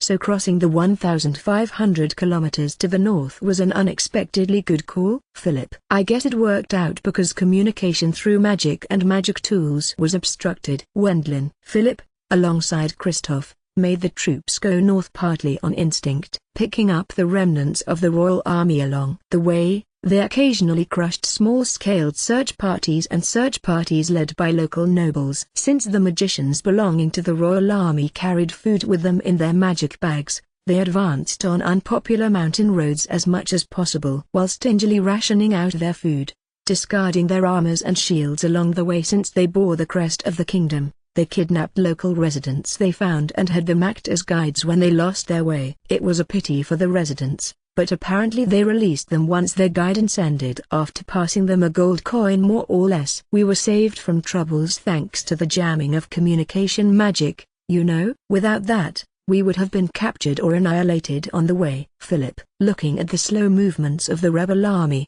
the rebels themselves apparently suffer from the jamming, too. Well then, I wonder what we should do about you? Wendlin. Oi, what's that about? Earl Bourmister. Christoph. It was a reunion on the distant, isolated Imperial soil, but the other side was someone who has a past history with me. From the standpoint of the soldiers and nobles of the Liberation Army, there's no reason to welcome someone like the remnants of an enemy army, which invaded their own country under the cover of the Civil War's turmoil, warmly. To begin with, they are no allies. Although they are not directly attacking the Liberation Army, they likely harbor the sentiment to execute them on the spot since they are aggressors no matter how you look at them. Even though our war is with the rebel army, you guys are still invaders. Wendlin. If we provided a timely help to them, there's the possibility that the nobles and soldiers would even resent us for doing so. Currently we are having them eat a meal after putting them into baths, but there were many among the nobles and soldiers of the Liberation Army that are not looking at them with cold eyes. But aren't you and the other people of the kingdom as well, Earl Bourmister? Even so, although we were treated as mercenaries, we achieved distinguished war merits while belonging to the Liberation Army. Having received an honorary peerage as well, we are getting accepted on the surface at least. You guys' treatment is troublesome. Wendlin, you don't mean to say that you intend to abandon us? Christoph, it's troublesome because I can't do that. Wendlin, if I did that, it would then turn into an issue when I return to the kingdom. Even though they are people I don't like, I have to shelter them somehow. Can I have you follow me once you finish your meal? Wendlin, to a meeting with Her Excellency Duchess Philip? Christoph, correct. Summer's judgment will decide your treatment. Wendlin, after I caught Daoshi, who was hanging around nearby, we headed to Threes while taking the brothers along. If you ask why Daoshi was there, that's because this person, even though he may appear to be like this, is a highly celebrated person in the kingdom. He's treated as mercenary currently since his high social standing would be inopportune, but it's odd that there's no feeling of him being out of place even when he normally joins in on the construction of the encampment or participates in the training together with the soldiers of the Liberation Army. As for magicians, they have pretty much an image of being intellectuals, but Daoshi is an extreme opposite of that, I guess. In spite of his ability being top-notch on the continent. Burkhart. This was Burkhart-san's impression of Daoshi. Oh, isn't that Earl Bourmister and the former Browig brothers who have fallen after getting tattered and defeated? Armstrong. The minute Daoshi spots the brothers, he unleashes a comment towards them. I wouldn't directly hurl at them. Daoshi, you don't go easy on them, do you? Wendlin. I think there's no point even if I beautify my words. It's the truth after all. Armstrong. Looking at it objectively, Daoshi has a deep loyalty towards His Majesty. For his words towards the brothers to be this bitter can probably be accredited to the fact of them sabotaging the kingdom. Is it alright for us to not head to Duchess Philip's armor? Christoph. Apparently they couldn't say anything, even if they tried to talk back, since it's the truth. Christoph used us on to quickly go to Threes' location while having cramps on his face. I suppose that's true as well. Let's hurry up then. Wendlin. Once the four of us visit Threes, she greets the two with a smile while already being aware of the circumstances. It looks like these suffered various difficulties. However, to escape northwards was a bold idea, wasn't it? Threes. Since magic airships don't work in the northern part of the kingdom either, a simple ropeway is indispensable for crossing the gigantic crevice. Philip. However, you can't set that up easily owed to the width of the gigantic crevice. The one that was used for the overlooked smuggling was cut by the rebel army. Even the one that was set up with troubles by Philip and the others cooperating with a spy staying in the Empire has been cut a while ago. At the time of escaping we were around 2.000. It would have been impossible to fix the ropeway while escaping the enemy army's search and then return with everyone by crossing the ropeway. After that, Philip. They apparently considered capitulation and honorable death as well, but they wanted to struggle to the bitter end if they had to die anyway. There was only little information about the Empire's civil war we could procure on the kingdom's side, but we heard that there's a power opposing the rebel army in the north. Philip.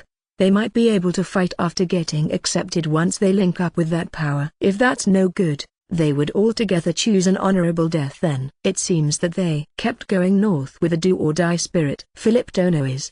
Mine and Philip Dono's name are the same. Even if there's a difference between thy family name and mine first name. However, thee seem to be an excellent commander. Threes praised the ability of Philip as commander who broke through 1.500 kilometers of enemy territory while leading 1,567 soldiers. Certainly, that's not something anyone is able to accomplish, I think. Considering that, it was a terrible downfall drama though. Wendlin, thou art acrimonious, aren't thou? Threes. I'm the victim after all. Wendlin. A huge territory isn't something that can be easily controlled completely by a novice feudal lord and the next feudal lord. Philip Dono and Christoph Dono failed miserably concerning the results, but even for me that possibility was bound to exist. They have already received their punishment. This time they drew quite the short stick. Wendlin. Don't tease them too much. Threes. An organization that gathers people is really complicated. An organization that's pulled by a superior leader,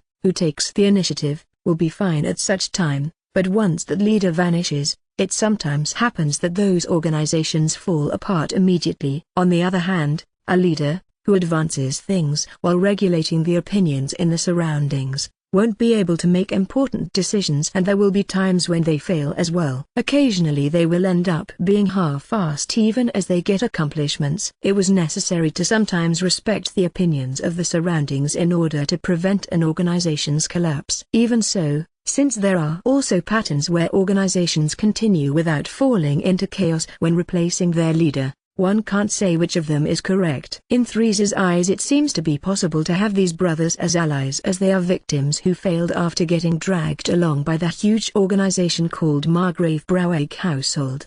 Wendlin, there's no guarantee that thy children or grandchildren won't do the same. Three's, that will be their own responsibility. Thus, if they don't have the ability, many people will be happy by them not becoming feudal lords. Wendlin, thou art as bitter as ever. Well, past relations don't matter. There's the issue of treatment towards Philip Dono and the others. For his social standing to be a soldier of the kingdom is unlucky. Three's, even though it's a civil war of the empire, soldiers of the kingdom will participate. Moreover, since it will only be on the side of the Liberation Army, it will get harsh if the Liberation Army has betrayed the country to Helmut Kingdom by the rebel army. I will place the complete Royal Army group under Wendlin's command, and they will be treated as mercenaries. Three's, I'm inexperienced in the command of armies. Wendlin, it shouldn't be possible for the inexperienced me to suddenly command more than 1,500 soldiers. Philip Dono exists for that sake. Leave it to him. I will be troubled if I can't have thou stay at my side. Wendlin. Three's, once it's the decisive battle, both sides' magicians will exchange magic spells, as it seems that there are also cases where one side suddenly lost due to their supreme commander getting blown away in an instant. If unlucky, Three's apparently wants to place us at her side. This is definitely not because she's anxious about only herself. The liberation will fall apart right away once Three's dies. Even Duke Nurnberg should place several high-ranking nobles at his side. Three's high-ranking magicians, A. Wendlin, Blatzen and those four brothers were the greatest authorities at the court, but the number of intermediate-leveled magicians still runs deep. There are also unaffiliated, excellent magicians. It's possible that he will scout them by paying a large amount of money. Three's, we will have to aim for mutually killing magicians again. It can't be helped as it's for the sake of victory, but she's likely having a headache when considering the damage after the Civil War, since there are magicians of the Empire. Three's showed a bored expression. The former Royal Army will be placed in my Central Army. They will be very useful as they are highly experienced and since they number 1,500 soldiers, but I think there's no one who wants to receive their commands among the people of the Empire. On the contrary, they might try to use and waste them. If they are under thy command, there will probably be only few unnecessary quarrels. Three's, saying it like that is also called imposition though, I believe. Wendlin, thou will have an able commander and elite soldiers under thou. If thou art a noble, thou art to be capable of controlling them skillfully. Three's, understood. I can't refuse anyway. In worst case it will be fine to use them as shield. It's an awful way of thinking, but since it's a war, it's wrong. If one doesn't protect their own body by themselves, then, with this, Wendlin, Daoshi and me take our leave from Three's while taking the brothers along. In the end it has been decided that I will also act as commander of the Royal Army, which will become one corps of the Central Army. Even while being treated as mercenary, I'm a staff officer and an imperial honorary noble. That resulted in me also leading the Royal Army's remnant soldiers who are likewise treated as mercenaries. Entrusting the actual command to Philip, Christoph will be treated as second in command, staff officer and military official in charge of the miscellaneous matters related to the Royal Army. There's no doubt that they are hating me, but I'd like them to deal with that somehow since they are adults. It's Earl Boar Mr. Sama. Daoshi-sama has come as well. We can still fight. The Royal Army's soldier cheered loudly when they saw Daoshi and me. Even though they somehow managed to survive through the hardships,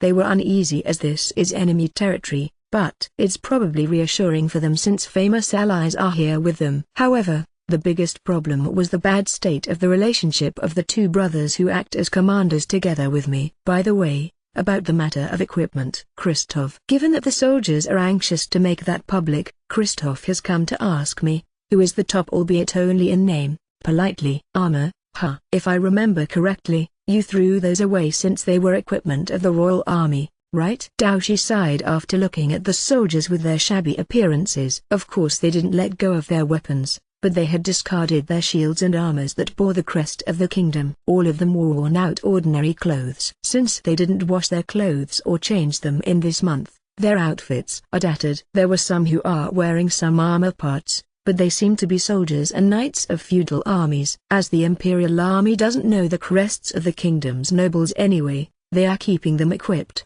Is it because they became shields with their low numbers? Armstrong. Philip nods upon Daoshi's question.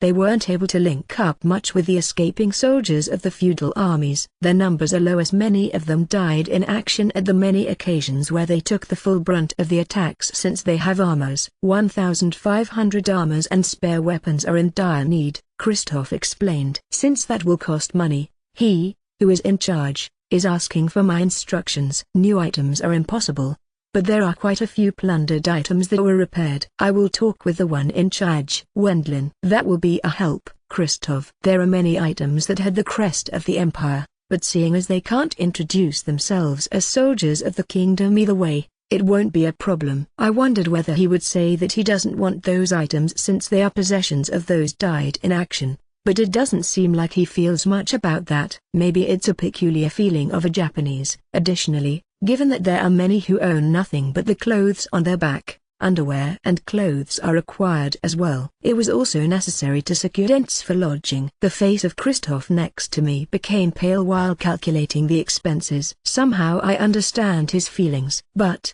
a war is something that costs money anyway. It will cost this much at the very least. Christoph. I'm sure. Wendlin. He had written down quite the high sum of money, but after confirming that there's no error in his calculation, I put my sign on it. If you show that to the one in charge of supplies, it should be prepared. In order for it to not turn into a nuisance for his other tasks, accept it after checking the sizes. If you tell him the sizes of the underwear and such, he should put them out from the inventory. If you need anything else, there's no other choice but to buy them from merchants since they are organizing a market, I guess. Wendlin. We have some money on us, but there are many soldiers who are penniless. Philip. If it's a mission within their country, close to all soldiers carry at least their wallet.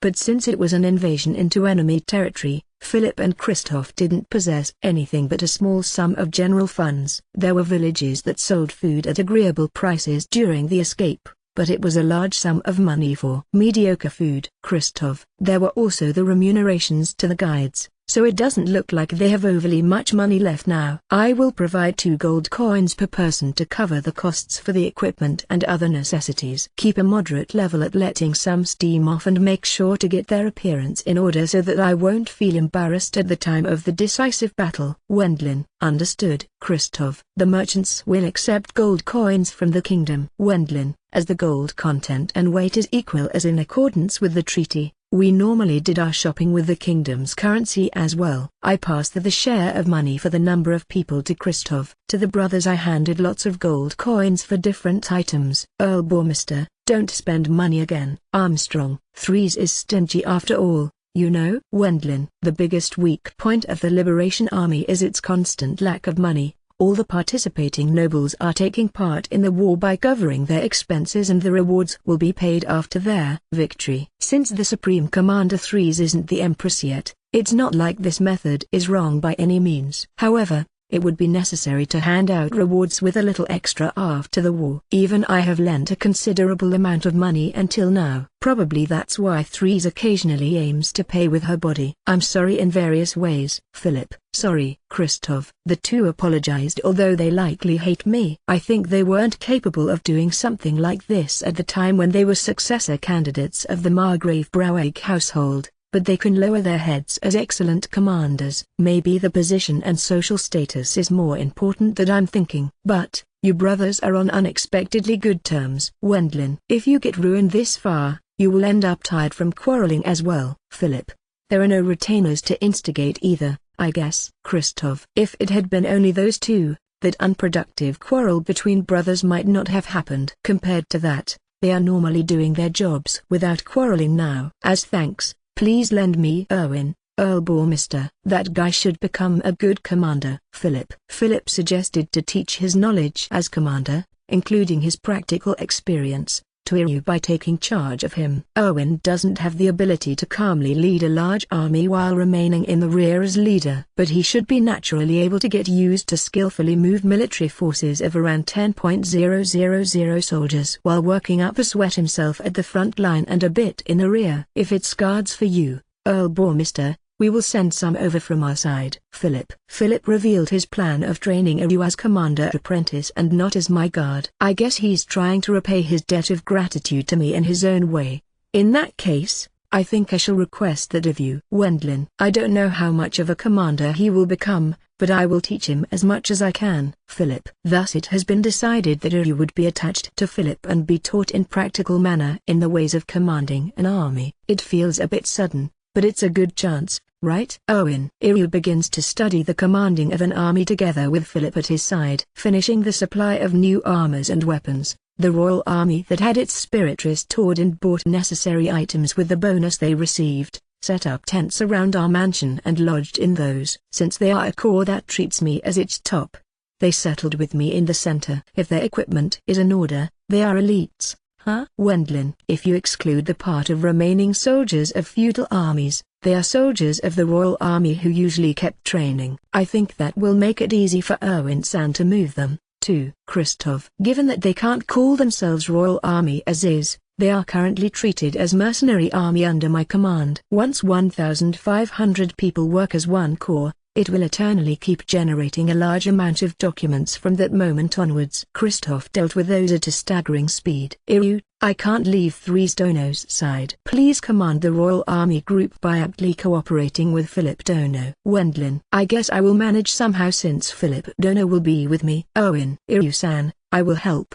too. Haruka. Haruka volunteered to assist Iryu. She's a beautiful woman, isn't she? Is she your fiancé, Erwin? Philip. Yes. Correct. Owen. I see. Doesn't she resemble Carlo a bit? Philip. Oi. Wendlin. Nissan, as one would expect, that's Christoph. Even though it would have been fine if he had introduced himself harmlessly here, Philip ends up prattling about something unnecessary. Even Christoph warned his elder brother while frowning. Iryu-san, Carlo-san is? Haruka.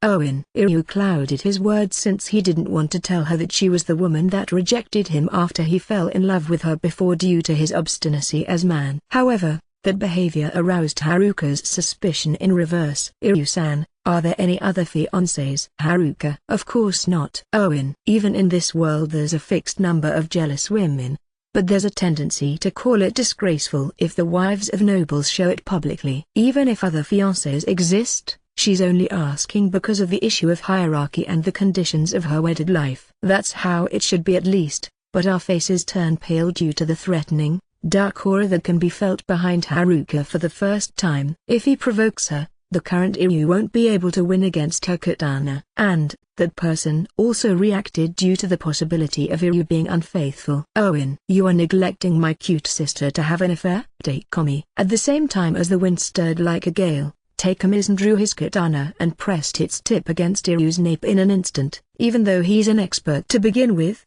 he apparently becomes even stronger where his sister is concerned. I have heard that you are a single, but concealing the existence of lovers and fiancés besides our Haruka is dishonest, isn't it? Normally you mention that ahead of time, right? Takekomi-san. You are losing your temper a bit too much. Owen. Carried away by his agitation, Takekomi-san ends up moving the katana tip that was pressed against Iryu's neck. A little bit of blood trickled down from Iryu's nape. Philip Dono. Owen. Nissan, take responsibility by explaining. Christoph. I feel sorry for letting it slip. But what's wrong with this man? Philip. Philip was surprised by Takekomi-san who suddenly drew his katana and pressed it against Iryu's nape. He's probably all the more surprised since he knew about Iryu's skill in swordsmanship. Swordsman of Earl Mizuho country, Takekomi Fujibayashi. Takekomi, he's someone that will become my brother-in-law. Owen. I see, somehow it looks complicated. Philip. Given that, Philip explained Carla's circumstances after that. Takekomi-san finally withdrew his katana. So that's how it was, huh? Haruka. Haruka showed a relieved expression, but all of us perceived it. She's an unexpectedly jealous person, which means that Iryu won't be able to womanize or fool around anymore. My condolences, Burkhardt. Burkhardt-san consoles Iryu by placing his hand on Iryu's shoulder. Burkhardt-san, you haven't gone to such establishment once after getting married, right? There's the rumor that you are being dominated by your wife. Owen. That's an irresponsible rumor. Okay, even married, I'm still a free man. Burkhardt. Even married, you are serving as employee of the Margrave Brithhilda household. As such, you aren't that much of a free man. Owen. Don't talk about it as if it's somebody else's problem. Even you, Iryu boy, won't go on in the same manner as before once you marry, you know? Burkhardt. For some reason the two started a stupid quarrel, but I think they should rather consider their surroundings a bit more while making such statements. Once I casually looked at Haruka, the threatening, dark aura returned behind her. Iryu-san, are you saying that you are frequently going to such establishments? Haruka. There's no way for that to be true. Owen. He denied it frantically, but it looks like Haruka couldn't believe him. Iryu-san, we will become a married couple. To hide secrets from each other isn't agreeable. Haruka. Excuse me. No, I definitely don't go there. I'm different from Burkhardt-san. Owen. I don't go either. Burkhardt. At the same time as saying that, Haruka forces him to spill the beans that there was something. No one could speak up due to Iryu's overwhelming pitifulness. Only Burkhardt-san insisted on his innocence, but people apparently change once they marry. If it was during his time as bachelor, he would have calmly told stories about how he went to play in the red light district. I got completely dragged into the quarrel. Philip Dono. You are cruel, you know. Just because you were dropped and chased away by your younger sister. Owen. Carla cooperated on all fronts by maneuvering to ruin her elder brothers for the sake of gaining her own freedom. Probably she's resented by those two due to that. Earl Bormister. Nissan doesn't know, but I don't bear a grudge towards Carla anymore. Christoph. At first he apparently considered her as ungrateful and terrible sister, but once he fell into a position that resembled that of Carla, he grasped Carla's suffering well. It's because she was used while not receiving any favors from the Browig family. I suppose that even I used her, using her quick wits for nothing but the chance to crush us. She's now gratefully accepting a modest life without any complaints. That means our downfall was karma. Christoph. It appears that he received a letter recently. It looks like she will live out her life as wife of an archery instructor of the Margrave Homer household. She said that she felt regretful for setting up various schemes for that sake. Even regarding this aspect, we can't say anything since it's our incompetence to be blamed. Christoph. Even I don't have any particular intention to say this or that against Carla anymore. But, rather than that, I think that I will face forward in the direction of receiving a reward by obtaining achievements here. Philip. Though the matter of that reward led to me being mucked about by my fiancé thanks to you, Philip Dono. Owen. Earl Bormister. There's nothing to worry. Philip. How come? Wendlin. A good commander is also excellent even if led by others. Even Owen will be immediately able to become a man that is skillfully led by his wife. Philip. I feel like that's a very high-handed pet theory. Wendlin. There were strange troubles, but the royal army got their necessities of life arranged and started training from the next day. As practice, Iryu has been entrusted with a unit of 100 soldiers, which apparently puts him into distress due to the unfamiliar task. This time it will be fine with you getting a touch for it. Philip. This time? Owen. Correct. I believe there's no time. It's uncertain whether the conclusion will take place this month, but the decisive battle is close. Philip. While watching the unit that he's commanding, Philip estimated that the decisive battle with Duke Nurnberg will be soon. He should be finishing the arrest and killing of the Royal Army's survivors. Therefore, it's not that far away anymore. Philip. 3 days after Philip prophesied that, a huge rebel army that seemed to blanket the Great Sorbid Wastelands showed up, just as he had predicted. For the first time after the coup d'état, the two supreme commanders will directly clash against each other. Chapter 93. Why does the enemy's boss want to talk with our side before the decisive battle? And, Wendlin's worst pinch. The time for the decisive battle is truly imminent. Threes looked down at the rebel army led by Duke Nurnberg visible below from atop the field encampment and the further raised and expanded wall. Just when we accepted the remnants of the escaped Helmut Royal Army, and finished their rearrangement as well as equipment supply, we were able to confirm the gradual amassing of the rebel army. Around how many people do they have? Wendlin. Let's see. I guess it's around 150,000. Philip, who led the Royal Army's group, answered my question. Being an excellent tactical commander despite blundering at the inheritance dispute, he accurately saw through the military prowess of the rebel army. That's a lot, isn't it? Wendlin. I think the group at the front are sacrificial pawns. Philip. Owen. Just call them as being in charge of losses. It's something that often happened in past wars as well. Don't mind it. Philip. In charge of losses, you say? Due to Philip's remark, Iryu and Ina's group, besides me, apparently can't hide their discomfort. Duke Nurnberg wants to keep the losses of his soldiers low. At the same time, he wants to lawfully get rid of or exhaust the group that will become a hindrance to his rule of the empire in battle. Philip. Certainly, the equipment and skill of the group at the front line is second-rate. I guess it's Viscount Foot. If thou consider it that he will get removed sooner or later since his relationship with Duke Nurnberg is really bad, he will be crushed after using him as vanguard. No, it's a tough world. Threes. While saying that, Threes brings the telescope, which hung around her neck, in front of me. My and Threes's faces stuck together and her nice scent tickled my nose, but I tried to not pay any attention to that and observed the vanguard of the enemy army. The files of the troops are a mess,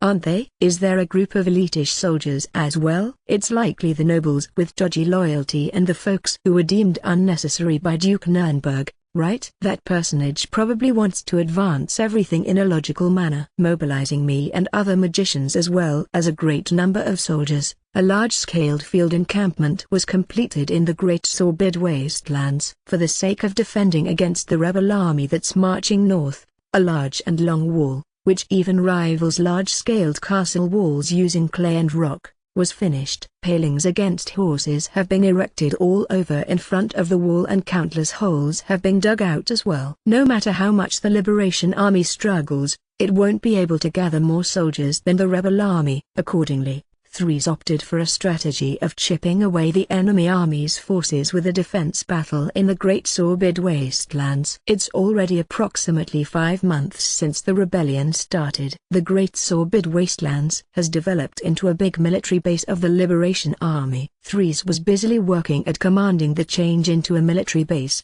controlling the nobles and governments in the rear in preparation for a protracted war and maintaining the Liberation Army's organization and its supple structure. Since I was assigned to the post of staff officer, I have been helping out with the processing of the documents together with Ina and Elise. For some reason, Katharina helped in the construction of the field encampment and acted as assistant of Burkhard-san, who was teaching the other magicians. Louise and Wilma were assistants for the combat training. Iryu has been taking lessons in the commanding of an army under Philip. Also, he trained his katana techniques together with Haruka. Which reminds me, I wonder what has Doughty been normally doing. For some reason he worked hard at the reclamation and construction of the field encampment, and went hunting in nearby places. Takeomi-san has been devoting himself to his guard role by staying at my side. Occasionally, when he had time to spare, he looked at Iryu and Haruka with looks and expressions full of anger, but neither of them minded at all. They created a world for just the two of them. Haruka is a child that often accompanied me and Anizama as a child.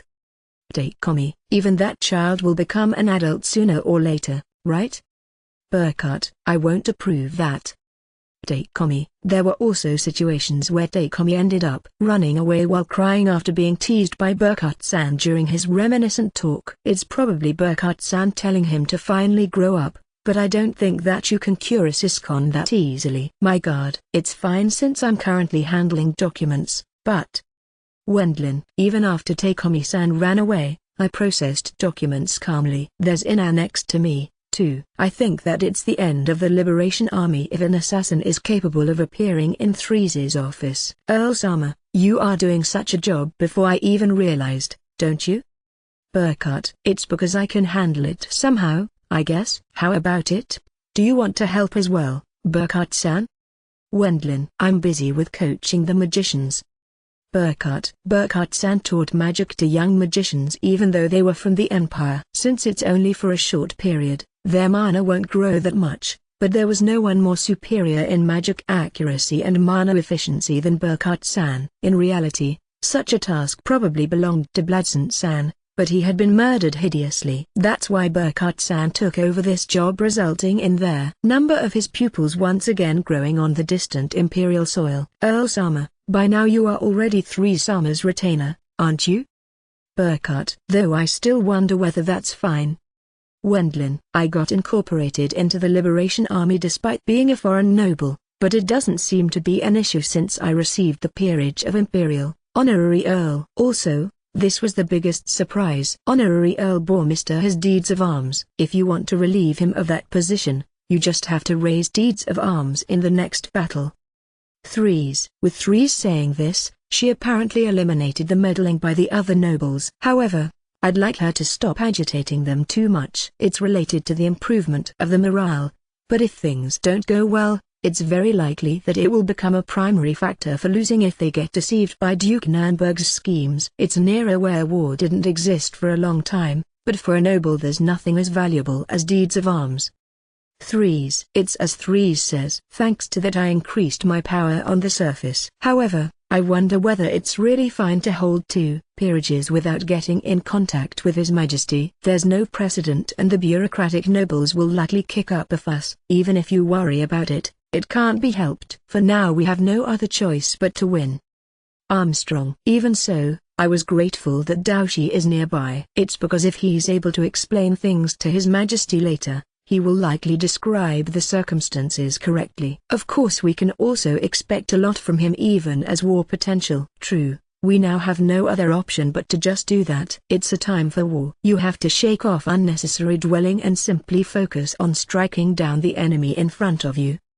Armstrong. Daoshi stared at the rebel army with a sharp glint in his eyes. It was as if he's daunting the entire enemy army. Conversations like these took place as well, but currently I'm watching the battle formation of the approaching rebel army next to Threes. While having our faces close to each other due to the single binoculars, is it almost the entire force? As expected, it's close to the limit at this point in time, I think. I feel like Elie's mood has unmistakably taken a nosedive, but currently it falls under war preparation. Thinking that I will cater to her mood later, I averted my look from the rebel army. It's definitely not because Elise was scary.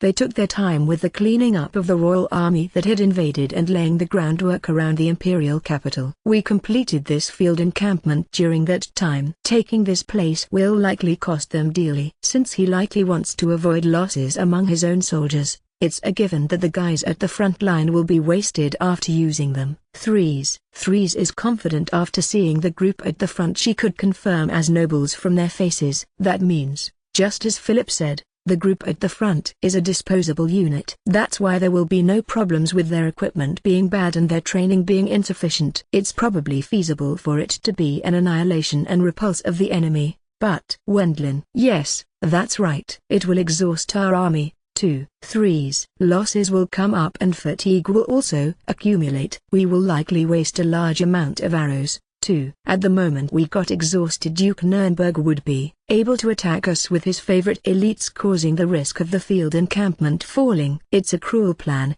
but it's very effective, isn't it? Wendlin. There's no way to prevent it either. Threes. Regarding the unneeded nobles and soldiers as nothing but consumable goods can be called as logical thinking at a frightening level. However, since he and his staff won't be among those victims, he might not feel overly much mental anguish over it. Get ready for interception. At the same time of conveying Threes' order to our entire army, the rebel army didn't start moving. That's because 3 knights approached our side while hoisting a white flag, despite their army being in a formation ready for battle. Whereas Duchess Philip-sama. I'm here. Threes.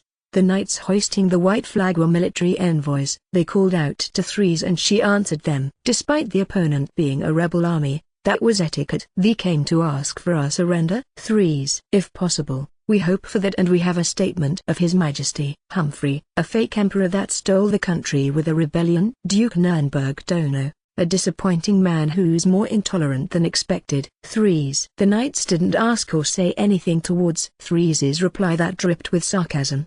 In that case, the rest will follow after we bring it to an end with a battle. I guess that person works swiftly. If possible I'd like to avoid losses though. His Majesty thinks the same. In that case, matters change. The military envoys return to their own army's position after proposing something unexpected to Threes. Dining together, what is he planning? Threes. The condition presented to Threes by the military envoy was to hold a dinner between the leaders before the battle. I wonder just what the hell will be achieved by doing something like that? Is this a flag that often occurs in such kind of stories where we are supposed to think the enemy has their own circumstances as well, so they aren't really hateable either, right?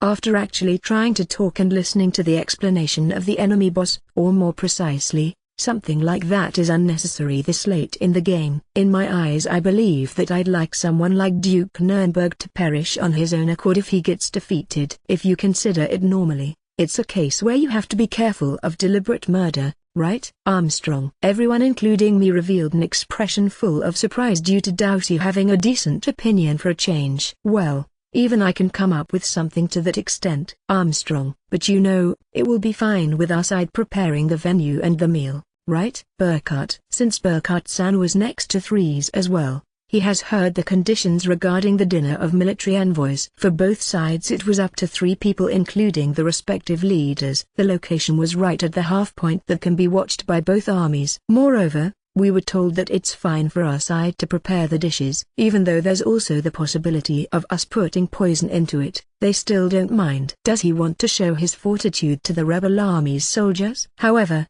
it's surely effective. In this time's rebellion play, there was also the means of us killing him with magic in the worst case. However, that method was actually prohibited by Threes. Nobles are beings with high pride. No matter how much they might be rebellious elements, the rumors would get worse if you get rid of him with such method. It's not unlikely for that to influence the reign after this. Threes. Even though Duke Nurnberg didn't lose to Duchess Philip in ability, his life was put to an end after getting killed in the middle of realizing his will. Duchess Philip is expected to be the legitimate winner, but under her government the empire keeps deteriorating. Therefore, this me, who succeeded the will of the hero Duke Nurnberg, will take over.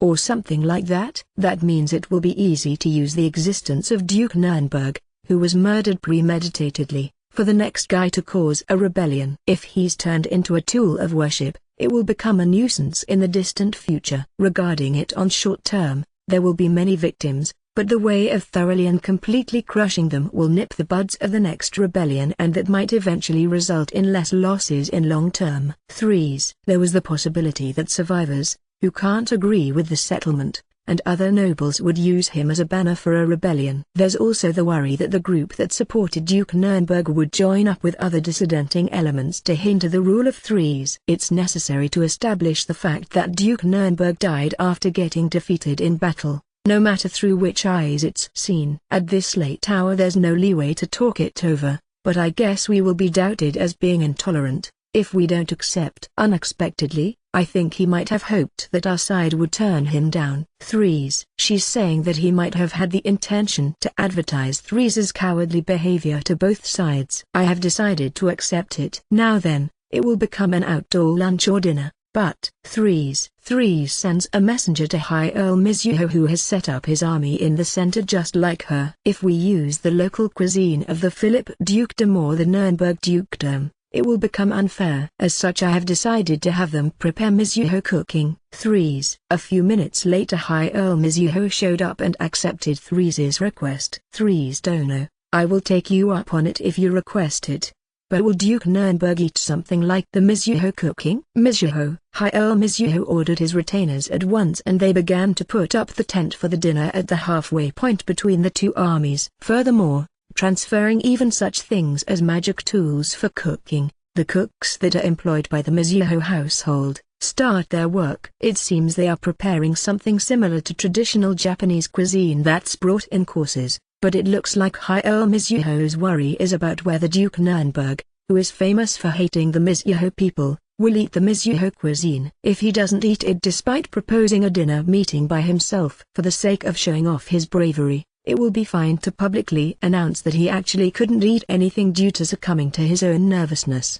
Besides, as a matter of fact, that man is not very good with the dishes of his hometown. 3s. That's the first time I hear about it. Mizuho. Hi Earl. Mizuho showed an expression of surprise due to the personal information about Duke Nurnberg he learns of for the first time. Certainly. Usually he makes one imagine that he likes his hometown and that he puts the highest priority on it. What kind of dishes are eaten in the Nuremberg Dukedom? Ones with deep flavor. 3s. The flavor is? The seasoning is extreme. If you use plenty of seasoning, be it sweet or spicy, it produces the idea of a life in luxury, right? Until fish dishes spread, we were also ridiculed for being all about potatoes, bacon, sausages and sauerkraut. 3s. A feudal lord that hates his own local cuisine. The prince-electors and their successors spend long time staying in the imperial capital. His hate towards the cooking of his home might have grown all the more thanks to that. It seems he himself likes dishes with bland taste. He's encouraging bland taste by saying dishes with too strong flavoring are bad for one's health at home.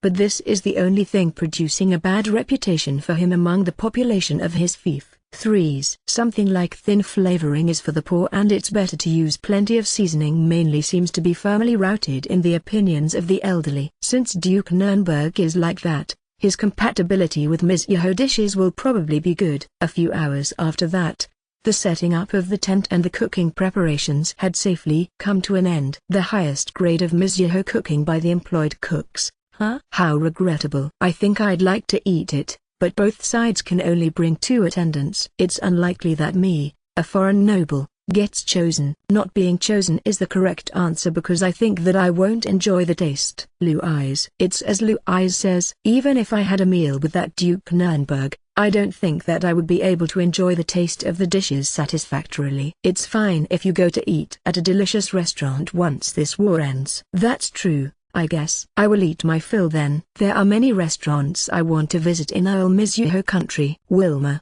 whose appearance of holding the prototype sniper rifle has become completely familiar, seems to look forward to a Mizuho restaurant tour. A booklet called Earl Mizuho Country's National Restaurant Guide was tightly grasped in her hand. I wonder just when did she obtain that? So, who will she choose as her attendants? Let's see. Will you go Katharina? Wendlin. Before that, there's no way for me to be chosen. Katharina. Since it was a sudden proposal by the other side, 3 still hasn't announced her attendance. However, there was no expectation for me, who is a foreign noble, to be chosen. Katharina, who is my wife, will likely not become a candidate either. Well, there's also the move of knocking Duke Nurnberg out of his wits with your splendid manners, Katharina. Wendlin. Wendlin-san, that's definitely not praise, is it? Such a position is not something you aim for through popularity, but Katharina. Katharina apparently remembered about me previously telling her that her etiquette is too exaggerated. As candidates, young Duke Baden and someone with the rank of Earl are appropriate. No? I guess Ina's prediction can likely be described as mostly valid. However, it seems that Elise's opinion was different. Dear, get ready to go out. Elise. Me? Wendlin. Yes. I believe that you will definitely be chosen. Elise. I wouldn't mind at least taking a look if Duke Nurnberg was a beautiful woman, but I have no interest in a guy. Okay? Owen. You are an old man in such matters, aren't you? Wendlin. I end up being astonished by you.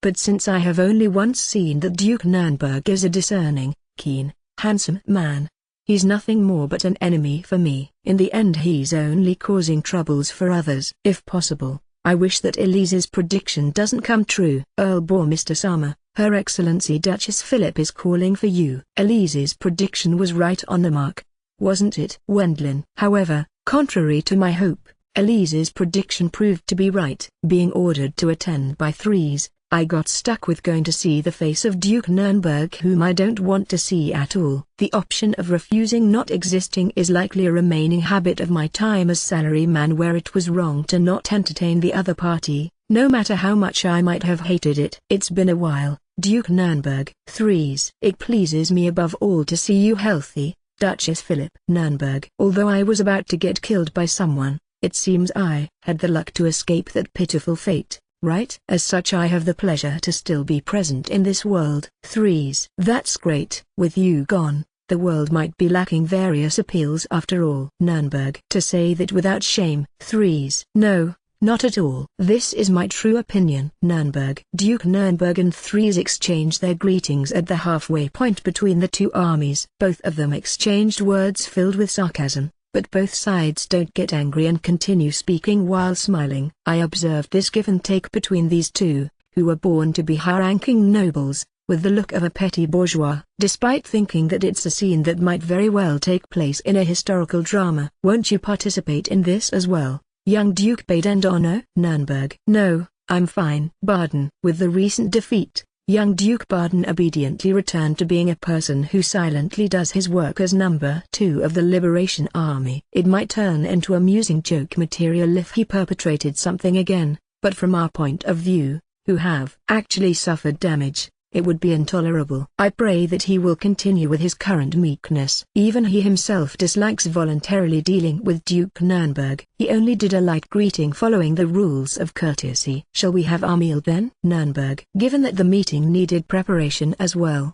it had become time for dinner. A table and chairs have been placed inside the tent and flower arrangements and hanging scrolls have been put up as decorations, too. It not being tatami matted might be out of consideration for Duke Nurnberg. Chopsticks, spoons and forks have been placed at every seat. Once all of us sit down on our seats, the Mizuho people in charge of waiting upon us carry in the first dish. How about we introduce each other's attendants for starters? Threes. That's true, I suppose. It's just as you say, Threes. Oops, excuse me. Nurnberg. Max, it might be best for us to use this way of calling, right? Threes. Let's go with that then. My attendants are my junior commander Zorkan and my staff officer and the magician Talrand. Nurnberg. Zorkan looks to be around 50 years old. He's a man with a well-trained body and a characteristic scar running across his right cheek.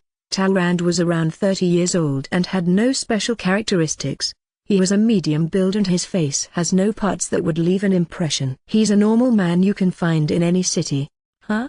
Wendlin. Although he has no special characteristics, conversely the lack thereof makes me feel an excessive, bottomless fear. Since Burkhardt-san isn't here, I investigate his mana, but going by my estimation, he has slightly more than the previous Katharina. I think that I'm quite capable of dealing with him, but his ability is clearly superior to that of those 4 brothers. What scares me above all is that there were parts in this man I couldn't read no matter how much I observe him. It seems that Talrand is interested in Earl Bormister. Thus I brought him along. Nurnberg. Talrand bowed to me while staying expressionless. The bow doesn't make one feel any impoliteness at all, but it's not something that gives a good impression to the other party either.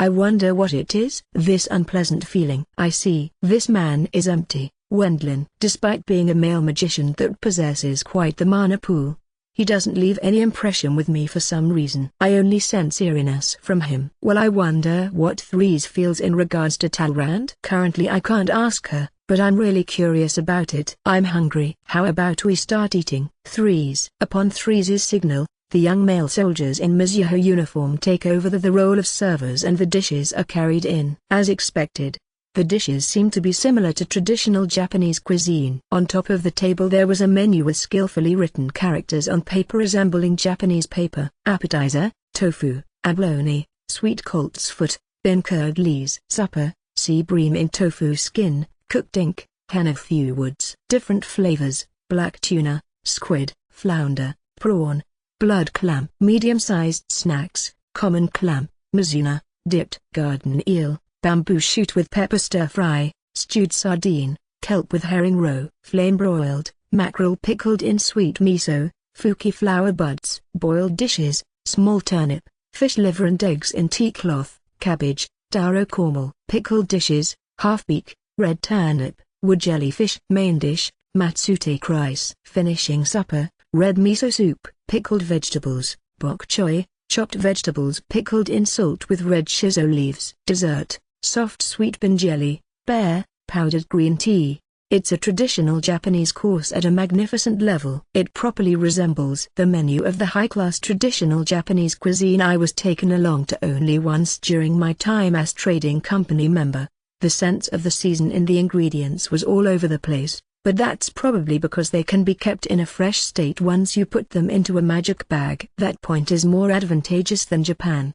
The dishes that came out in order were delicious as well. Your way of using the chopsticks is skillful, isn't it, Earl Mr. Nurnberg? Is that so? Wendlin. Even though I plan to focus on the food and stay silent, I'm immediately addressed by Duke Nurnberg. Since I, who's not a Mizuho person, handles the chopsticks skillfully, he might consider that as strange. I was a Mizuho person in my previous life, I'm pretty sure. Wendlin. In reality I was a Japanese whose customs and culture resemble theirs quite a bit.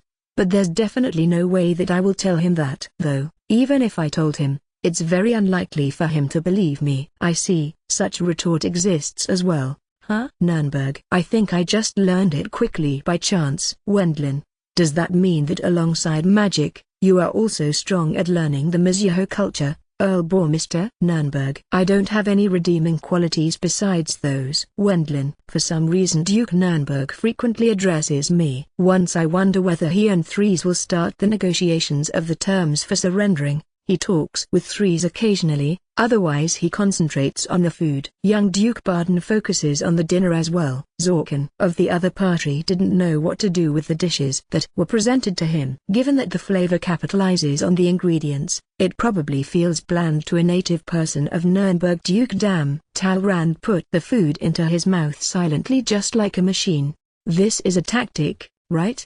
Wendlin. Even if we told each other to surrender at this point in time, it's futile. That's why there's unexpectedly nothing to talk about once we actually meet, right? The Mizuho cooking feels very delicious to me. I'd like you to pardon Zorkin as there's a difference in taste between the North and the South. Nurnberg. Duke Nurnberg seemed more straightforward than I expected. After all, he's at least capable of following up on his subordinate who seems to dislike the Mizuho dishes. However, the accumulation of such differences gives birth to friction between the various areas and territories. I have risen into action for the sake of reforming that. Nurnberg. Wouldn't it have been fine if you had left it to nature and time? Threes. I'm impatient. It would be best to unify this continent into one. Nurnberg. Duke Nurnberg boldly state that he's going to unify this continent by himself. His eloquent manner of speaking is very befitting of him. There are likely many people who are supporting him after getting charmed by this. Even without saying anything,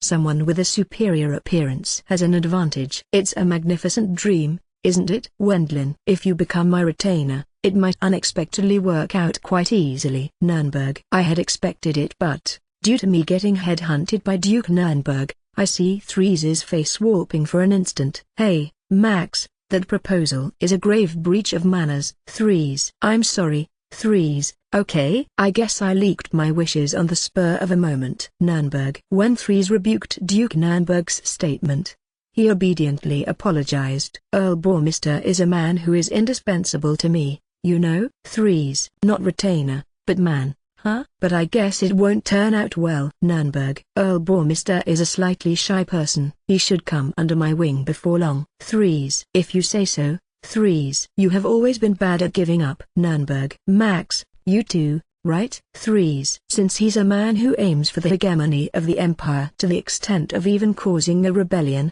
he seems to be bad at giving up, just as Threes has said. Earl Mr., what do you think of me? Nurnberg. If it's about your military ability, I hear that you are set as authority of the Imperial Army. Wendlin. I can't come up with anything but this. And there was also something like, thanks to you, there have already been a large amount of victims, but what do you think about that? But I locked this away in my chest. Even though you are young, your way of thinking is that of a cautious person, isn't it? Nurnberg. Really? Though I believe that the majority of the people of this world want to spend their lives normally. Although one might say that they have aspirations, it's at most at the level of succeeding in their respective social standing or being successful at business, right? Wendlin. I want to aim for the hegemony of the Empire and afterwards, the unification of the continent. If I don't declare at least this much, it looks like it will be difficult even if I seize the Empire's hegemony.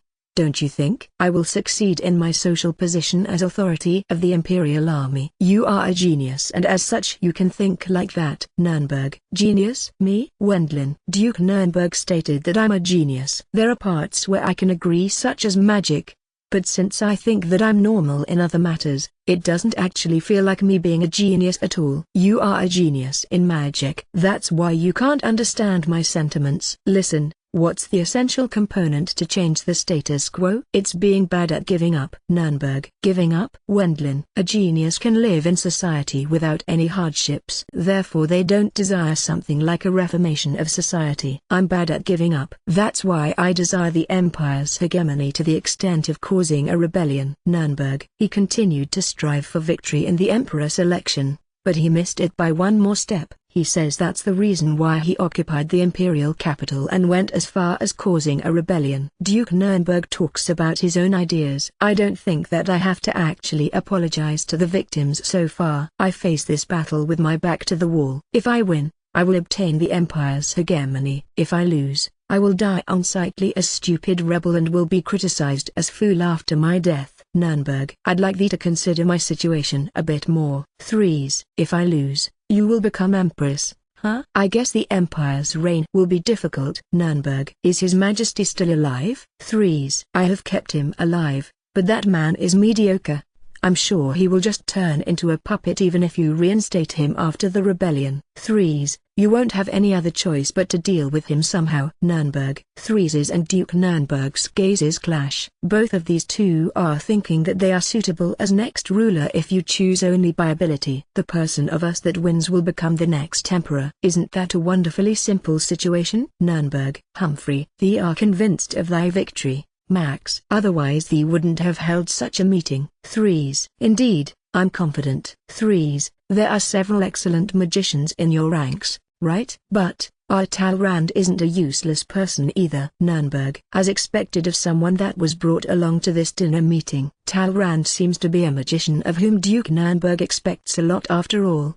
He hasn't uttered a single word. He's politely and quietly stuffing his mouth with the dishes. There's no delicious or disgusting either. Since he's simply eating the food in silence, I even forgot about his existence for a while. Actually, on the contrary, that's weird. I can't feel anything but a sense of discomfort due to his non-existent presence. It deviates from the level of simply not standing out. I wonder whether a state like that isn't caused by some kind of magic talent. However, there was no evidence of him using magic.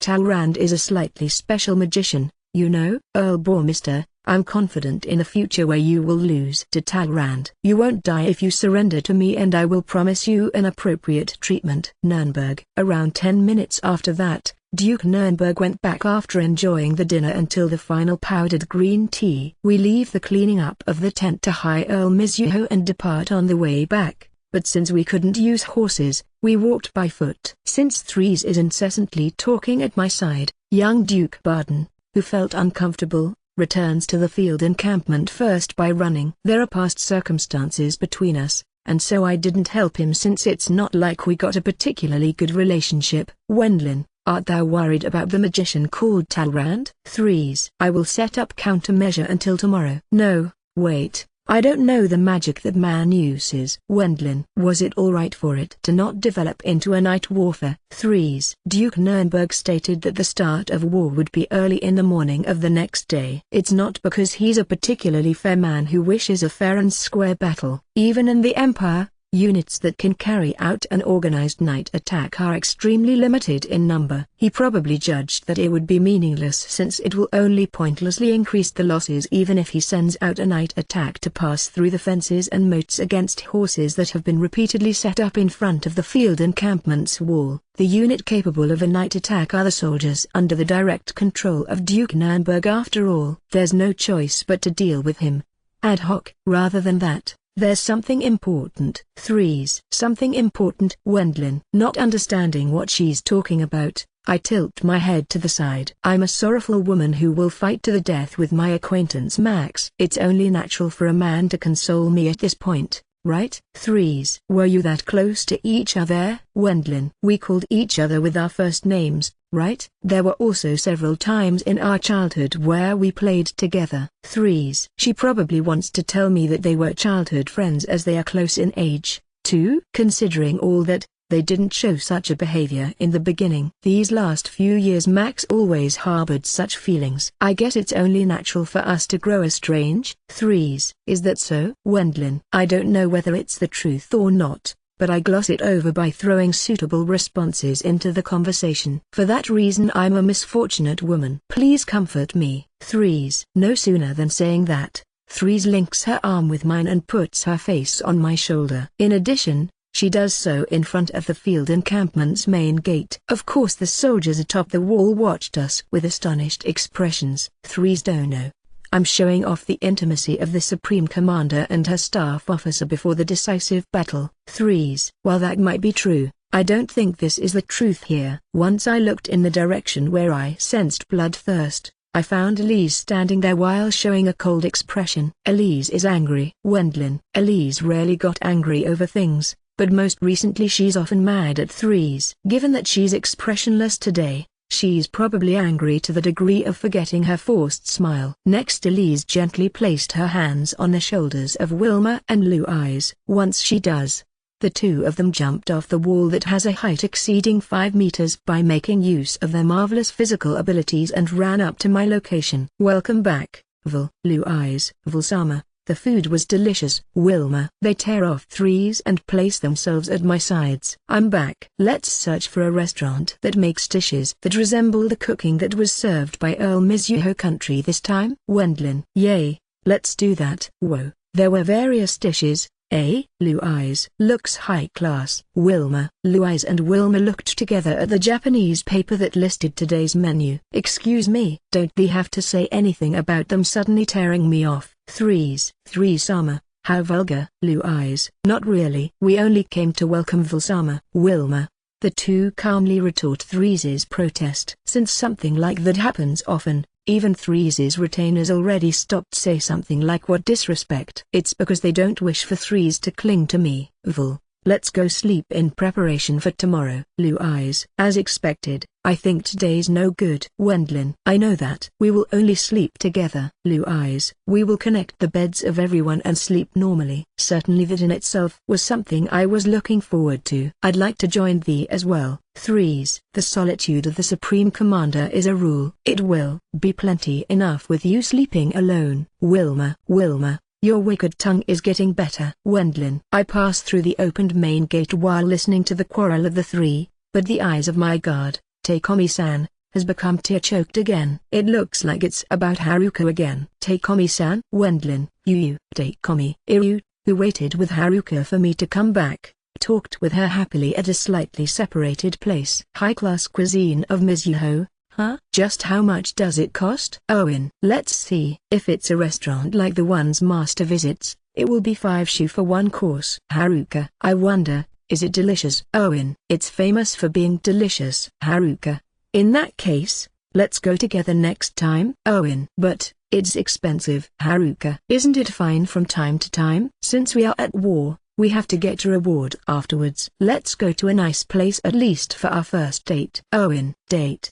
First date. I guess so. I'm looking forward to it. Haruka. Haruka happily replied to Iryu's invitation for a date. Haruka tilde, Takeomi. Of course the Siscon Takeomi-san raised a beast-like cry. Naturally the soldiers present in the surroundings back off as if they had seen something scary. My younger sister is too adorable, right? Takeomi. That might be the case. But since I don't have a younger sister, I can't understand it well. Wendlin. In my previous life I only had a younger brother and in this world I was the youngest child. I couldn't deny the possibility of father's illegitimate children existing somewhere.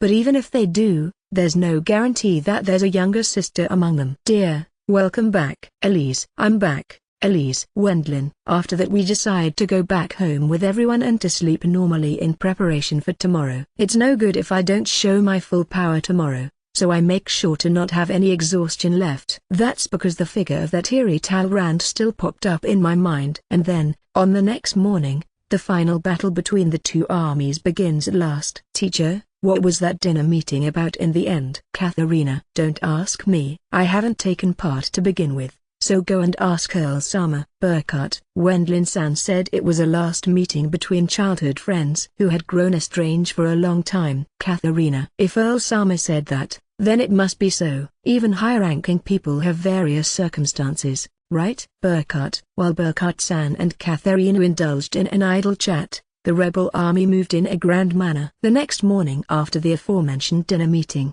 The advance guard all at once started a charge towards the field encampment. The rebel army's vanguard counts 40.000 according to estimation. I guess they plan to saturate our side's ability to intercept. The troop headquarters of the Central Army has been transferred to atop the front gate. Threes elegantly gazes at the approaching advance guard of the rebel army. Of course arrows and spells come flying, but they are blocked with a magic barrier by Burkhardt-san and Katharina, who are on standby for that sake. The spells are only at the level of being fired by elementary magicians. As such, both of them defended against those easily. Since there's also Mizuho's army in the Central Army led by Threes, they immediately fire their magic guns and a magic tool-applied ballistae. It was a weapon that still has problems in the department of cost and usage limit. But even so, it mowed down many soldiers that entered into its firing range. At the moment the enemy soldiers were stopped by the moats and fences, as well as the arrows and bullets coming flying. The soldiers fall.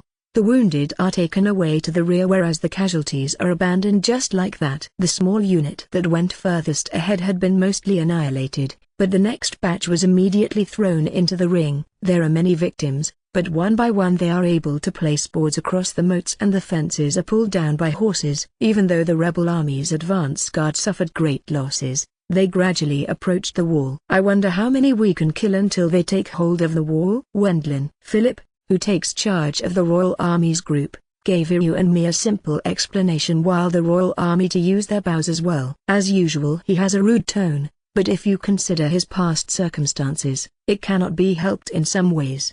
He is fulfilling his duty as commander and, even though it's for a short time, he was giving you a proper education. It's similar to wasting soldiers. Wendlin. That's actually not true, Philip. Philip doesn't seem to feel any doubt about Duke Nurnberg's strategy at all. The rebel army won't be able to attack the north if they don't take this field encampment, no matter whether they send out the elites or the disposable troops first. In that case it's common to exhaust our side with the disposable troops first. Right, Philip? It's a dry analysis that doesn't regard the war potential as anything but numbers. It might be necessary for a commander, but I can't go that far. In other words, that means that I'm not cut out to be a soldier. Even if they don't attack from the front pointlessly, for example, by making a detour and doing a surprise attack or such. Wendlin. Earl Bormister, it's easy to say that, but something like a surprise attack isn't that simple to pull off. Philip. Really? Wendlin. The majority of the Northern Lords other than those in this field encampment are affiliated with the Liberation Army. Even if they take a detour,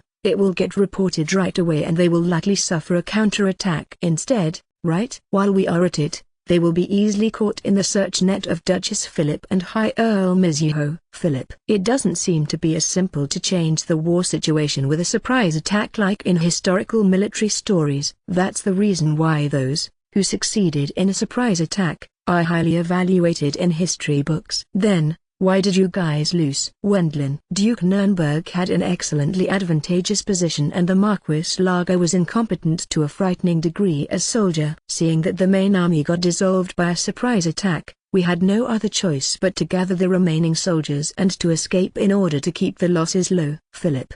In such circumstances, Philip even went north and succeeded in running away to this place. Even now his command style was a big deal. That means Minister Edgar didn't make a mistake in his character evaluation, even though it would have been great if he had used that ability as a soldier in the previous dispute. No kidding. Nissan, we wouldn't have lost in the dispute if you had gone out from the start. The dispute itself wouldn't have taken place to begin with. Christoph, who is supporting the rear of the Royal Army's group, reveals in a whisper.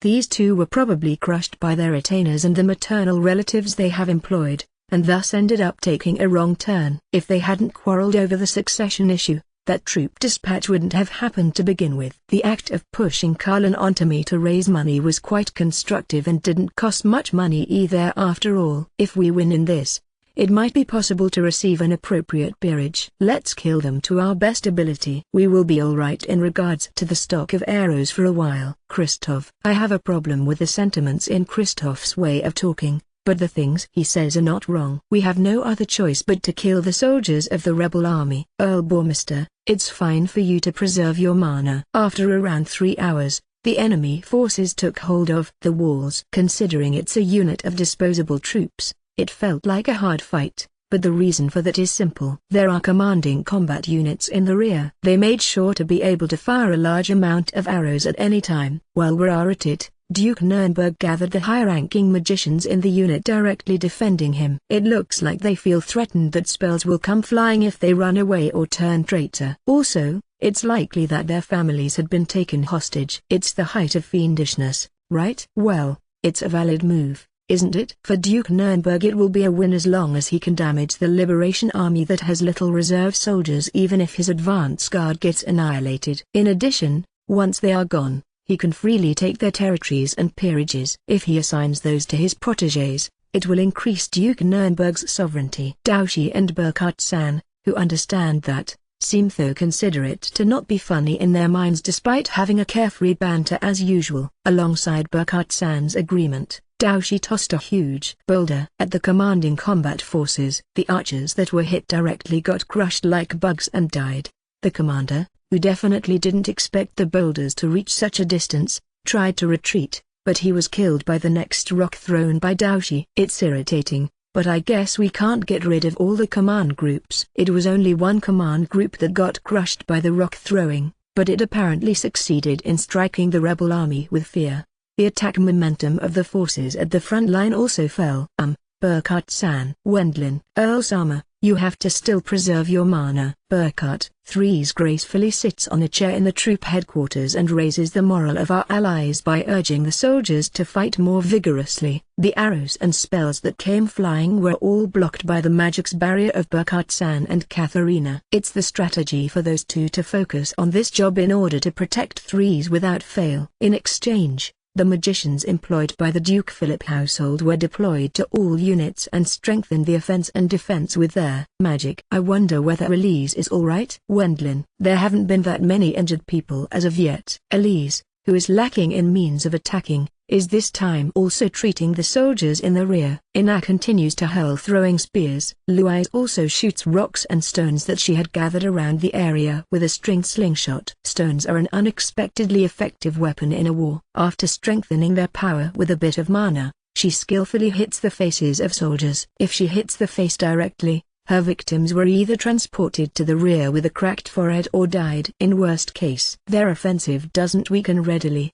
Does it? They are really tenacious, aren't they? Blue eyes. The two of them seem to be bored with continuing the same old attacks. Found them. Wilma. Wilma continues to shoot magicians and officers with the prototype sniper rifle she was lent by High Earl Mizuho. In the end, this magic gun requires a lot of skill and talent to snipe from a long distance. At present it was only Wilma who could master it. Therefore only she made use of it. She snipes one person after the other. Once she runs out of mana, she resupplies her mana with the magic gems she had prepared in advance. The silent Wilma continues to snipe at the same level as a certain Go-13. Wendlin-san, you are saving your mana. Katharina.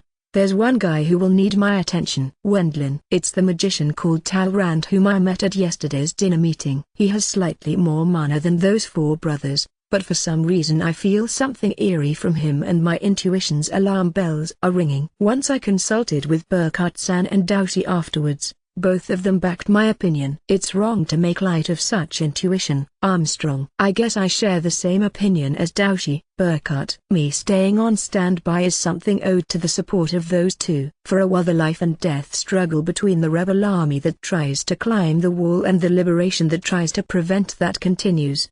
The loss ratio was overwhelmingly advantageous for the Liberation Army, which is the defending side, but gradually their victims, who are pierced by spears and shot by arrows or spells, increase. I'm going to the front. Ina went to the front and thrust down her spear at the soldiers who were climbing the walls in succession. After continuing in such manner for a while, some kind of disturbance takes place on the rebel army's side. At last that man started to shorten the distance to me while walking just like a ghost.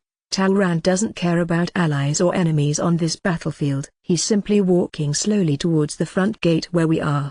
There was another ominous part about him. Our guards don't fire arrows or spells at him for some reason. There are only few people who are aware of Talrand. Wendlin. I release cold sweat due to his eeriness. Who's that? Wilma. Some weird guy has come. Blue eyes. Wilma snipes at him and Blue eyes throws a big rock, but those get completely blocked by his magic barrier. As expected, he was an excellent magician. That Talrand Dono, with even our allies receding from him, he finally stood in front of the gate and spoke with a quiet voice. Earl Bormister, I have come to kill you. Talrand, even though it's a quiet murmur-like voice, it clearly reached my ears even on the battlefield that was overflowing with various sounds. Since he was silent during the dinner meeting, it was the first time for me to hear Talrand's voice. But I can't feel anything special from it after all. Because he's simply talking dispassionately, I end up feel the eeriness all the more. He's really ghastly. Armstrong. Even the Doushi appears to feel some indescribably eeriness. Earl Sama, will you accept his challenge? Burkhart. I will. If I have to fight him anyway, I will get through it as soon as possible. Wendlin. I see. Be careful. Burkhart. Burkhart-san didn't stop me. He's probably thinking that the battle between me and Talrand is unavoidable. In that case, I will make sure to get rid of unnecessary nuisances. Armstrong. I descend the wall with the ladder and square off against Talrand, who stood before the front gate. The rebel army had already deserted the front gate, with Talrand being a big wig, and as even the rebel army seems to be weirded off by him, no one approached us. It's a kind of ominous view, isn't it? Wendlin. Only around the front gate both armies had stopped battling and were watching our duel. Since the struggle for life and death is still continuing as before at other places, that difference was uncanny in any way. If you ask why it turned into such a situation, it's probably because of the eeriness released by the man called Talrand. There's no other adequate explanation for it. I'm here for the sake of preventing any hindrance to your one-on-one duel. Armstrong. Doushi descended the ladder together with me and got ready to deal with any disturbance by the rebel army's side behind me. Then, start. Armstrong. Once I start to prepare deploying my magic, Talrand suddenly begins to talk with a voice that has no intonation or character. Even though I had mana since my time as child, my presence was thin for some reason. Talrand. Despite him having a simple monologue without talking to anyone in specific, it's eerie. I unintentionally end up hesitating to attack. I ended up setting up my magic barrier in a hurry while wondering whether some kind of special magic will come flying at me. It's the same even after I became a high-ranking magician. There are only few people who called out to me to let me serve them. Those troublesome days were resolved on a certain day for some reason. Talrand. What are you talking about? Wendlin. The thinness of my existence was the requirement to learn a special magic. The man called Talrand is nothing more than a mere body that can use that magic. Talrand. Special magic? Wendlin. Indeed. My magic is a kind of holy magic. Hero summoning. Being killed by past heroes, you will be finished off by that person. Earl Bormister. Talrand. Talrand holds up both his hands towards the sky, and immediately following that, a thunderbolt descends from the sky and directly hits Talrand's body. I reflexively end up closing my eyes, but when I opened my eyes, the figure of Talrand had vanished from that place. In exchange, there is a person standing there who really resembles an acquaintance of mine. His body is covered by an armor of muscles across his large build. He wears a violet robe and knuckles are equipped on both his hands. And, with the special traits of having a handlebar mustache and a hairstyle resembling a calyx of a pineapple, a person that was exactly like Doushi stood stock still there. Doushi. Wendlin. I check behind me on impulse. But since Doushi stood there just as before, it's someone else. My name is Arhand Michael von Armstrong. Even his voice resembles Doushi's voice quite well. The only difference is that he doesn't hold a wand but has equipped knuckles on both his hands. It's Ancestor Sama. Armstrong. Ancestor Sama. Wendlin. Indeed. As a matter of fact, the founding Earl Armstrong was a magician. Armstrong. It was the first time for me to hear that shocking truth. As heir of a poor knight, he was a magician by chance. Thanks to that he became an earl. Armstrong. All things considered, he resembles you quite a bit, doesn't he? Wendlin. If he wore the same clothes, I wouldn't be able to tell them apart at all. The first generation was apparently a power fighter who exceeds me. Armstrong. That's the worst compatibility with me.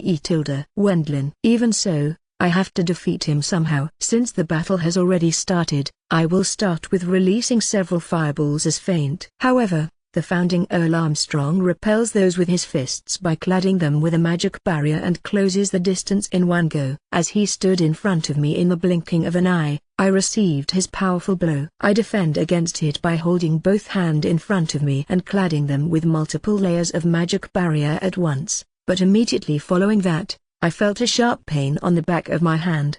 His offensive ability is higher than that of Daoshi. Wendlin. The founding Earl Armstrong seems to be the type that specializes on magic close combat even more than Daoshi. After that I continuously receive a series of kicks and thrusts loaded with mana, and each time the damage to my body accumulates. With a rib apparently getting cracked due to a blow that was delivered into my abdomen, a sharp pain traveled through my stomach. Fortunately he seems to be bad with emission magic. Wendlin. It looks like the bones at the back of my hand were fissured during the first attack. While healing both parts with healing magic, I consider my plans from now on. There's no other choice but to gain time for now. Wendlin. The founding Earl Armstrong's attacks continue in a barrage. At first I received everything, but after a short while I got apparently used to his attack patterns. Now that it has come to this, it seems to have been correct to receive Daoshi's unreasonable training during my time in the royal capital. For the sake of saving mana, I concentrate my magic barrier,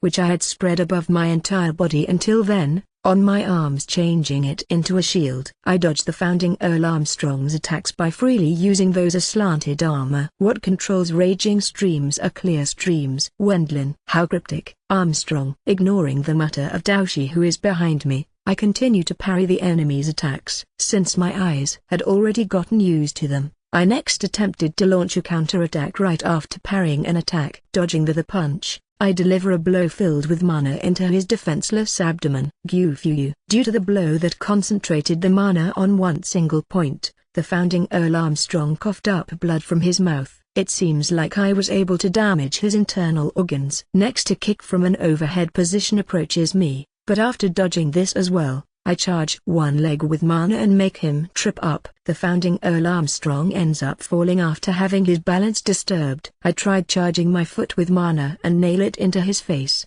but this was barely avoided by him. Not bad. Talrand. I guess he isn't overly powerful. Wendlin. I can't clearly declare it since I don't understand the special magic called hero summoning well, but I feel like this founding Earl Armstrong is weaker than the person himself. His power and technique might be the same, but I feel like those don't measure up to the ability of the ones who mastered those, or maybe his body isn't completely in synchronization. Ancestor Sama wasn't this weak. Armstrong. Did I play around a bit too much? As expected, if it isn't a hero of the same line, I won't be able to display their power. Talrand. Talrand, who had the appearance of the founding Earl Armstrong, swiftly heals his wounds with healing magic and one again points both his hands towards the sky. Once again a thunderbolt descends and once it vanishes, Talrand had transformed into another person. Even though he's a similar magician, this man is probably close to a combat type, right? Well then, let's start. Talrand. No way. Wendlin. When a new figure showed up from Talrand after the thunderbolt was dispelled, my time stopped. It's because my heart was fiercely shaken by the person into whom he transformed. Right, I haven't forgotten. That person who taught me magic during my childhood, 10 years ago. The same figure as the late Alfred Rienford, my master, stood in front of me. Alfred Armstrong. Al Burkhart. Due to his pupil suddenly appearing, Burkhart-san bent himself over the wall and shouted. Even Daoshi apparently can't hide his surprise due to the appearance of his close friend. And, even I stood stock still on the spot. No. It's just a fake that imitated his figure and appearance. Wendlin. It's different. Hero summoning is a spell that combines people who died in the past with me, Talrand, who has a presence close to not existing. That's why I'm Talrand and at the same time Alfred. Talrand. The figure, appearance and voice were completely the same with Master. Moreover, Talrand delivers a new shock to me next. You have the bad habit of gathering a lot of mana in your dominant hand, don't you? You improved on that greatly, but you still need to put much more effort into it, okay? Talrand. No way. Wendlin. That advice was something that Master told me at the time when I trained with him. I have been told the same thing by Burkhart-san as well, but being told the same words in the same manner up to this extent, I had no other choice but to accept that the person in front of me is my master for real. Well then, I wonder whether who is the pupil, can win against me who is the master. You can feel relieved. Even if you die, Vul, I will continue your magic training in the other world. Talrand. I ended up being tossed into a battle with Master with whom I reunited by force. Chapter 94, Fight to Death with Master. Master. Why? Wendlin. Vul, you are saying something strange there, aren't you? I think you'd understand if you consider my current situation. Alfred. Although I had a reunion with Master after roughly 10 years,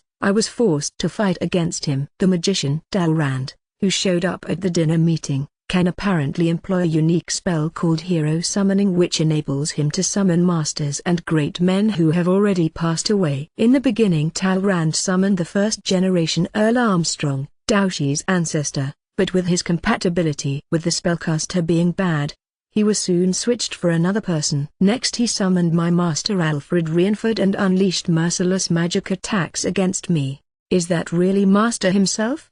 Wendlin. Seeing that I don't know the structure of hero summoning, I couldn't come to an answer. Maybe Talrand has only transformed into Master. Well then, I will have you show me how much you have improved. Alfred. Master makes dozens of dodgeball-sized dice spheres float above his head and throws those one after the other at me. Shit. I blocked them with my magic barrier in a hurry, but a trap was hidden within one of those spheres. Deliberately strengthening the penetration power of one ice sphere, only that one got through my magic barrier and flew towards my face. I evade at once, but the ice sphere grazes my cheek causing a gash. It was a minor injury, but it shocked me.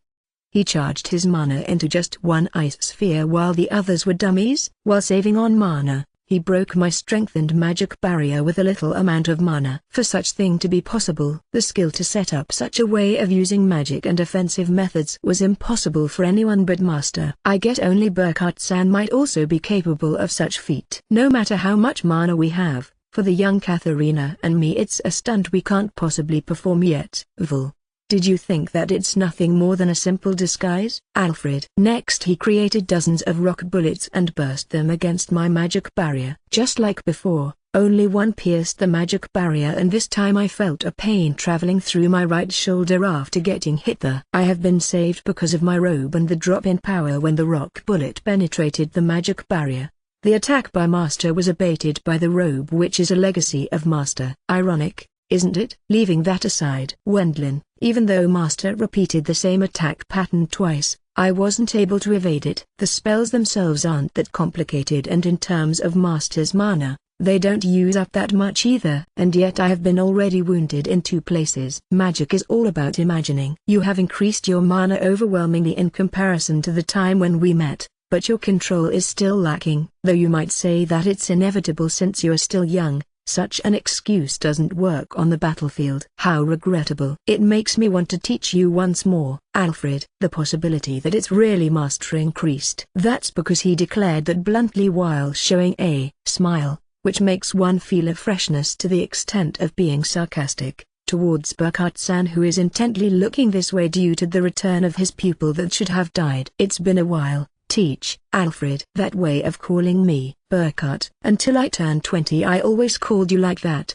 Didn't I? Alfred. No way. The guy called Talrand or whatever shouldn't know how Al called me. Burkhart. Realizing that it's really Alfred, Burkhart-san's face became pale. Teacher. Katharina. Katharina Ju-chan, excuse me for a bit. Burkhart. No, I understand your feelings. But, that person is Katharina. Katharina Ju-chan. Though I understand your feelings, don't come to rescue me. Even that will be used by that man, got it? Rather than that. Burkhart. Yes. Please leave the defense of the headquarters to me. Katharina. Sorry. Burkhart. In reality I want to support Wendlin-san, but. Katharina. I'm really sorry, but I can't have you get involved with Talrand who took Al's shape. Burkhart.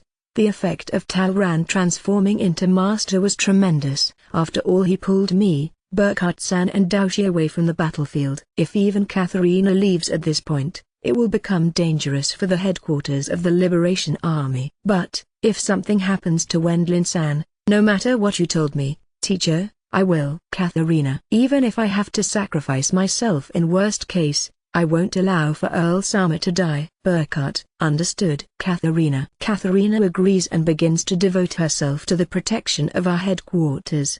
Having said that, Al as an opponent, Huh. But even then, he's the most troublesome type of magician, isn't he? Burkhart.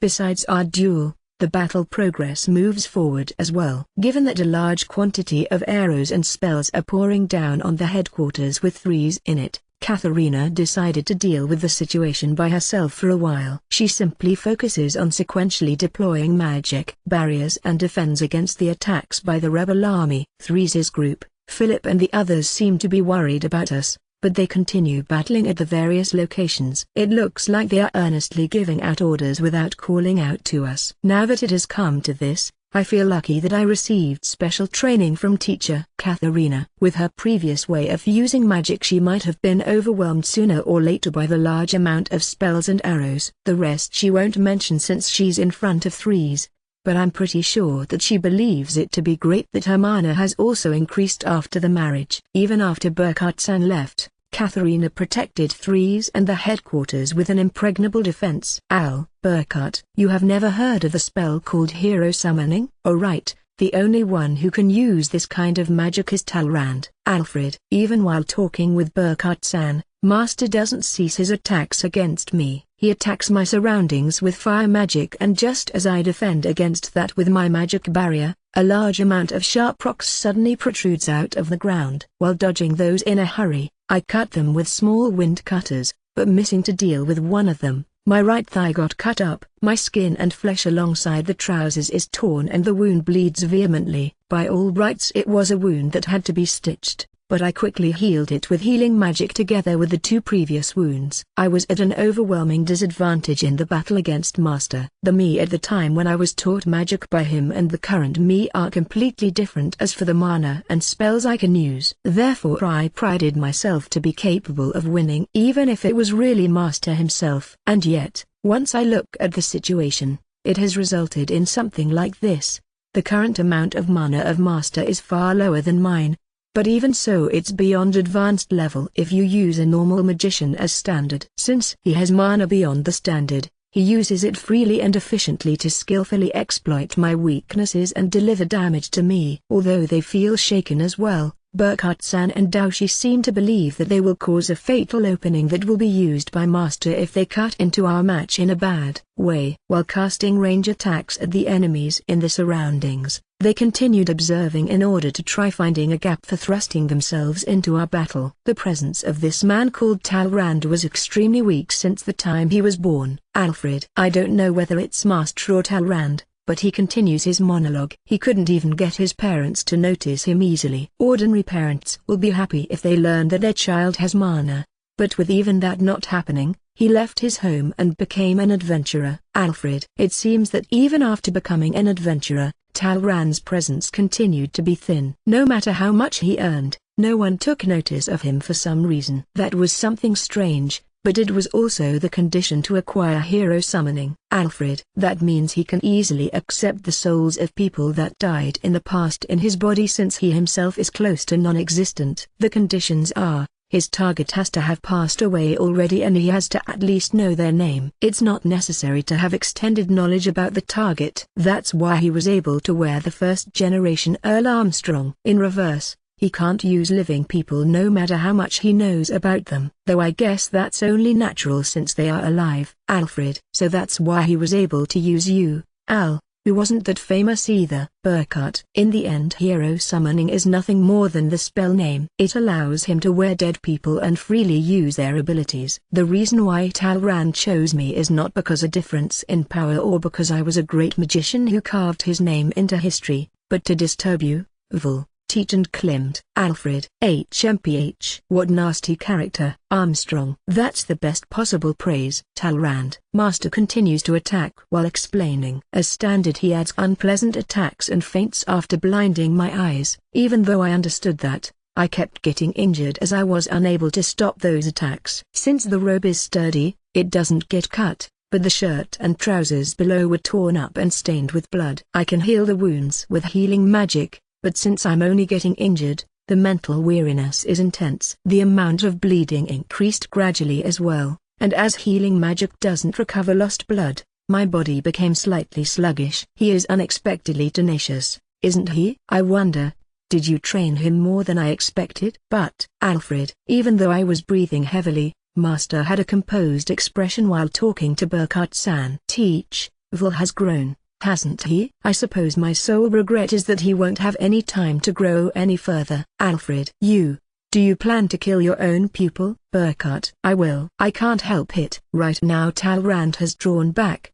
But since he's the one in control, I can't go against him. However, it's truly vexing, even though he has grown into such a wonderful magician. Alfred. Daoshi, who had stayed silent until now, suddenly raises his voice. He probably ended up exploding due to the merciless attacks against me and the reunion with his best friend. Klimt, did you teach him defensive body movements or such? Alfred. Are there any shortcomings? Armstrong. No, Vil is still young. It's a problem that can be completely fixed with time. However, he won't have that time anymore. Alfred. Won't have that time? I'm sorry to break it to you, but this place is a battlefield and not a place that allows a reunion showdown play between master and pupil. Aren't you misunderstanding something here, Al? Burkhardt. Indeed, it's just as Burkhardt Dono says. There are various things to consider, but I think that we should send Alfred back to the netherworld again with the three of us. Armstrong. Seeing me struggle hard, Burkhardt-san and Daoshi apparently decided to participate in the battle. However, the Liberation Army's magicians are forced to stand in for their share. That means that the support of these two in the battle against the rebel army with its huge numbers was that overwhelming. But, isn't it odd? Wendlin. I felt a doubt while panting. Even if Master challenged me to a one-on-one duel here, he should at least know that Daoshi and Burkhardt-san will immediately join as helpers since it's a battlefield. And yet, what's with his composure? Won't a 3 versus 1 be difficult even for you, Al? Burkhardt. Watching over a fair and square 1 versus 1 battle might be manners, but the circumstances don't allow that. Armstrong. Daoshi and Burkhardt-san close the distance to Master. Seeing that, Master suddenly starts to laugh loudly. Teacher Klimt, you are certainly naive. How is there any reason for me to fight a 3 versus 1 battle? First of all, there's no way I can win that. Alfred. Will you surrender then? Burkhardt. Teach, that's definitely impossible. I'm under Talrand's control, and Talrand has also prepared a solution for this. Alfred. At the same time as he says that, Master takes out 2 objects from his pocket and tosses them in front of the two. Once I look at these things that dropped on the ground, I saw fist-sized magic gems with a black luster which looked like ornaments with a silver frame that had geometrical patterns which I have never seen before. Magic tools, though I have never seen them, are they possibly? Burkhardt. As expected of you, Teach. You are right. There are items stocked up from a source Talrand forbid me to speak about. Alfred. In other words, those are probably legacies of the ancient magic civilization which Duke Nurnberg obtained from an underground ruin, though it takes a bit time to set them up. Alfred. Once Master mutters some chant while closing his eyes, the shape of the 2 magic tools begins to transform. They gradually continued to turn into human shape and in the end completely looked like Master. With this it's 3 versus 3. Alfred. You think that we will be defeated by such puppets? Certainly, these are puppets indeed. But, they have an unexpectedly good performance. Alfred. The 2 puppets respectively stand in front of Burkhardt and Daoshi, and, without any hesitation, they started to attack the 2. Besides, it's not really necessary for them to win. Alfred. Because it will be fine as long as they hold back those 2 until you kill me. Wendlin. Exactly, Vil. Alfred. The puppets appear to be copy weapons that fight by using mana loaded into the magic gems and Master's combat patterns. The reason for Master to currently focus his consciousness on the puppets is probably because it takes time to apply his data to the puppets. Is Talrand the one operating the puppets? Even so, right now he isn't concentrating on me, Wendlin. If I stay idle while observing Master's actions like this, it will turn into a disadvantage for our side. Abandoning the lip service of an one-on-one duel, I secretly released wind cutters towards Master. The one who said that there's no cowardice or such bullshit on the battlefield is Master himself. A good judgment, Vil. But, it won't work on me. Alfred. Even while operating the puppets, Master offset my wind cutters with his own wind cutters. Moreover, in an instant he offsets only those that would apparently damage himself. Even in this situation he doesn't stop on saving his mana. It's a terribly calm way of handling the situation. After all, I have less mana than you, so saving mana is nothing more than the basics. Alfred, while understanding the difference in mana between me and himself, he corners me by freely using very efficient spells. He has absolutely no weak points. Gradually I'm running out of ideas how I can hit him. Have a look. Alfred. It seems that he completely finished setting up the puppets. One is fighting Burkhardt-san. TSK. The current me can't win even against a fake Al. Burkhardt. Master's puppet forced Burkhardt-san into an one-sided, defensive battle, losing out in the department of mana. Even the techniques, which Burkhardt-san believed to be better, mostly don't make any difference anymore. The two counterbalanced each other by firing various spells, but the current state is Burkhardt-san being overpowered. I can keep fighting it somehow since it's a puppet. If this was the real Al, I would be already dead, wouldn't I? Burkhardt. Exactly, because it is a puppet that lacks the ability to come up with instantaneous decisions and measurements. Burkhardt-san can manage somehow by making use of his experience. Burkhardt-san said so before, but it seems his statement that he had already been overtaken in ability as a magician by Master was true. If you don't defeat the puppet, you won't be able to help Alfred. I guess you are right there. Burkhardt. Getting enraged here and losing sight of himself might be as expected of Burkhardt-san. However, it was also a fact that his breathing is gradually getting heavier and that he's getting cornered. It would be our loss if you used a large number of these things, right? I guess. Talran's employer evaluates this highly for mass production, meaning an army corps of Mies will sweep over the continent. Alfred. I see. Burkhardt. Burkhardt-san revealed a meaningful smile upon Master's light-hearted chatter. Master purposely saying something like this as if messing around probably means that there's only that many magic tools that can be transformed into puppets. Well then, I wonder how's Klimt keeping at it? Alfred. TSK. This speedy number of moves, the magic power and bundled strength is just a copy of Alfred's ability. Armstrong. When I turned my look towards Daoshi next, Daoshi was in a continuous state of defending due to the large amount of spells successively fired by the puppet.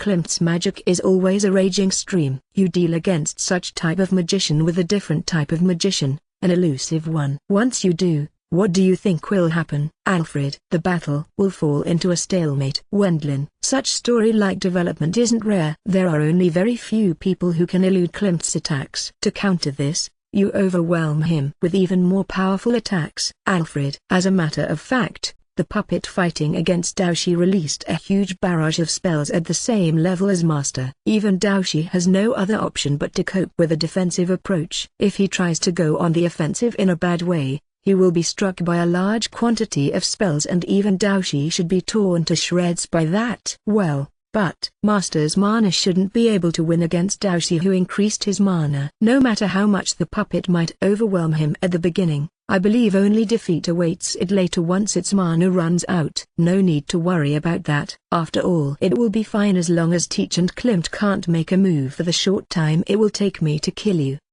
Alfred. They might have copied Master's abilities, but in the end they are nothing more than puppets. Therefore it seems that he's confident in killing me while using the puppets as simple restraints. You have quite the high opinion of yourself, don't you? Wendlin. I see that you still have the composure to say something like that. Your helpers have to do their utmost to protect themselves. Well then, I wonder what you will do. Alfred. Having finished the setting of the puppets, Master completely concentrates on me once again. Looking into his well-featured face, I felt a sensation as if my heart was tightly grabbed. No use. I won't be able to win against Alan the puppet. Daoshi. Burkhardt. Fuzi. If I ease up on the defense even a bit, I will depart this world in an instant. Armstrong. Burkhardt-san and Daoshi were on the defensive due to the amount of mana of the magic gems affixed to the magic tools with Master's combat data. I'm not quite able to give you any fatal damage, Alfred. And I'm bleeding throughout my whole body after continuing to receive Master's attacks. I'm somehow evading fatal injuries, but always suffering damage shaves off my stamina. I start attacks from my side as well, but those get completely evaded. You have to fire your spells after properly reading your opponent's attack pattern, otherwise you are just wasting mana meaninglessly. Alfred. You did very well to hold out until this point. Let's put an end to it about now then, Alfred. At the same time as Master says that, he vanishes from my field of vision, and, in the next instant I felt a presence behind me. No way. I strengthened my magic barrier in panic.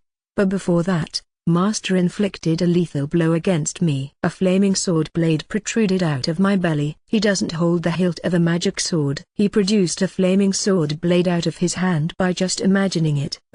Magic is about image and control. Alfred. I remember that Master had changed all his 10 fingers into flames and shaped numbers with those in the past. While counting down the numbered flames from 0 to 10, he returned them into fingers in order. T/N. Author either meant 1 to 10 or 0 to 9 here. It's possible for me as well, but it still takes time for me to produce numbered flames this fast.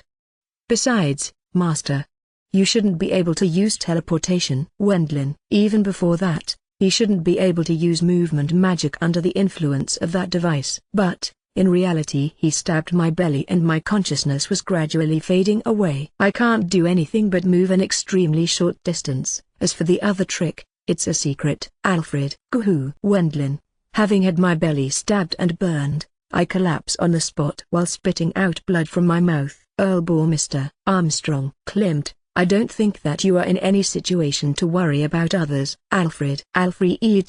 Armstrong. Daoshi tries to come to my rescue, but he was stopped in front of a large amount of spells fired by Master's puppet. I couldn't expect any help from him. It's a war, so you shouldn't expect me, or rather Talrand, to be negligent in the preparations. Wasn't your thinking a bit too overly optimistic? Alfred. Damn. Armstrong. I managed to get up a bit while Master is focusing on Daoshi, but due to the large amount of bleeding and a burning pain traveling throughout my body was heavy. Even so, the pain should abate after adrenaline has been released into my brain. Thanks to that, I managed to not faint. The ground is dyed with my blood. Fortunately he has apparently missed my vital spots and organs, but my consciousness is hazy due to the awful bleeding. It seems that you practiced healing magic to quite a degree, though it looks like your body's sluggish. Alfred. I somehow close up the wound with healing magic, but my body is still heavy because of the huge blood loss. There's still plenty of mana left, and yet I can't reach Master at all. Even though I should have an overwhelming advantage with my big mana pool,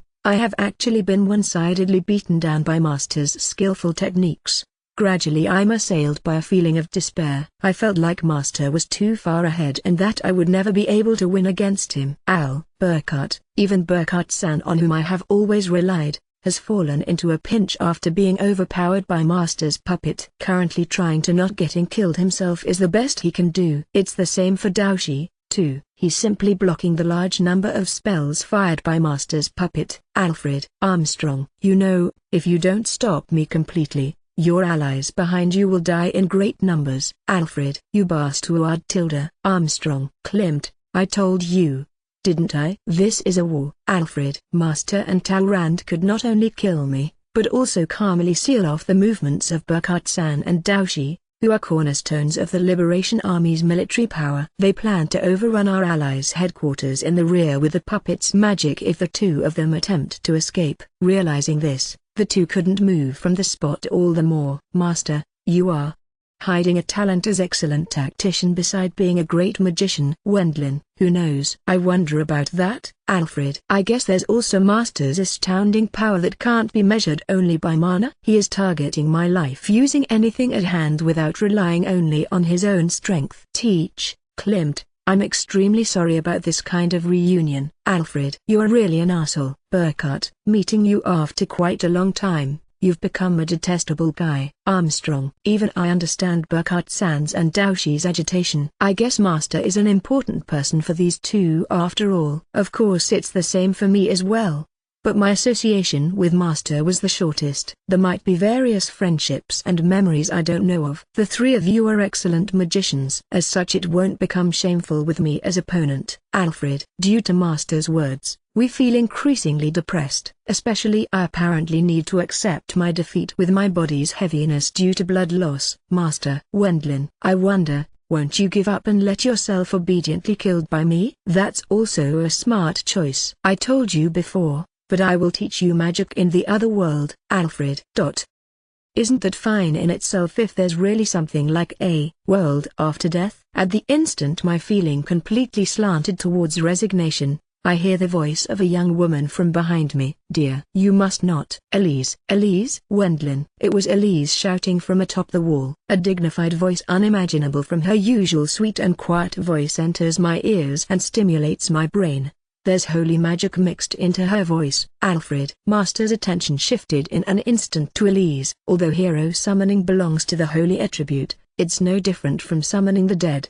Please don't get deceived by the call to death used by a dead. Elise. Holy magic seems to have been weaved into Elise's voice. Gradually my feelings that were gloomy until now clear up. Even my body felt it while returning to its former condition, albeit slowly, as expected. An attack of the dead also has something that causes an extreme weariness to the living. Dear Elise. Elise makes a dodgeball-sized, bluish-white mana ball fly towards me with a full swing. It was an unbelievably active movement for Elise, who always moves gracefully. Gah, that woman has sent healing magic over. Alfred. Master clicked his tongue and took a bit of distance from me. Immediately following that, the bluish-white healing magic sphere hits me and my body's heaviness vanishes all of a sudden. In addition, the few remaining wounds and parts that didn't heal completely recover to their original state. Elise seems to be slightly superior in healing magic after all. Master pulled back. I see. Wendlin. Since Master has already died, he will likely be sent back to the world of the dead if he receives spells of the holy attribute. Therefore Talrand made Master withdraw in order to prevent that. Wait. Master is here because he's using Talrand's body. However, since the preferential right is with Talrand, his will has been given priority. For a moment I pondered inside my head whether it's not possible to use that somehow. And then I hit upon a single idea. Master, I'm sorry for the second time, but please return to heaven. Wendlin. You are talking quite big after receiving assistance from a woman. Alfred. I have a weak character that gets cajoled by women. Besides, is there a definite reason for it to not be allowed unless in a one-on-one battle? Wendlin. No, there isn't. This is a war and no stupid dueling game of knights. I will settle our fight while Teach's and Klimt's movements are sealed by the puppets. Alfred. Master once again starts to fire spells at me. Previously I was saved by Elise, but from here on I have no other option but to somehow handle it by myself. I get injured by the spells that again had feints mixed in between. But apparently I got used to injuries as well. Without my body's heaviness, I had accustomed myself with the injury's pain. I continue to wait for my chance while holding out somehow. It seems like you have gotten used to my attacks. But, I have to kill you. Even if I don't wish for that, the current me is being under Talrand's control. I'm going to have little to no mercy. Let's practice magic together in the other world. Alfred. That's appreciated. But I still have at least 70 years ahead of me. Wendlin. Since I had a short life of 25 years as Japanese,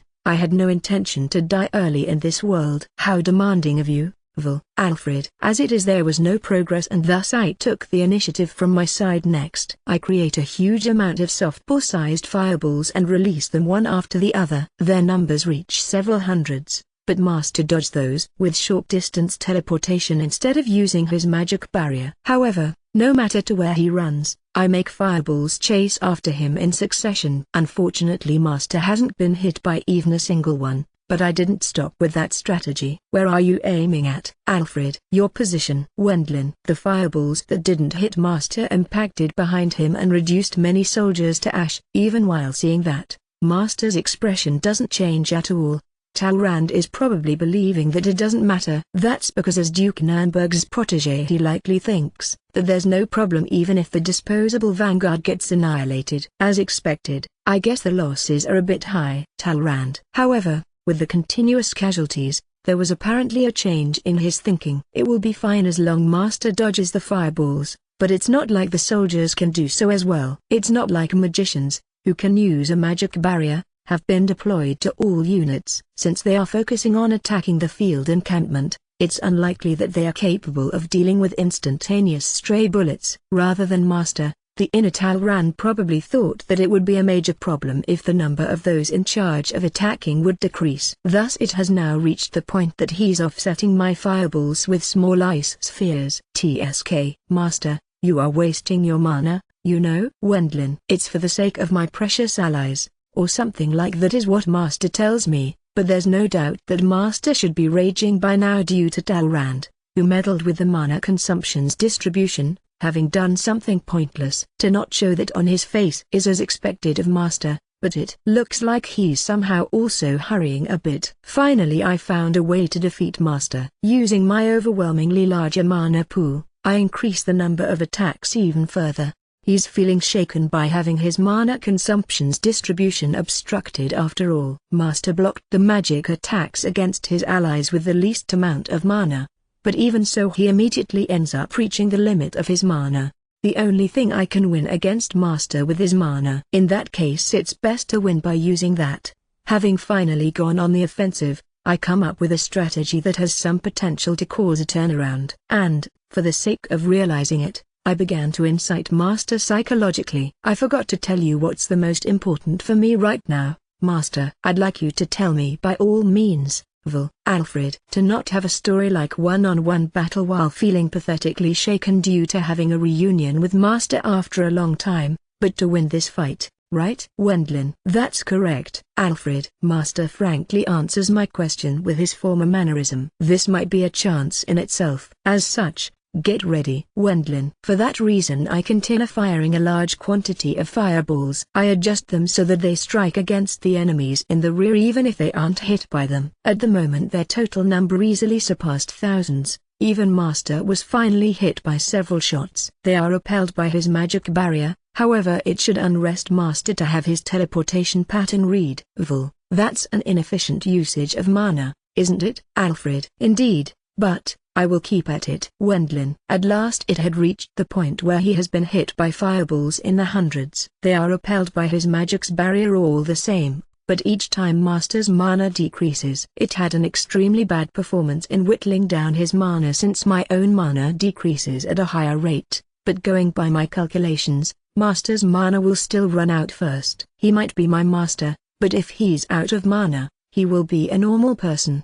Your mana is? Alfred. It's been roughly 11 years. My mana pool is still growing. Wendlin. Klimt. Is Alfred a terrifying man, right? My mana has increased as well, but I can't catch up to him anymore. Armstrong. While making a huge amount of fireballs fly at Master, I finished my preparations to shoot a huge flame spell of a totally different category. I create a huge fireball with a diameter of around 10 meters in midair and have the other smaller fireballs merge with that. My aim is not Master. It's the location of the headquarters commanded by Duke Nurnberg, who is quite busy with urging on the vanguard to fight more vigorously. I release the super huge fireball towards that place. It will be alright if the magicians at Duke Nurnberg's side can defend against it. Alfred. The distance was several kilometers, but I have still mana remaining to make it fly there at high speed. Rather than fighting in one-on-one battle and reminiscence in nostalgia with Master, the civil war will end faster by killing that man. For me to reach that conclusion is likely because I'm a noble after all. Talrand, it's bad luck that you are not at your Master's side, isn't it? Wendlin. I fired the huge fireball not in the direction of Master but towards Duke Nurnberg. Not with me. Talrand. Thereupon Master at once goes to stop it. Deploying his magic barrier and ice spheres, he tried to cancel out my fireball.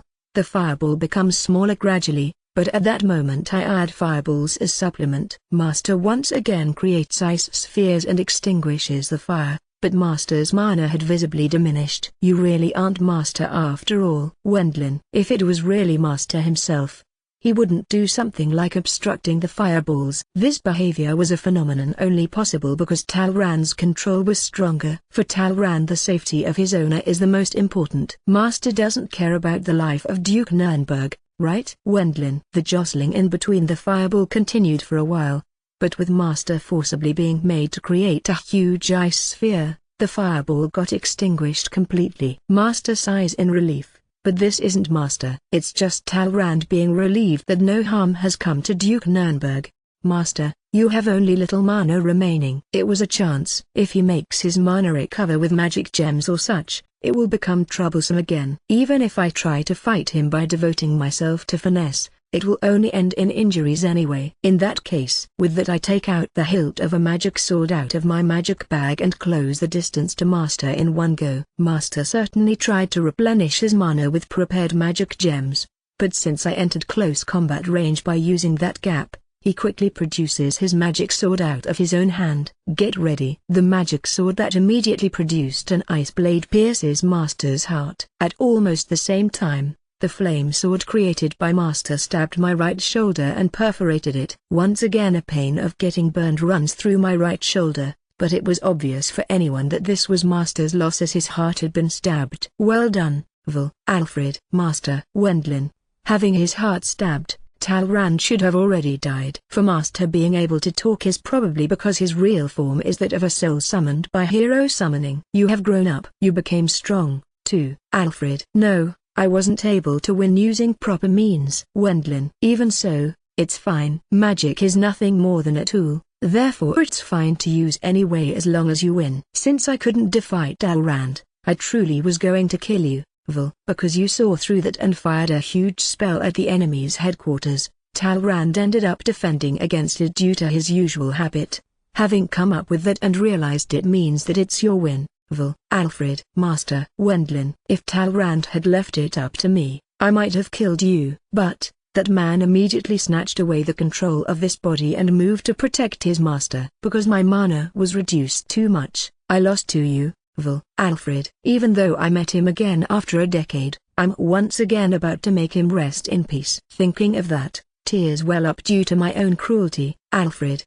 Yo, Teach and Klimt. Let me apologize while I still have time. Sorry, Alfred. Don't worry. That matter is already done with. Burkhart-san and Dousi rush over as well once they realize that the match had been decided. The bodies of the two puppets that made sport of those two returned into their former magic tool state at the same time as Master, who operated them, was brought down. Did they reach their operational limit? They became tattered and crumbled away. There was a quality decline due to degradation over time for excavated items as well, I guess. Alfred. You always stay calm, don't you? As knowledgeable as ever. I was simply summoned from the world of the dead. It's no more than a fraction of information I obtained after assimilating with Talrand and his knowledge. Alfred. Burkhart-san and Dousi surround me, who is restraining his right shoulders bleeding with her hand, and Master who is lying down. Now's a chance. Kill those three. You are nuisances. Burkhart. Butt out. Armstrong. Did Talrand's non-existing presence vanish upon his death? A part of the enemy forces was surging this way, but they were slaughtered after getting torn to pieces by Dousi's fire snakes and Burkhart-san's wind cutters. Furthermore, even if this is a battlefield, that's an inelegant conduct. Disturbance is prohibited since they have an important talk. Blue Eyes won't allow them to get any closer. Wilma. With her spear throwing, Blue Eyes with her stone throwing and Wilma with her merciless sniping begin to defend against the enemy army's approach. Now, kill them. Even so, there were still units that closed in, but all of them fell to the ground alongside thunderous roars. Savages of the Empire. Can't you understand the hearts of others? Upon the gun shooting by the magic gunner unit commanded by High Earl Mizuho, they go down to the ground that is dyed with their blood. They continuously fired their precious magic guns in order to give us and Master time to bid farewell from each other. This spells the defeat of the rebel army. Alfred. The military power distribution is still disadvantageous for our side, you know. How pitiful. They failed despite me being one of their trump cards as well. Alfred. For you to be able to talk about yourself this calmly. Burkhart. I'm dying already after all. Alfred. Master, who was lying on the ground,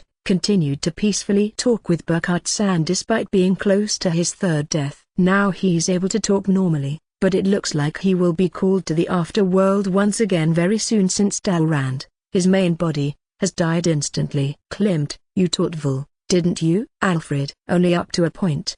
But yes. Armstrong. I see. You have my thanks. Normally I'd want to treat you to a drink, but I don't have any time left anymore. Alfred. That's regrettable. Armstrong. Dousi's voice seemed gloomier than usual. It's likely because he has to part with his close friend very soon despite having met him again after a long time. Dear Elise. Moreover Elise, who saved me earlier, shows up while being accompanied by several soldiers of the Royal Army as guards. The guards have likely been added since she has left the field encampment. Elise, this place is dangerous. Wendlin, dear, haven't you suffered a very heavy injury? Elise, I remember that my right shoulder had been stabbed after. Elise points it out. It's mysterious, but at the same time I thought about it. A sharp pain traveled through my right shoulder. I will heal it right away. Elise, my shoulder injury was healed in several seconds with Elise's healing magic. There's likely no doubt that the current Elise is the leading healer on this continent since her mana has increased in addition to her precision being perfect to begin with. It's a splendid healing magic. A master of such degree is rare. Alfred, master,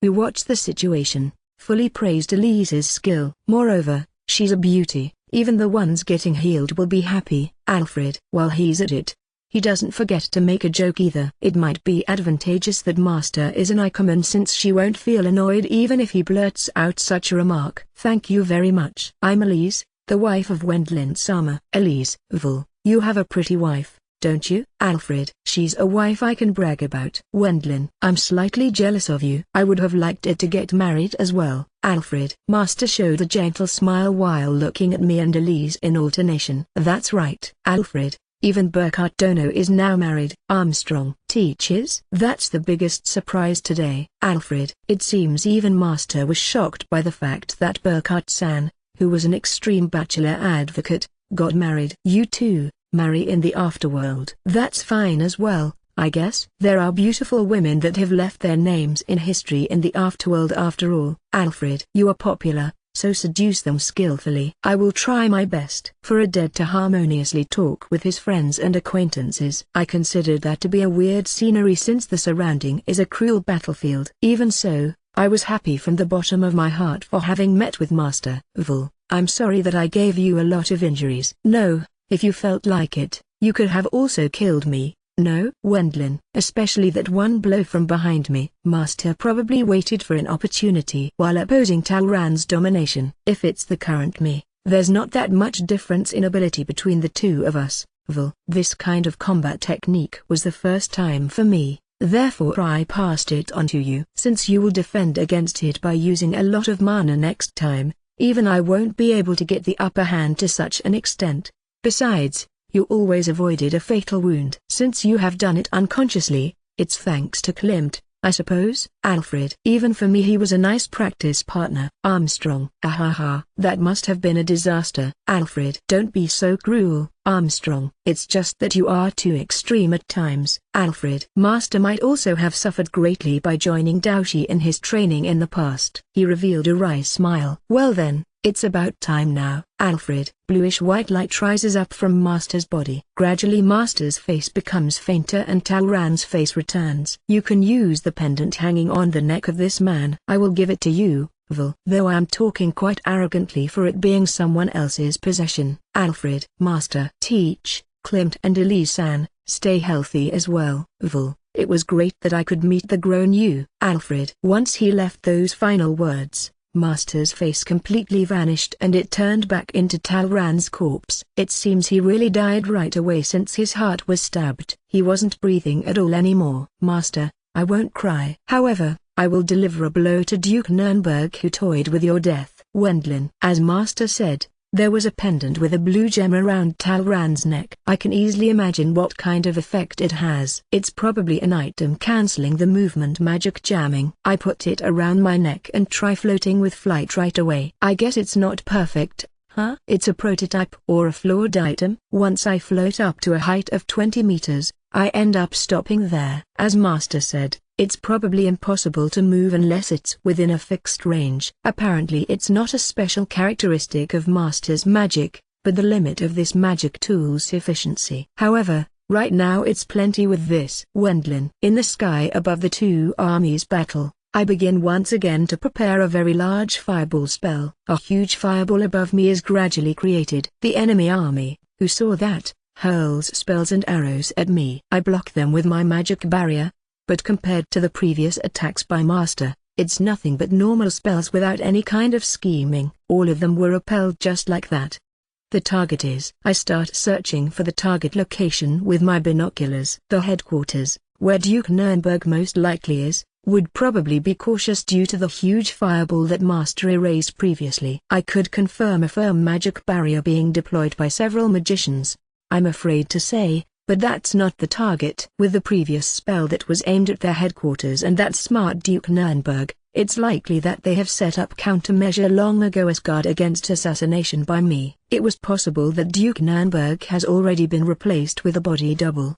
The target is not you. What will become a fatal weakness of such a big army is, found it. I saw it at quite a distance. It's the temporary, huge supply point that had a mountain of goods such as food to supply the 150,000 soldiers of the rebel army. It's possible that there are magicians protecting that place as well, but their skills and numbers shouldn't be at the level of those at the headquarters. Neither of the armies has the leeway to deploy large numbers of excellent magicians at all points. Certainly they won't be able to procure their food locally either. There's no military position in the Great Sorbid Wastelands where it would be possible to supply food for an army exceeding 100,000 soldiers. In other words, by burning these food supplies it would be possible to add a big constraint to the actions of the rebel army. There are likely supplies arriving from the imperial capital, but with this I can force a lot of work on the enemy. It's Master's funeral. Say goodbye to your food, Duke Nurnberg. I release the fireball towards the rebel army's supply point located approximately 2 kilometers in the rear. Just before the impact, a single magician protects it by deploying a magic barrier, but I cast Burst while refilling my mana with prepared magic gems. The defending magician determinedly continues blocking the powered-up fireball with a magic barrier. He's probably at a point where he'd like to get some assistance, but the headquarters magicians can't do anything. That's because the ones who sealed off any movement magic were them. Finally the magic barrier gets smashed. The supply point alongside the magician is burned and the piled-up goods are wrapped up in flames. Since it's dry as there has been little rain recently, the fire spreads quickly. An unrest that's visible by just looking at them spread between the rebel army soldiers in the rear. Success. The rest is simply returning to the wall and continuing to defend. The vanguard that doesn't know about the situation in the rear attacked without change, but as they are gradually getting infected by the unrest of the rear, their momentum declines. The fire at the supply point slowly spread into the grasslands. The rebel army troops that noticed grew in numbers and at last a retreat order was handed down. They withdraw in order starting with the rear unit that failed in extinguishing the fire at the supply point. And, with the vanguard becoming the rear guard just like that, they have to defend against our pursuit. You have to decrease their numbers when it's possible, right? Alphonse, Batty unit. Get ready. Mizuho, Earl Bormister, I will take Erwin along. Philip. Alphonse, who received Three's decree, High Earl Mizuho and Philip swiftly decided to take up pursuit. After all, it's a chance to deliver a strike against the rebel army that's currently fleeing while showing their back to us. I will go as well. Wendlin. I will accompany you. Burkhart. Me too. My techniques will decline if I just defend against spells. Armstrong. Let's borrow a horse and hurry. Wendlin. Earl Sama, how was that magic tool? Burkhart. Ahaha, this doesn't seem to be a finished product either. Wendlin. The pendant that cancelled the movement magic jamming was used by the master in succession and at the end by me as well. Its blue gem broke and it became unusable. Accordingly, I decide to quickly borrow a horse and go on the pursuit. Earl Bormister, will you die here or throw away your weapons and surrender? I surrender. Please spare my life. The three of us start the pursuit while leading a group of 300 soldiers of the Royal Army. But, with the rear guard being disposable pawns to begin with, their morale was low and the majority of them surrendered all too quickly given that Duke Nurnberg's command unit had withdrawn as well. Iryu and the others, who left first, seemed to be in the middle of cutting into the center of that command unit. The sound of fierce sword attacks can be heard from the front. Throw your weapons on the ground, put both your hands on your head and stay like that. A unit that will manage the prisoners will immediately arrive from behind. If you change your mind and pick a fight, I will burn you down to your bones without mercy. Wendlin. We won't. We will follow your orders. We don't have that much obligation towards Duke Nurnberg. The majority of the mercenaries, who were proud of their military prowess, and nobles trembled terribly and agreed to surrender because of me, who reduced their supply point completely to ashes, and the fireballs which appeared in large quantities during my battle with Master. I got pissed off because of the matter with Al, but it's easier than expected, isn't it? Burkhart. Everyone shares the sentiment of not wanting to get burned by your fire magic, Earl Bormister. Even surrendering will weaken the other side's military power, therefore the pursuit will continue as is. Armstrong. In the end we pursued them until evening. Only us should have secured close to 10,000 prisoners. However, the enemy was formidable as well. Duke Nurnberg's personal unit succeeded in retreating without overly many losses. It was still far away from a situation where we could feel relieved about the war progress. Even so, a win is a win. The Liberation Army's loud cheering echoed throughout the field encampment.